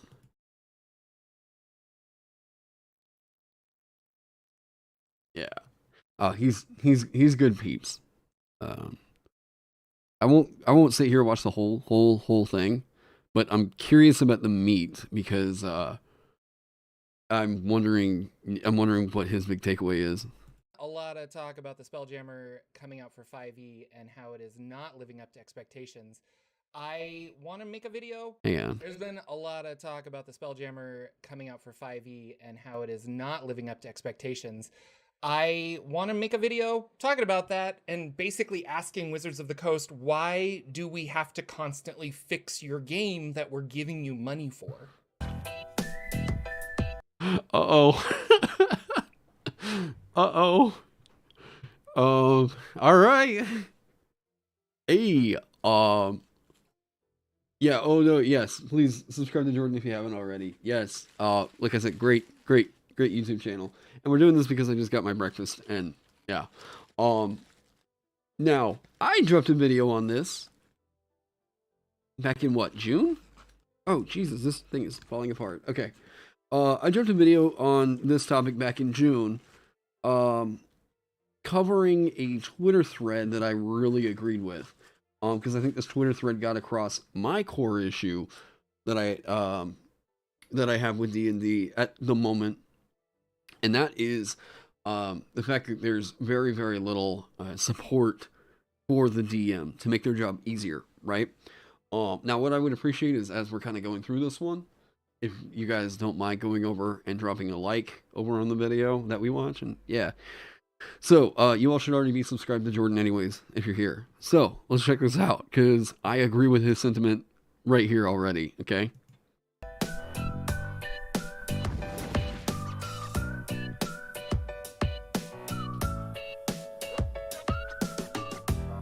This video is sponsored by Roll for Combat and their Kickstarter Battle Zoo Eldamon. Hey, you you're can not... befriend, train, battle, and evolve various magical letdown.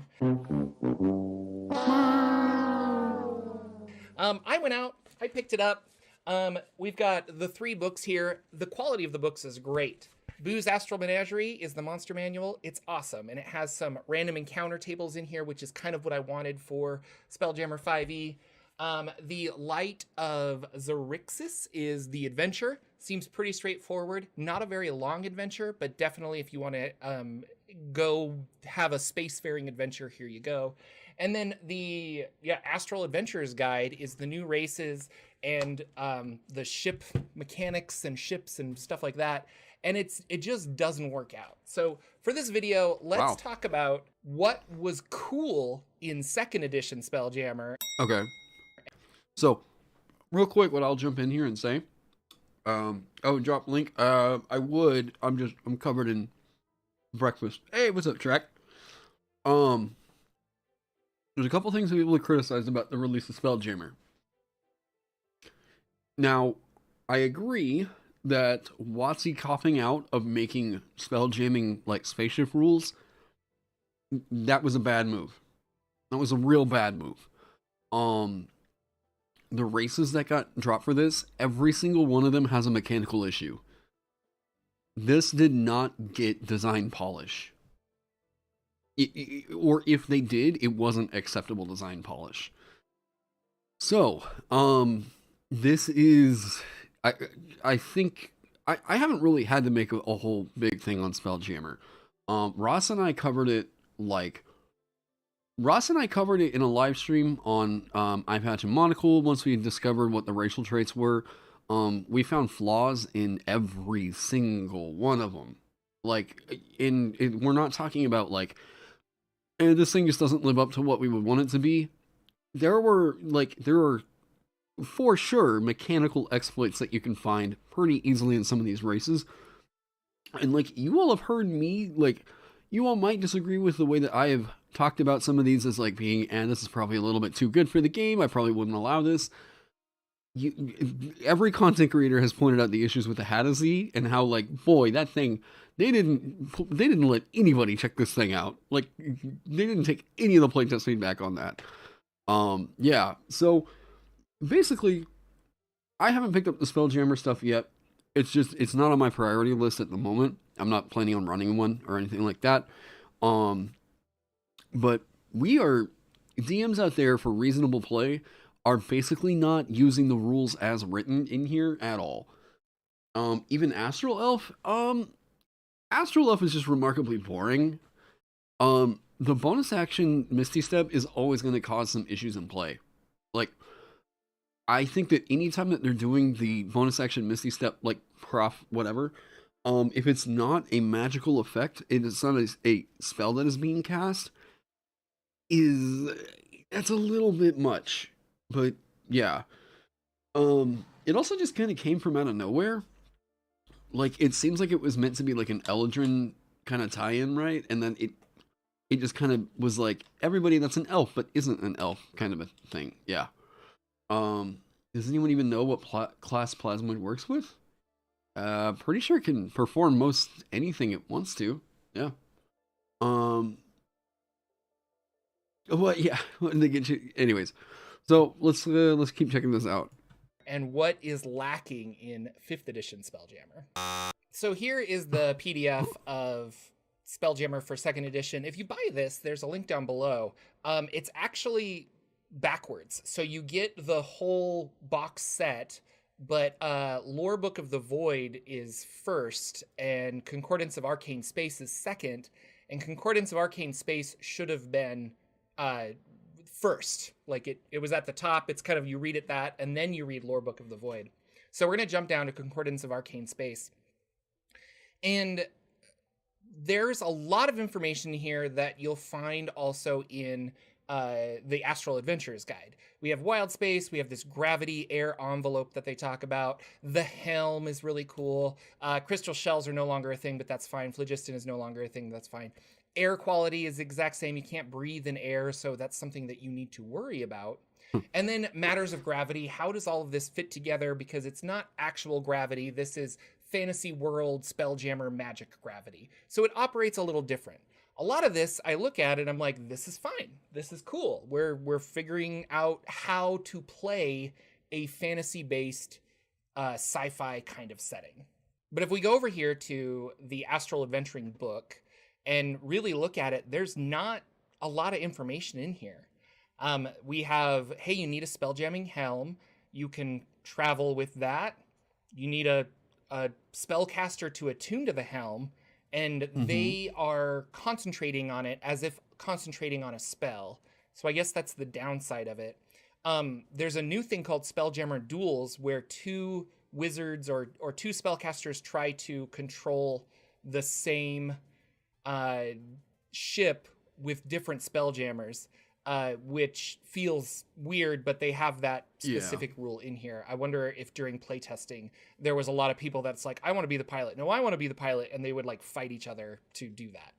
Air envelope's a little more with like objects and people. So if you get flung out into space, you could still have that. Gravity planes are also very much the same.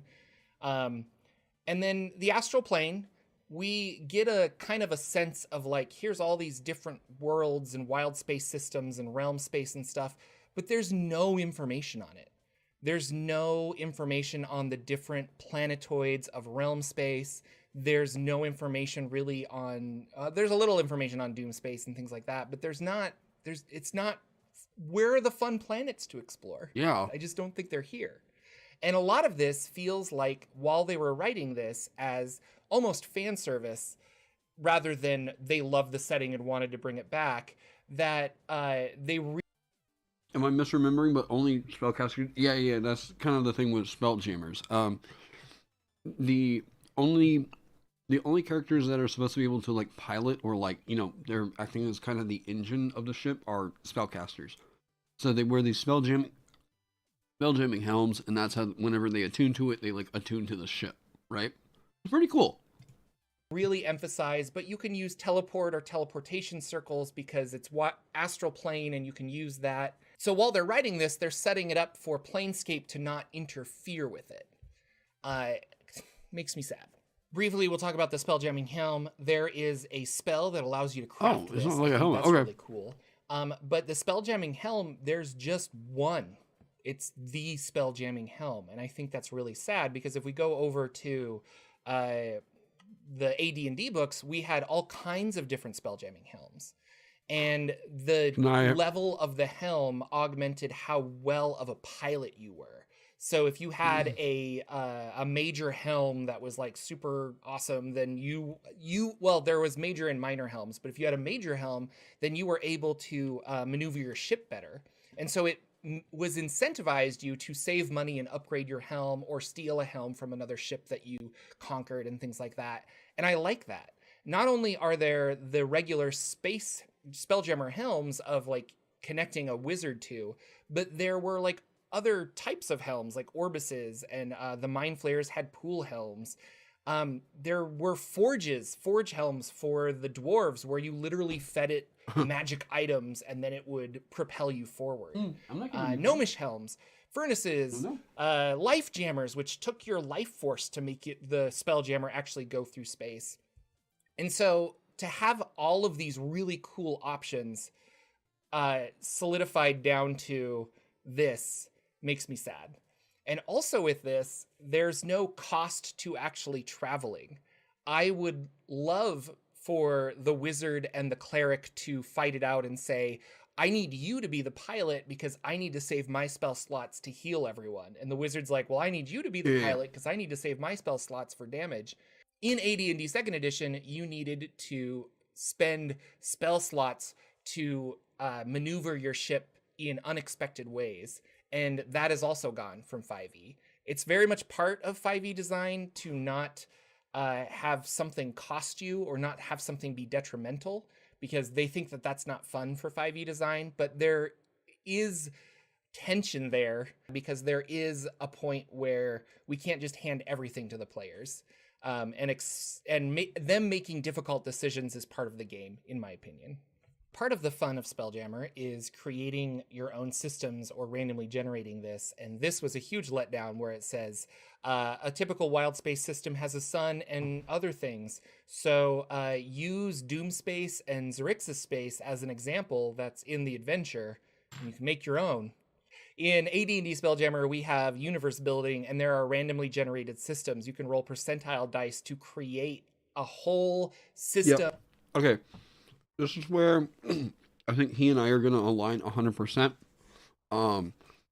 Spelljammer as a campaign setting, or like if this is the main thematic that you're going with, the one thing that you 100% want to have are guidelines in here. Not just about combat, like as in like ship to ship combat or whatever, but like if your campaign setting is literally like the big open universe, there should be story like elements in here talking about what to expect on different planets, whatever. The fact that the entire like the campaign setting book, like specifically for the DM, talking about the world building is like what 64 pages. That's ridiculous. WotC really fucked that one up. I'm gonna say that's a big fuck up. You can't cover that much territory with a 64-page book. The entire DM toolset that they should have given you should have been its own 200-page book at the very minimum. I don't know really what to chalk that up to because I haven't seen the books themselves. Like, 43 pages of ships and sea. Yeah, right? Like, what? 10 pages of combat rules, 30 pages of DM tools. In the, wait, is that, oh yeah, Saltmarsh. Okay. So, like, why? I mean, why would it be, what is it that's at their betterment to have it this condensed and tiny into, like, what is basically a magazine that you can go pick up at, like, a local grocery store? Like, this is, we shouldn't just take this and be like, yeah, we're cool with that. You know, like, and again, because I know people are going to be like, what? Okay, the reason I criticize this, not because I'm criticizing 5e here, I'm criticizing Wizards of the Coast. Okay? They are separate. No matter how somebody wants to justify that, they are separate. I'm criticizing their consumer practices here. I'm not the only one that has taken this book to task. If you look at, like, I mean, I haven't seen a D&D book get this level of thrashing and, like, articles, I mean, you know, big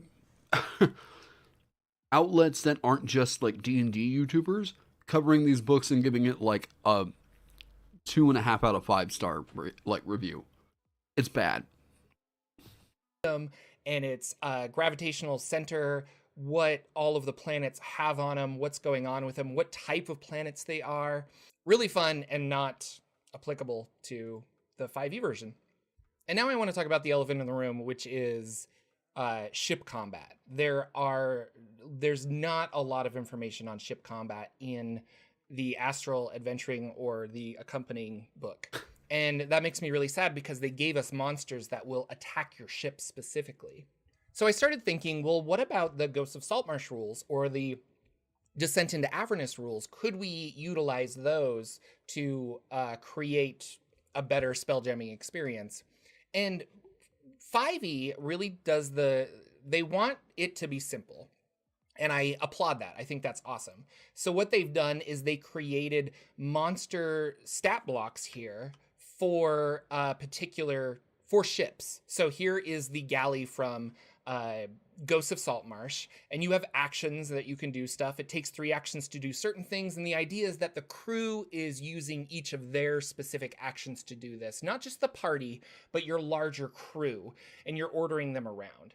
Now, this came out, not a lot of people liked it. I don't really like it either, but it's better than what was in Spelljammer, and you could technically use this. So, summary, Ghosts of Saltmarsh, ships are like monsters that you control. There are some special actions that you can take as the officer, but really those special actions are give you advantage on an attack with one of the weapons, or increase your speed if you're trying to get away. So those are the 2 cool things you can do if you're an officer. And not everybody in the party will be able to be an officer, really. I'll kind of speed it up a little bit. Even having those 2 extra things are kind of sad. Now we go to Infernal War Machines in Descent into Avernus. This has a lot of other, or better things, in my opinion. Okay, we kind of know the thing in control of just the... Great kid, don't get cocky. The other good thing about this, like I said, there's a helm. One thing I don't like is there's a bonus action where you can dash and disengage. I feel like it's difficult to disengage a machine that you're driving, but maybe I'm wrong. And again, these are treated like monster stat blocks. So here we have this huge, then okay. mouth crafting tools. I could do this. I could use handbook, but we're going to apply them to our vehicle. And that makes me, it's this initiative.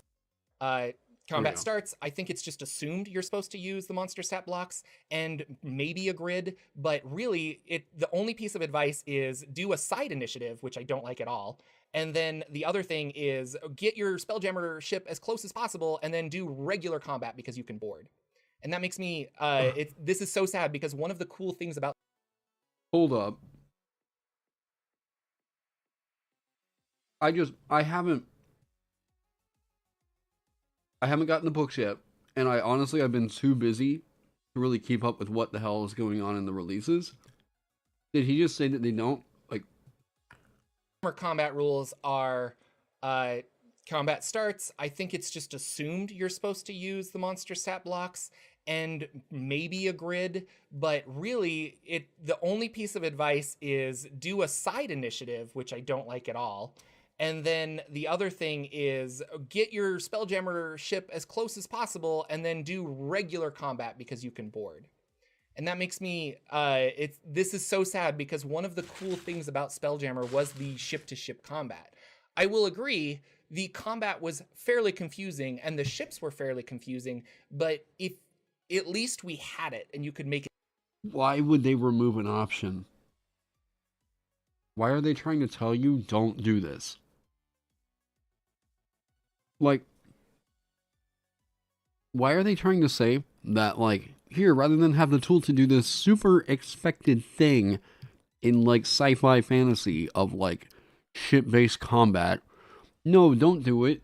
Just go in, or get close to them and board their ship. What? Why? Give us the rules and let us decide that. This is a cop-out. Oh, hey, have a good night. Options are complicated and scary. Make it simpler. There's some information here on ship repairs, but it's just repairing hit points, and it says 1 hit point a day for 20 GP of materials. That seems costly. You can also use the mending spell, which was part of Descent into Avernus, but something that I would say mending can maybe repair a mishap, or give advantage to a mishap roll or a 1d8 plus the roll. But I don't think you can walk around and mend your own ship like Rocket from Guardians of the Galaxy. Or maybe you can, I mean, if that's what you want. So let's look at this. We have, I'm going to just take a couple of these. We have a monster stat block for a ship. It's not really put together like a good monster stat block, but this is what it is. We have an armor class. We have 300 hit points. We have a damage threshold, so you need to meet that threshold before it will actually take damage. And you have a speed of 35 feet per round, 150 tons, 12 crew, and then how long it is and how much it costs. Scrolling down, we have the 2 weapons that can attack. So here's the weapon, it'll tell you the range. So with this information, we could have an attack because we have a monster stat block, but they didn't just give us, we need a monster stat block to have at the table so the players can look down and see their ship character sheet and play and like run away with it and do things. And I'll also point out that each of the weapons on this ship have an individual armor class and hit points. So I assume the boss could attack, I want to attack specifically its weapons, or I want to attack this. And don't get me wrong, I like the idea of let's target its weapons, let's target its life support, something like that, because that feels very Star Trek-y. At the same time, you didn't make it complicated earlier, but you're making it complicated now. Why don't you add that kind of stuff to a mishap table? You know what? There's a game that does this, basically what he's talking about right here. How to Be a Great GM made a video saying he never opened the Spelljammer books again because they're so bad. Really? Jesus. There's a game that did this kind of really, really well that honestly, I would try to adapt in some form. It's called FTL, Faster Than Light. It is a roguelike, just kind of space exploration, spaceship manager. Great game. Um, Seriously, go check that one out if you haven't yet. Um, I think that that game actually handles space fights very, very well. You're having to manage all the inner workings of your ship, your air, your weapons, your shields, all that stuff is, yeah. Um, so the combat in there is actually pretty surprisingly like high stakes feeling. It's kind of anxiety, but it does a great job at managing what I think a lot of people may be expecting out of something like this. Um, I don't, I don't know. I mean, I was already kind of like, Spelljammer would be really cool. I'm really happy to have the setting. I think it should be a thing, but it just sounds like it flopped. Like it sounds like this is gonna be like one of the big flops of like, oh yeah, oh an awesome soundtrack, yeah, um, oh yeah, and your doors, yeah. And if it takes an exceeding amount of damage, we'll roll on the mishap table, and then, oh, look, one of its ballistas is gone, or you lost a bunch of crew members. Now there's no one to actually load the ballista full of ammo. There's not a lot of rules about running away. It just kind of says use the chase rules in the DMG, which again is fine, but the faster ship will always win. And I like the idea of, wow, they have a faster ship, but I have a more powerful helm and a 14th level spellcaster. They're going to burn a bunch of their spell slots to speed up the ship and get away. And I will say, if you guys are interested, I have this Spelljammer ship combat video. I'll link it down below. At the 5-minute mark, I start talking specifically about AD&D's ship combat and how it works. And you can maybe incorporate this into your 5e game if you want. Second edition Spelljammer actually had these cards that were your ship. So you had the, quote, monster stat block for your ship. It gave you the hull points, the crew, the tonnage. I think a lot of this you could times the hull points by 10, add your damage threshold if you want, and these would work for a 5e Spelljammer game. Like, is there any mention of maneuverability with these? You can just fly 35. There's just a speed. It doesn't tell you anything about how it can move around.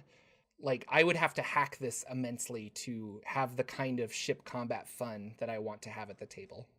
Kind of a ranty video, but it's so sad that this was hyped up for so long and we kept Spelljamming confirmed, and it was this running joke to actually get Spelljammer for 5e and then have it be a complete letdown in the ship mechanic side, which arguably is what makes Spelljammer. Like, it's not the Ooze race, it's not the Rock of Brawl. Like, I don't think it's those iconic setting or iconic locations and races and stuff. Really, it's the fact that you're flying around in a ship, that you're in space, doing all kinds of cool space stuff, landing on planets. Why isn't there a planet generator in this? Why can't I like roll a bunch of dice and go down and say, okay, yeah, it's a green planet and it's full of plasmoids, and oh, they are worshiping a beholder as a god. Like, why isn't that in there?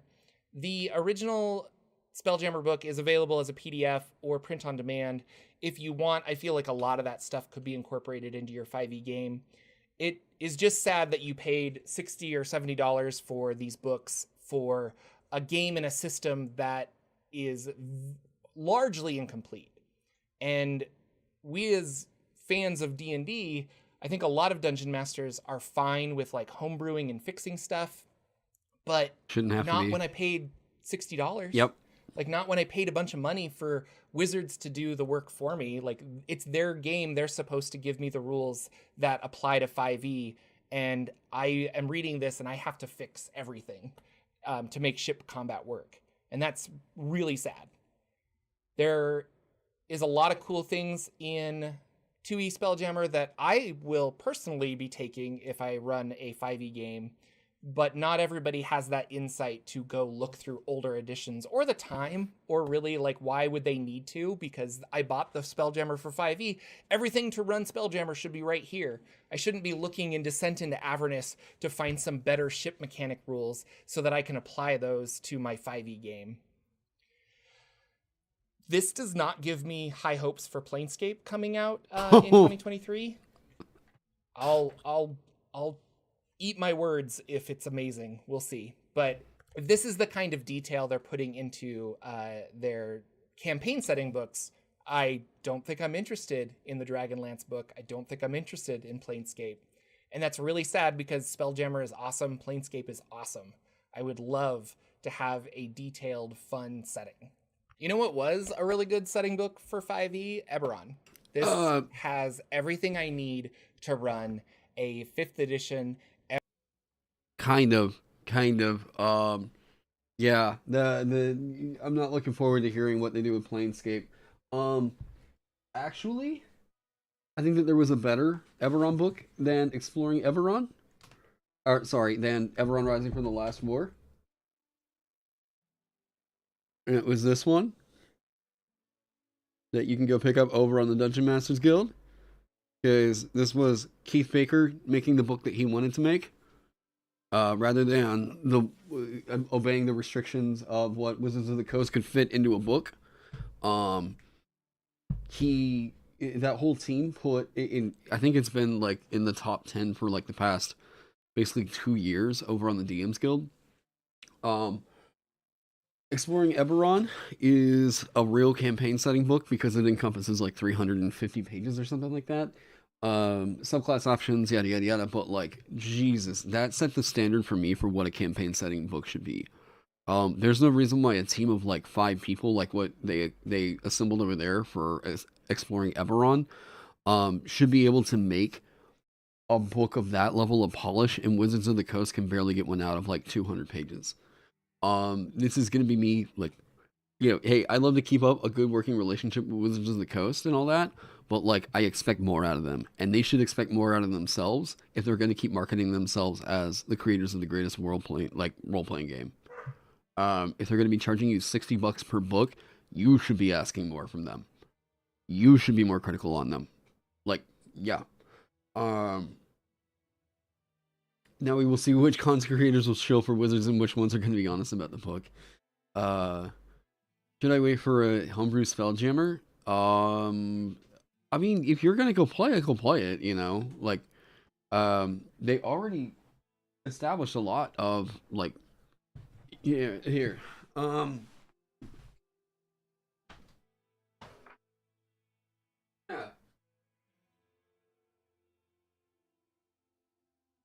It's the same one, maybe.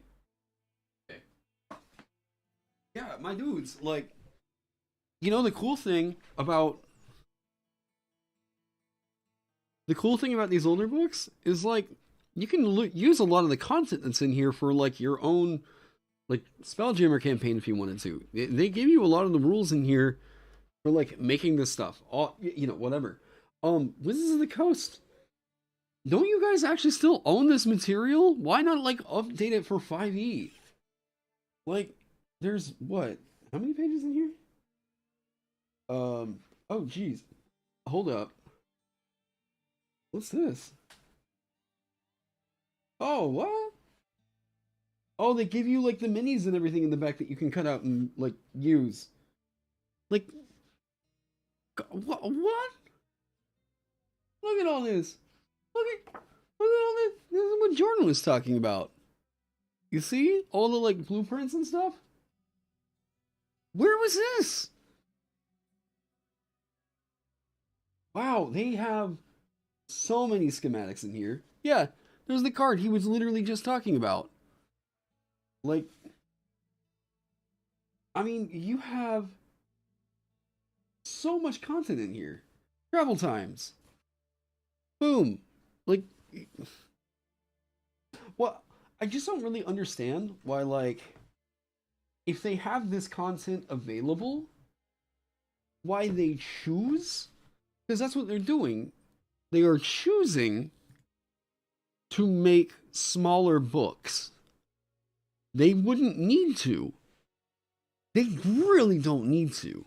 They can choose to print bigger books because they have. They printed bigger than 192 pages. I don't get what this sacred number is to them. Because each of the books is like what, 64 pages, right? So 64, 128 plus another 64. Cause whatever it was, yeah, 192. It just so turned out that like 192, there's exactly that many pages in Xanthar's guide and that many pages in Tasha's. So I don't get why that's like their sacred number, for like sending it off to their printer. Maybe there's just capacity or something like that, but like it's weird that they can split it up into 3 like that. This should have been a 3-box set of 192 page books. 3 of those. Like, for real. You should have been able to buy each separately. I'm sorry, Jordan, I'll get this pause on a... you should have been able to buy each separately. This box set thing is, yeah. Eberron game. It has many more pages than the 3 of those books combined for Spelljammer. It has all kinds of information on political factions and cities and locations and like a mini adventure and all this great stuff. And it is like how many pages? 320 pages of awesome content, of monsters, of all this stuff in here. And I can take that with no previous Eberron knowledge and run an Eberron game. Yeah. And that's great. This, I could maybe run a Spelljammer game that would not feel like a true Spelljammer game in that sense. So 192 pages of Spelljammer content. We could have easily got an extra 2-3 pages of ship combat rules. That would have been great. I like the monsters in here. I think the monsters are really creative. I think it's really awesome. The adventure, from what I've read so far, I kind of skimmed most of it because I don't plan on running it, looks enticing. It only takes you from levels 5 to 8 or 5 to 9, so it's not an amazingly long adventure, which I like hats off. I think we need more smaller little adventures like that because it makes it more accessible to start and finish an adventure. Yeah, and I get behind that idea. If it wasn't like the main representative for the entire campaign setting, like if the campaign, if the adventure that you're bundling alongside, I feel like I'm gonna sneeze. If the adventure that you're bundling alongside your like main campaign setting is like, geez, if the adventure that you're bundling alongside your main campaign setting is only encompassing like 3 levels, like why build up this much hype if like you can't deliver? That's the issue, is they can't deliver. This is what we should be critical on. And like, man, I know of way too many people that are way overqualified to be over on this design team, that would love to go take a job at Wizards of the Coast, but just have not been, I know that have applied, that have either been turned down or ignored completely. And I don't know why. Yeah. But for a cheaper price to get this, and the only thing, I add a $10 DM screen to it, and it's now the same price as the other one, but this one has way more content, way more usability for 5e. We shouldn't have to fix your game, Wizards of the Coast. We shouldn't have to fix your game if we're paying money for it. Yep. I wonder how many space combat rules are going to come out on the DM's Guild, and then people will be happy that they have the correct rules, or like better rules to run ship combat, but you then paid more money to Wizards of the Coast for somebody else to fix their game for you. Yep. At this point, I don't think I can recommend it, but if you're a Spelljammer fan, you probably already have it. So let me know in the comments. Okay. Wow. I haven't really heard him feel or like sound this defeated in quite a while. Like, yeah, you've already seen a dozen DM's Guild rule sets, and so this is what I want to tell, because I don't know if I'm going to clip this or not. What I want to tell you, those of you that maybe aren't familiar with the DMs Guild or whatever, what is Jordan talking about here? The between the DMs Guild and basically the way that the royalty fee works, right?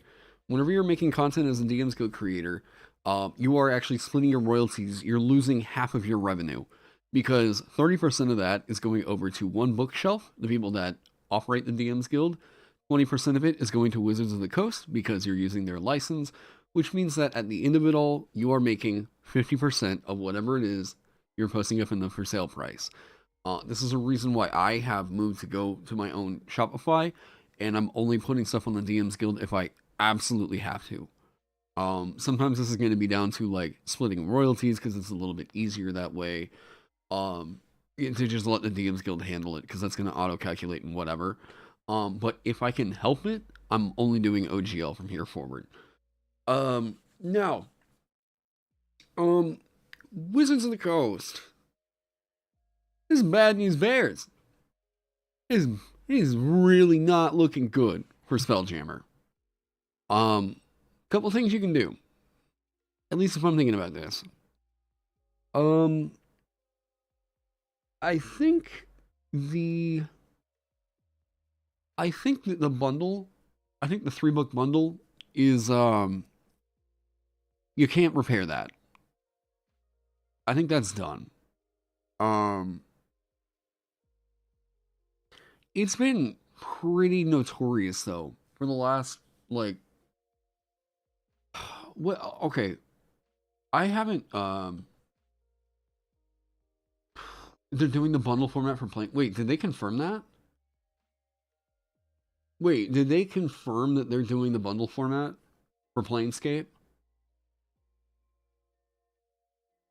Is that info out there somewhere?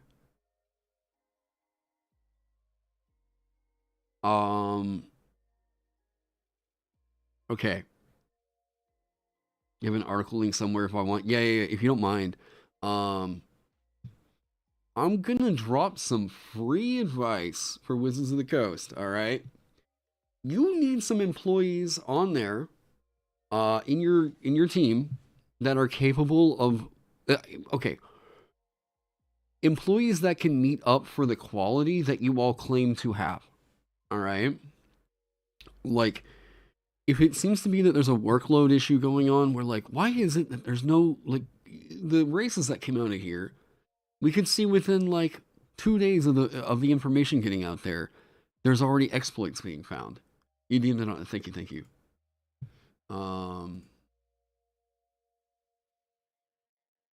3-volume box set coming in 2023, okay.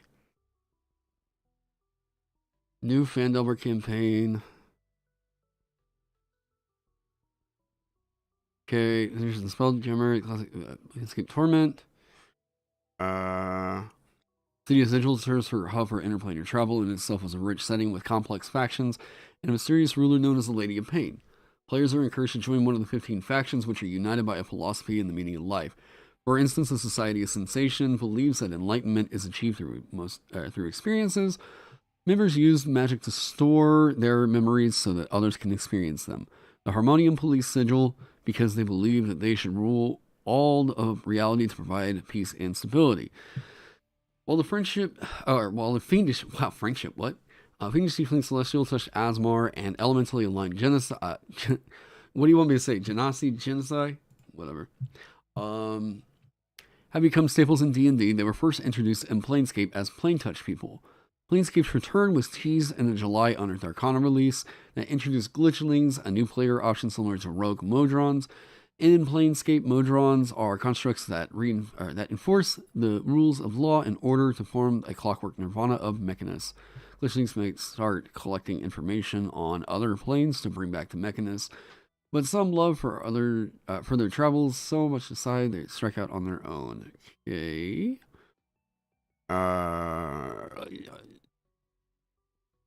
Wait, I'm not seeing.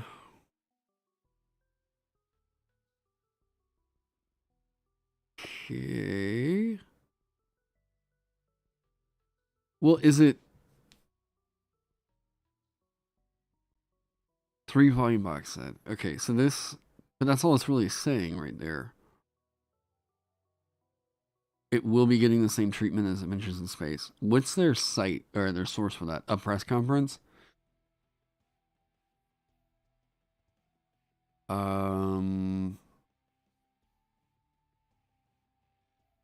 Boy, okay. What I would recommend. Yeah, of course it's a must. Yeah, yeah. Okay. Wizards of the Coast. Yo, hey. I'm a content creator that, hey, I really like your game. Okay. I'm really not a fan of the products that you've been putting out for it here lately. And they've been way too easy to punch holes in. Okay.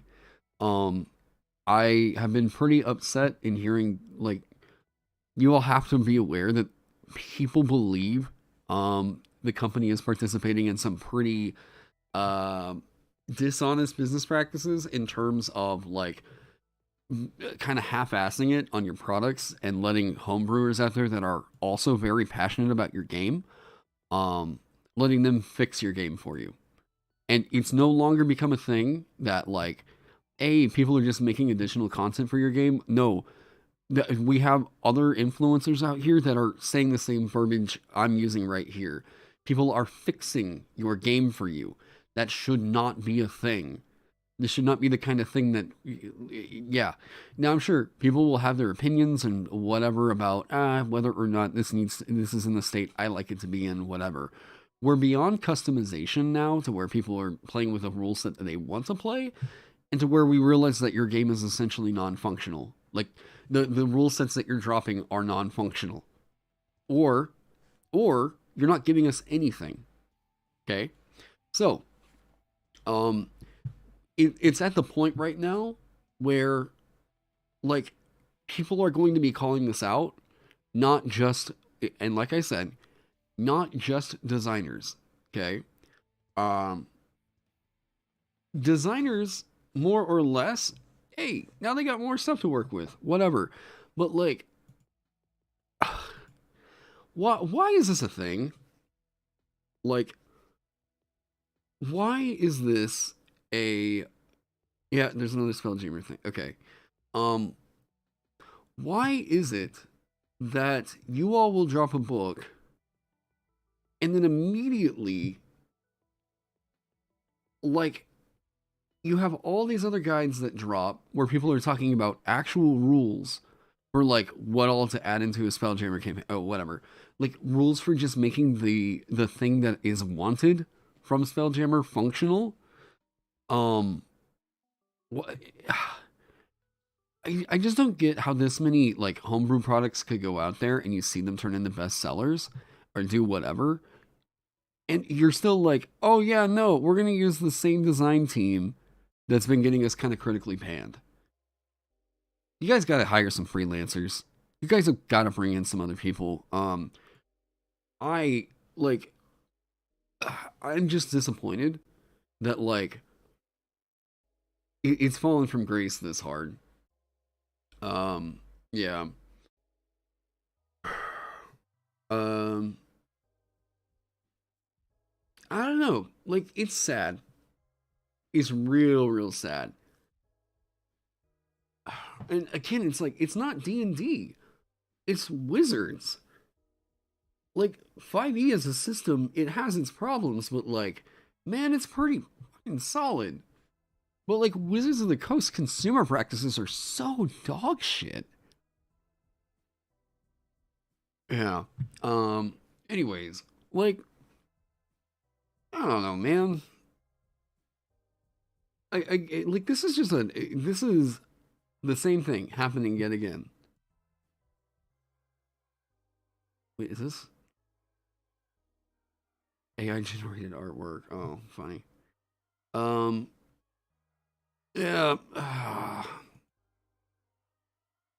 Well, that is a sad. All right, trying to get my desktop organized here. Okay.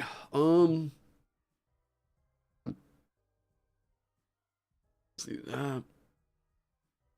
Whoa. All right.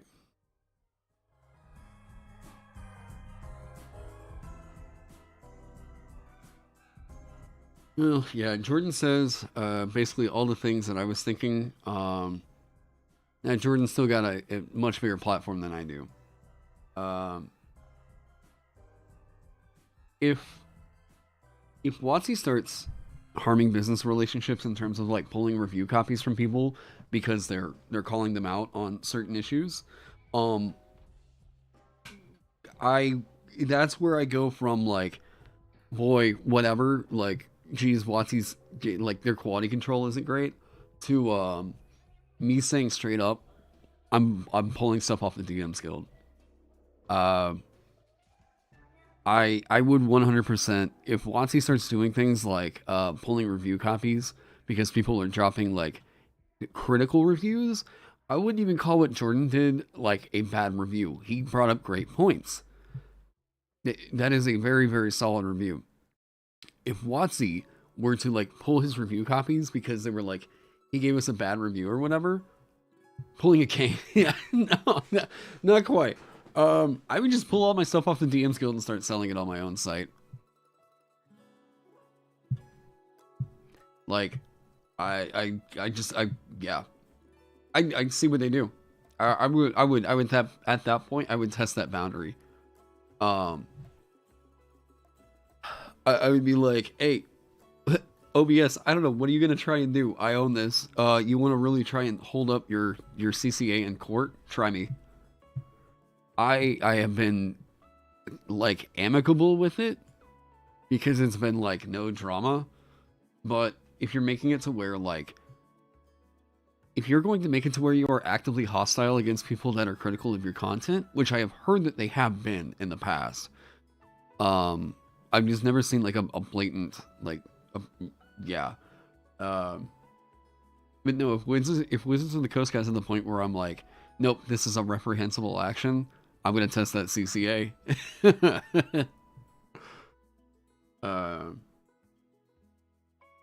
They've given up on making the game better, and we should find something else to play. At that point, we should all be so happy that we have the SRD,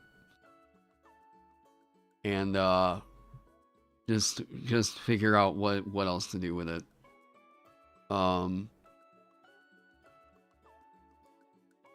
I don't know. That might be like, that's all later on down the line, but I don't know. It seems like a lot of it's been paranoia that people have talked about, where they're like, this content creator, like, wait, you need to be free to think a product is bad, otherwise people lose respect with fans for dishonest reviewing. Wait, what? Are you talking about like potential biases going on, or what?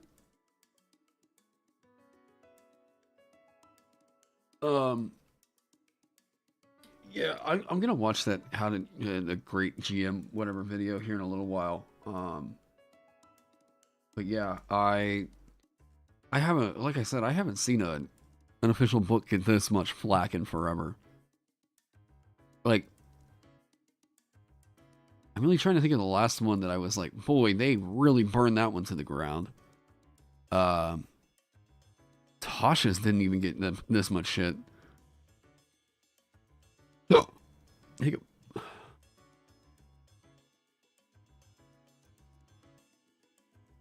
I was looking for... No.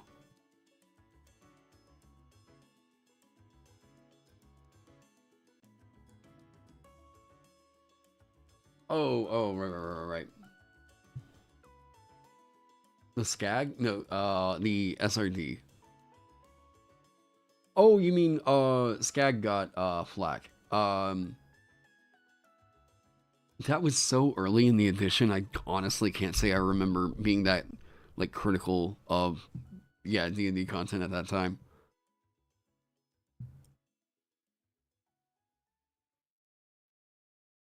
Tasha's was great compared to, Spelljammer. Man, Tasha still had its problems. At least the DM rules in there were, like, harmless. Some of them were kind of cool. But, like, Man, the vast majority of character options in there, it's just like, what is happening? Okay. I'm gonna operate on authority being that.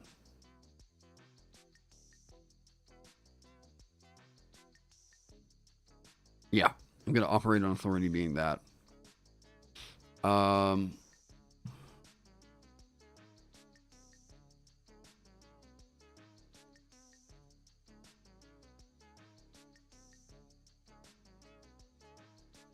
yeah.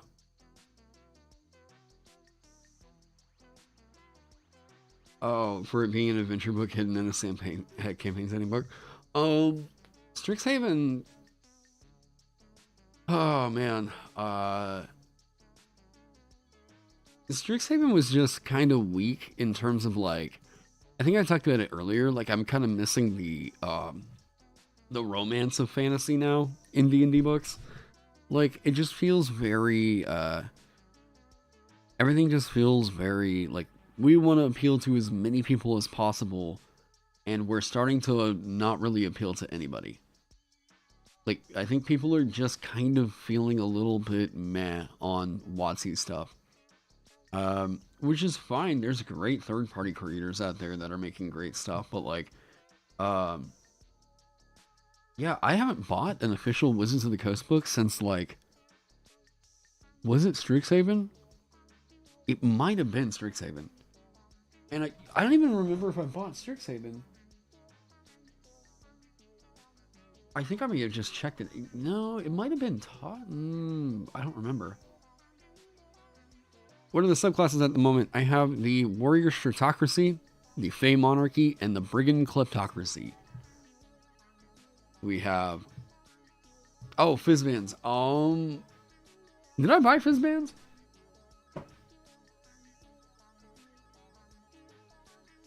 I did. Yep, I got Fizzbands. Fizzbands was not all that bad compared to Tasha's. I think Fizzbands was a pretty solid book.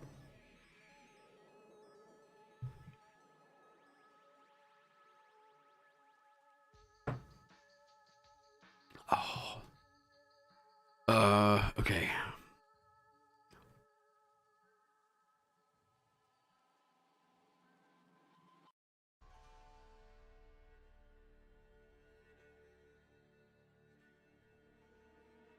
Okay, so we can just copy paste fighting style over here. What was my hardest subclass cut? You mean the cut from this?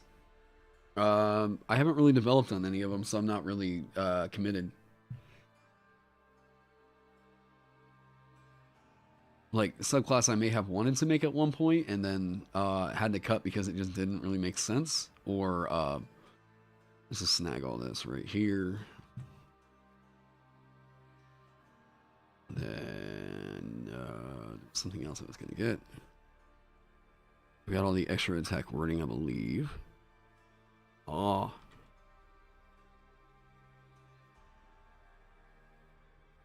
Yeah, da, da, da.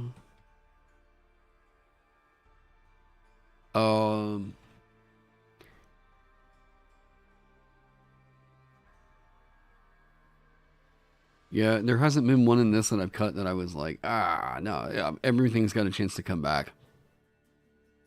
I just kind of cut this down to kind of focus a bit more on what I cut it down to focus more on the core. And I don't know, I might reintroduce them later. Here we go.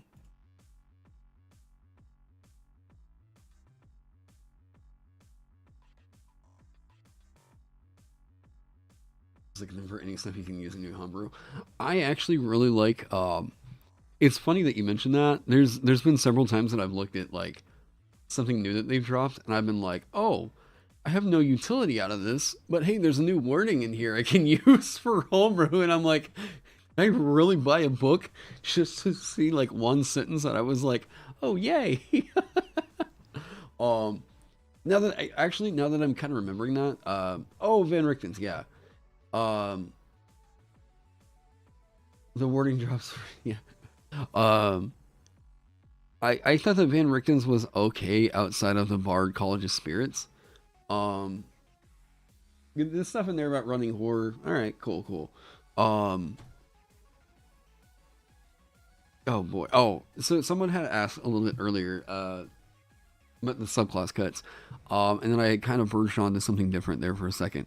Um, hardest subclass for me to cut out of anything I've ever written, was probably the Primordial Runekeeper. Um, actually, pretty much Elven and Primordial out of the Runekeeper. Uh, big deal with those being that, like, the entire class package just felt a little bit incomplete because I was giving you the runes for those and I wasn't giving you a subclass specializing in them, right? Um, and I've had people ask about, like, hey, are you ever going to get back to those? And I'm like, I will, I will, I will. I'm just on. I've got a whole bunch of other ideas, and that's just not really at the forefront right now for me. I actually I wanted to bring on Ross to handle the Elven one. Um, it's just I think that the Elven one is a bit more abstract, and Ross is really good with the abstract. Like Ross is really great at taking just like I don't know. I could be like, Ross, I need a fucking rogue subclass, and I need it to be about shoes, and Ross will make it happen. I don't know. Like he's yeah. Um, there we go.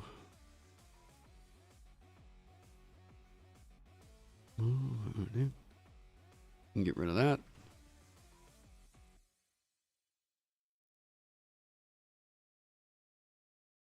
Uh,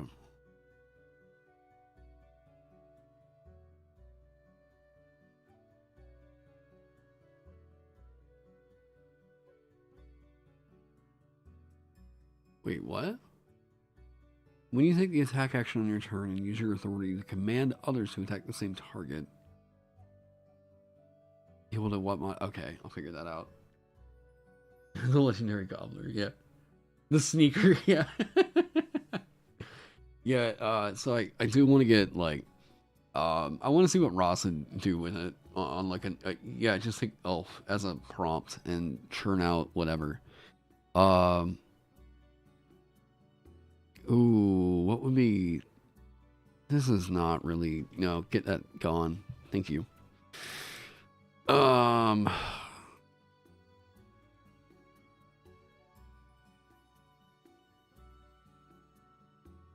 it needs a 17th, right? Okay. What do you give it besides fighting style? Rule of law.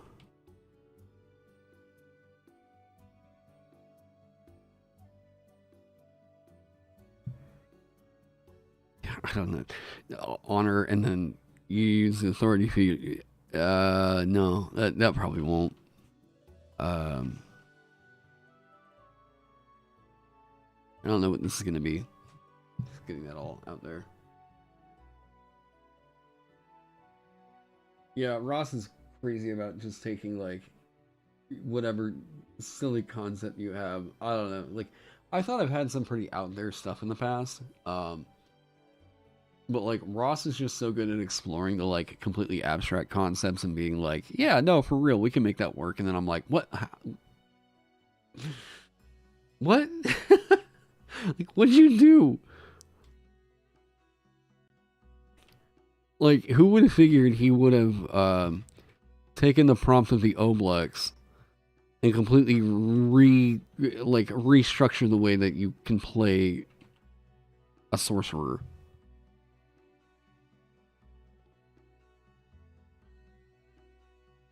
Sometimes you can just tell whenever Ross is like, this is a passion project of mine. Whenever he really loves a concept, it's like he just completely redefines it. Hey, Goblin Rune Kit, you can get one. It's in there. Troll Blood Hunter, yeah. Yeah, I made a Goblin Rune Keeper. That actually, I need to remember that one needs a patch. I need to remember that. But yeah. because there will be a remaster of that one. My goal is, as I continue going on, I have this one and the Sovereign that I know I really for sure need to get done. Like, well, I need to get done. I would like to get done, you know. I think it would be really cool for me to be able to get the Sovereign up, ready to go, yada, yada, yada. But what I want to do is get to the point where I can go back, where I can go back and get Maxwell on all new artwork for the Merchant, the Runekeeper, and the Dancer, and get that all remastered. There won't be like a whole lot of mechanical changes. The Dancer did get some mechanical changes because it needed some tweaks. After playtesting and everything, overwhelmingly I got back that like this thing is just way too efficient. And eventually I had to agree. After here's my thing, is that whenever I'm playing a class and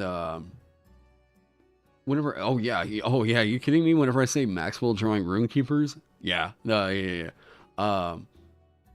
Whenever I got to play the class, and I was like, I'm getting away with something. That's my feeling of like, something needs a nerf. And the one way I felt like I'm getting away with something is whenever I was using, a feature has a wrong name. Which one? No matter what, anytime that I was running the Dancer, the thing that always felt like crap, I'm getting away with something, was being able to use a flare and step up in the same turn. It just never felt right. It always felt like, yeah, I'm cheating. And that I don't want that feel. Even though, like, I heard some people say that, like, oh, yeah, this feels like it fixes itself. And it's like, no, we gotta be careful.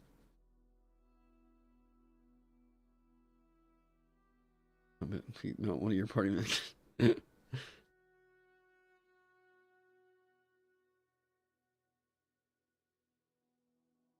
Oh, yeah. Yeah. That needs to change, huh? Thanks for the heads up. Yes.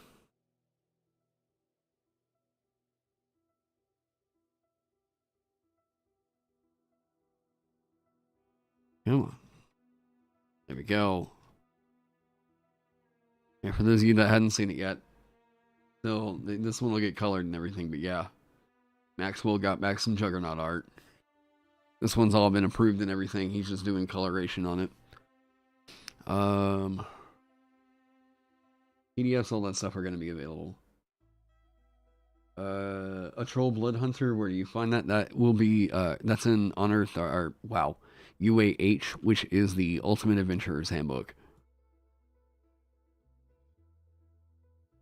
Is it only in this Patreon?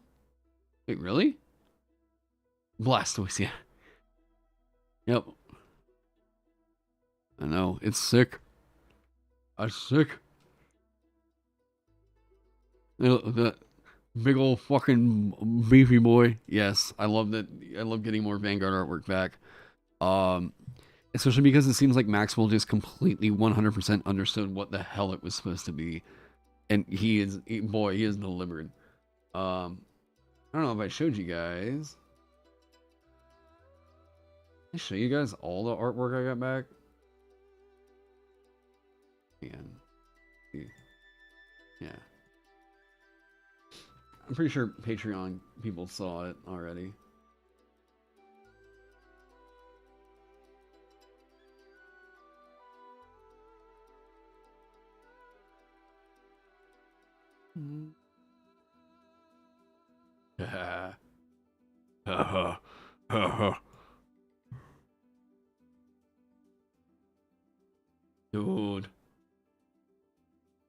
Dude. Like, the fucking, oh my god. He just knew what the hell this class is supposed to be. The Dreadlord looked so sick. I am, oh my god. And then, like, oh, God. Oh, it's so sick. He is so good at interpreting the kind of the Dark Souls style, like that kind of oh, and then like I think they call this there's a certain style of helmet this is. I think it starts with like an M. I can't remember, but for whatever reason that just like totally communicates the idea of like a gladiator. Like oh yeah. And then oh, I love how weirdly horrifying this is. Like, you know, Smo, like, oh. Is it called a colander? I think it starts with an M. Mexiter, yeah.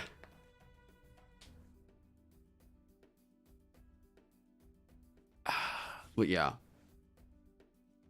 I think this is gonna be sick. I don't know that it's called a Myrmidon helmet. I don't know if I just look up like cheese grater helmet.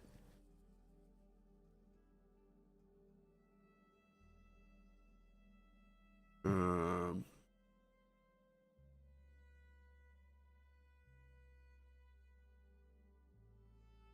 what are these called? Uh, Murmillo, yes. Yeah, Murmillo helmet. That's it. Yep, Murmillo Gladiator. Yeah.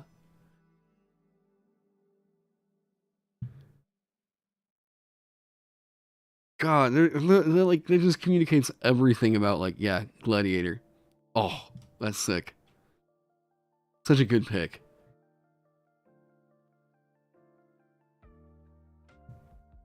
The natural evolution of the Morrowind style mixed with the Dark Souls just amped to 11.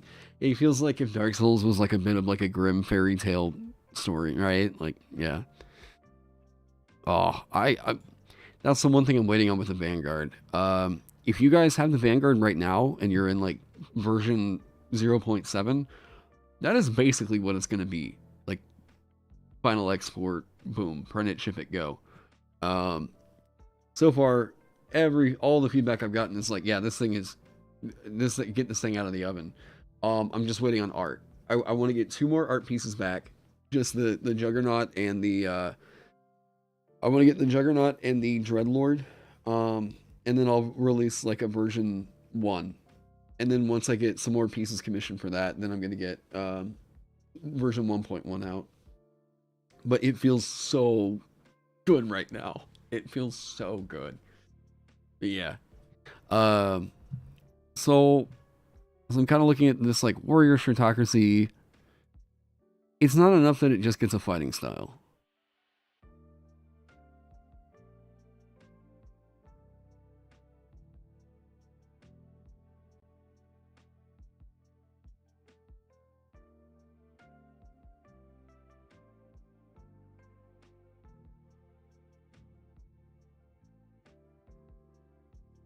Um, what?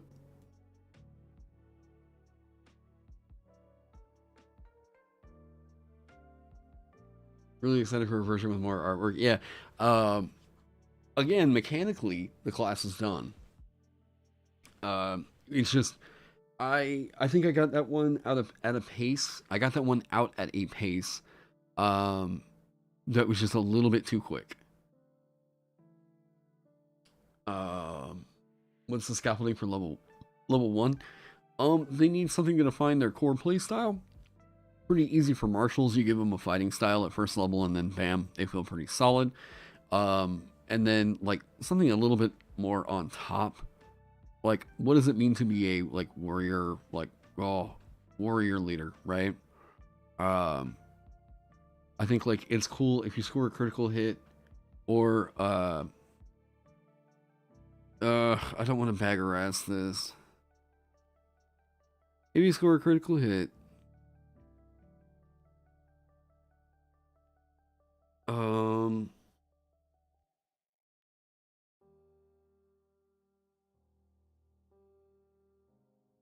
like,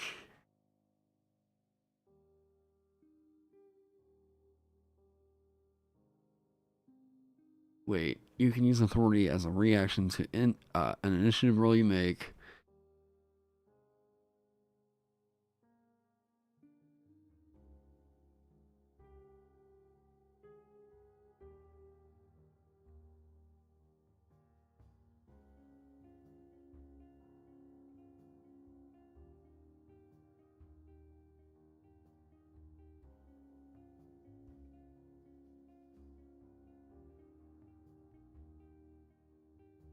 I don't know. I don't know. We'll see.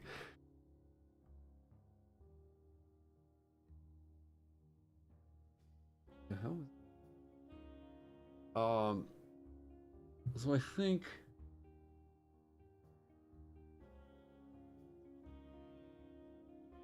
No, yeah, I know. I think I've been streaming now for 6 hours.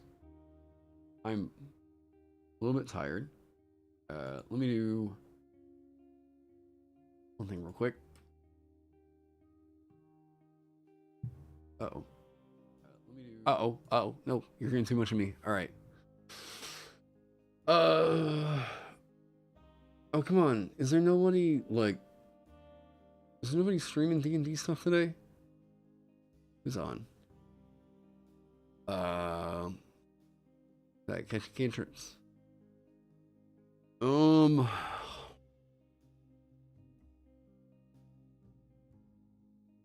do we got? Who am I throwing you all over to? Because I need to get my eye off of a screen for a little while. I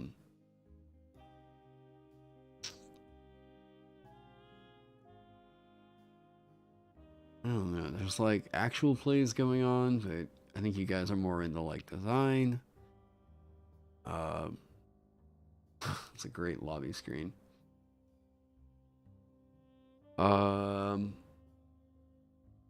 Combat round versus a surprise attack before combat. Consider jacking a rat at combat. During a combat, you get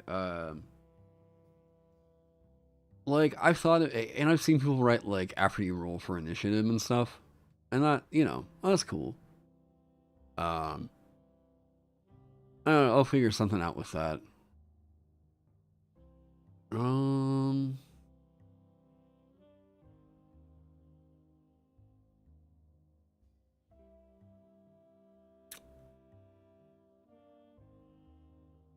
Oh, there's like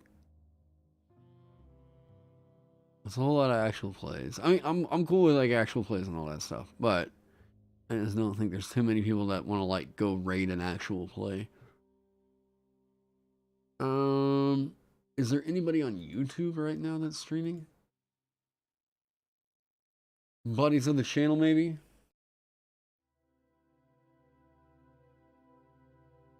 No? No? Are we just ending it? Oh no, that's sad.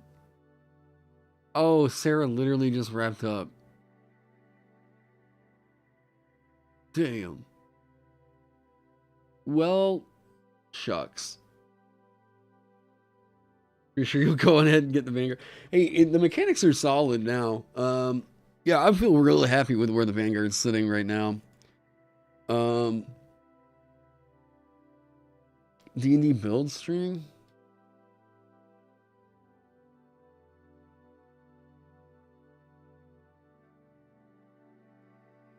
I'm not familiar with this. Oh, wait, this is a newer channel, right?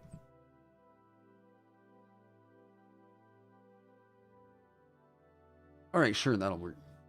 Hey, go over, say hey to D&D Builds. I think they just joined up with Eric's server.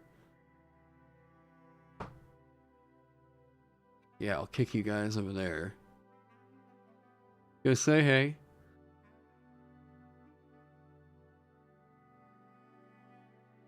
All right, listen.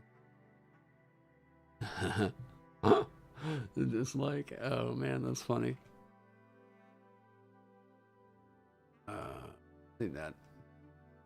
And then I'm gonna send you all Over to D&D builds.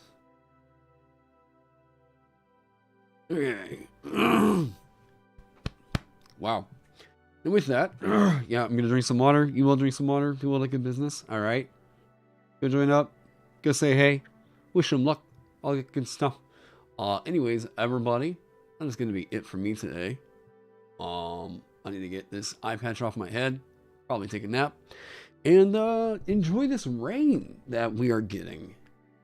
In this nice, brilliant, cool weather. No, don't.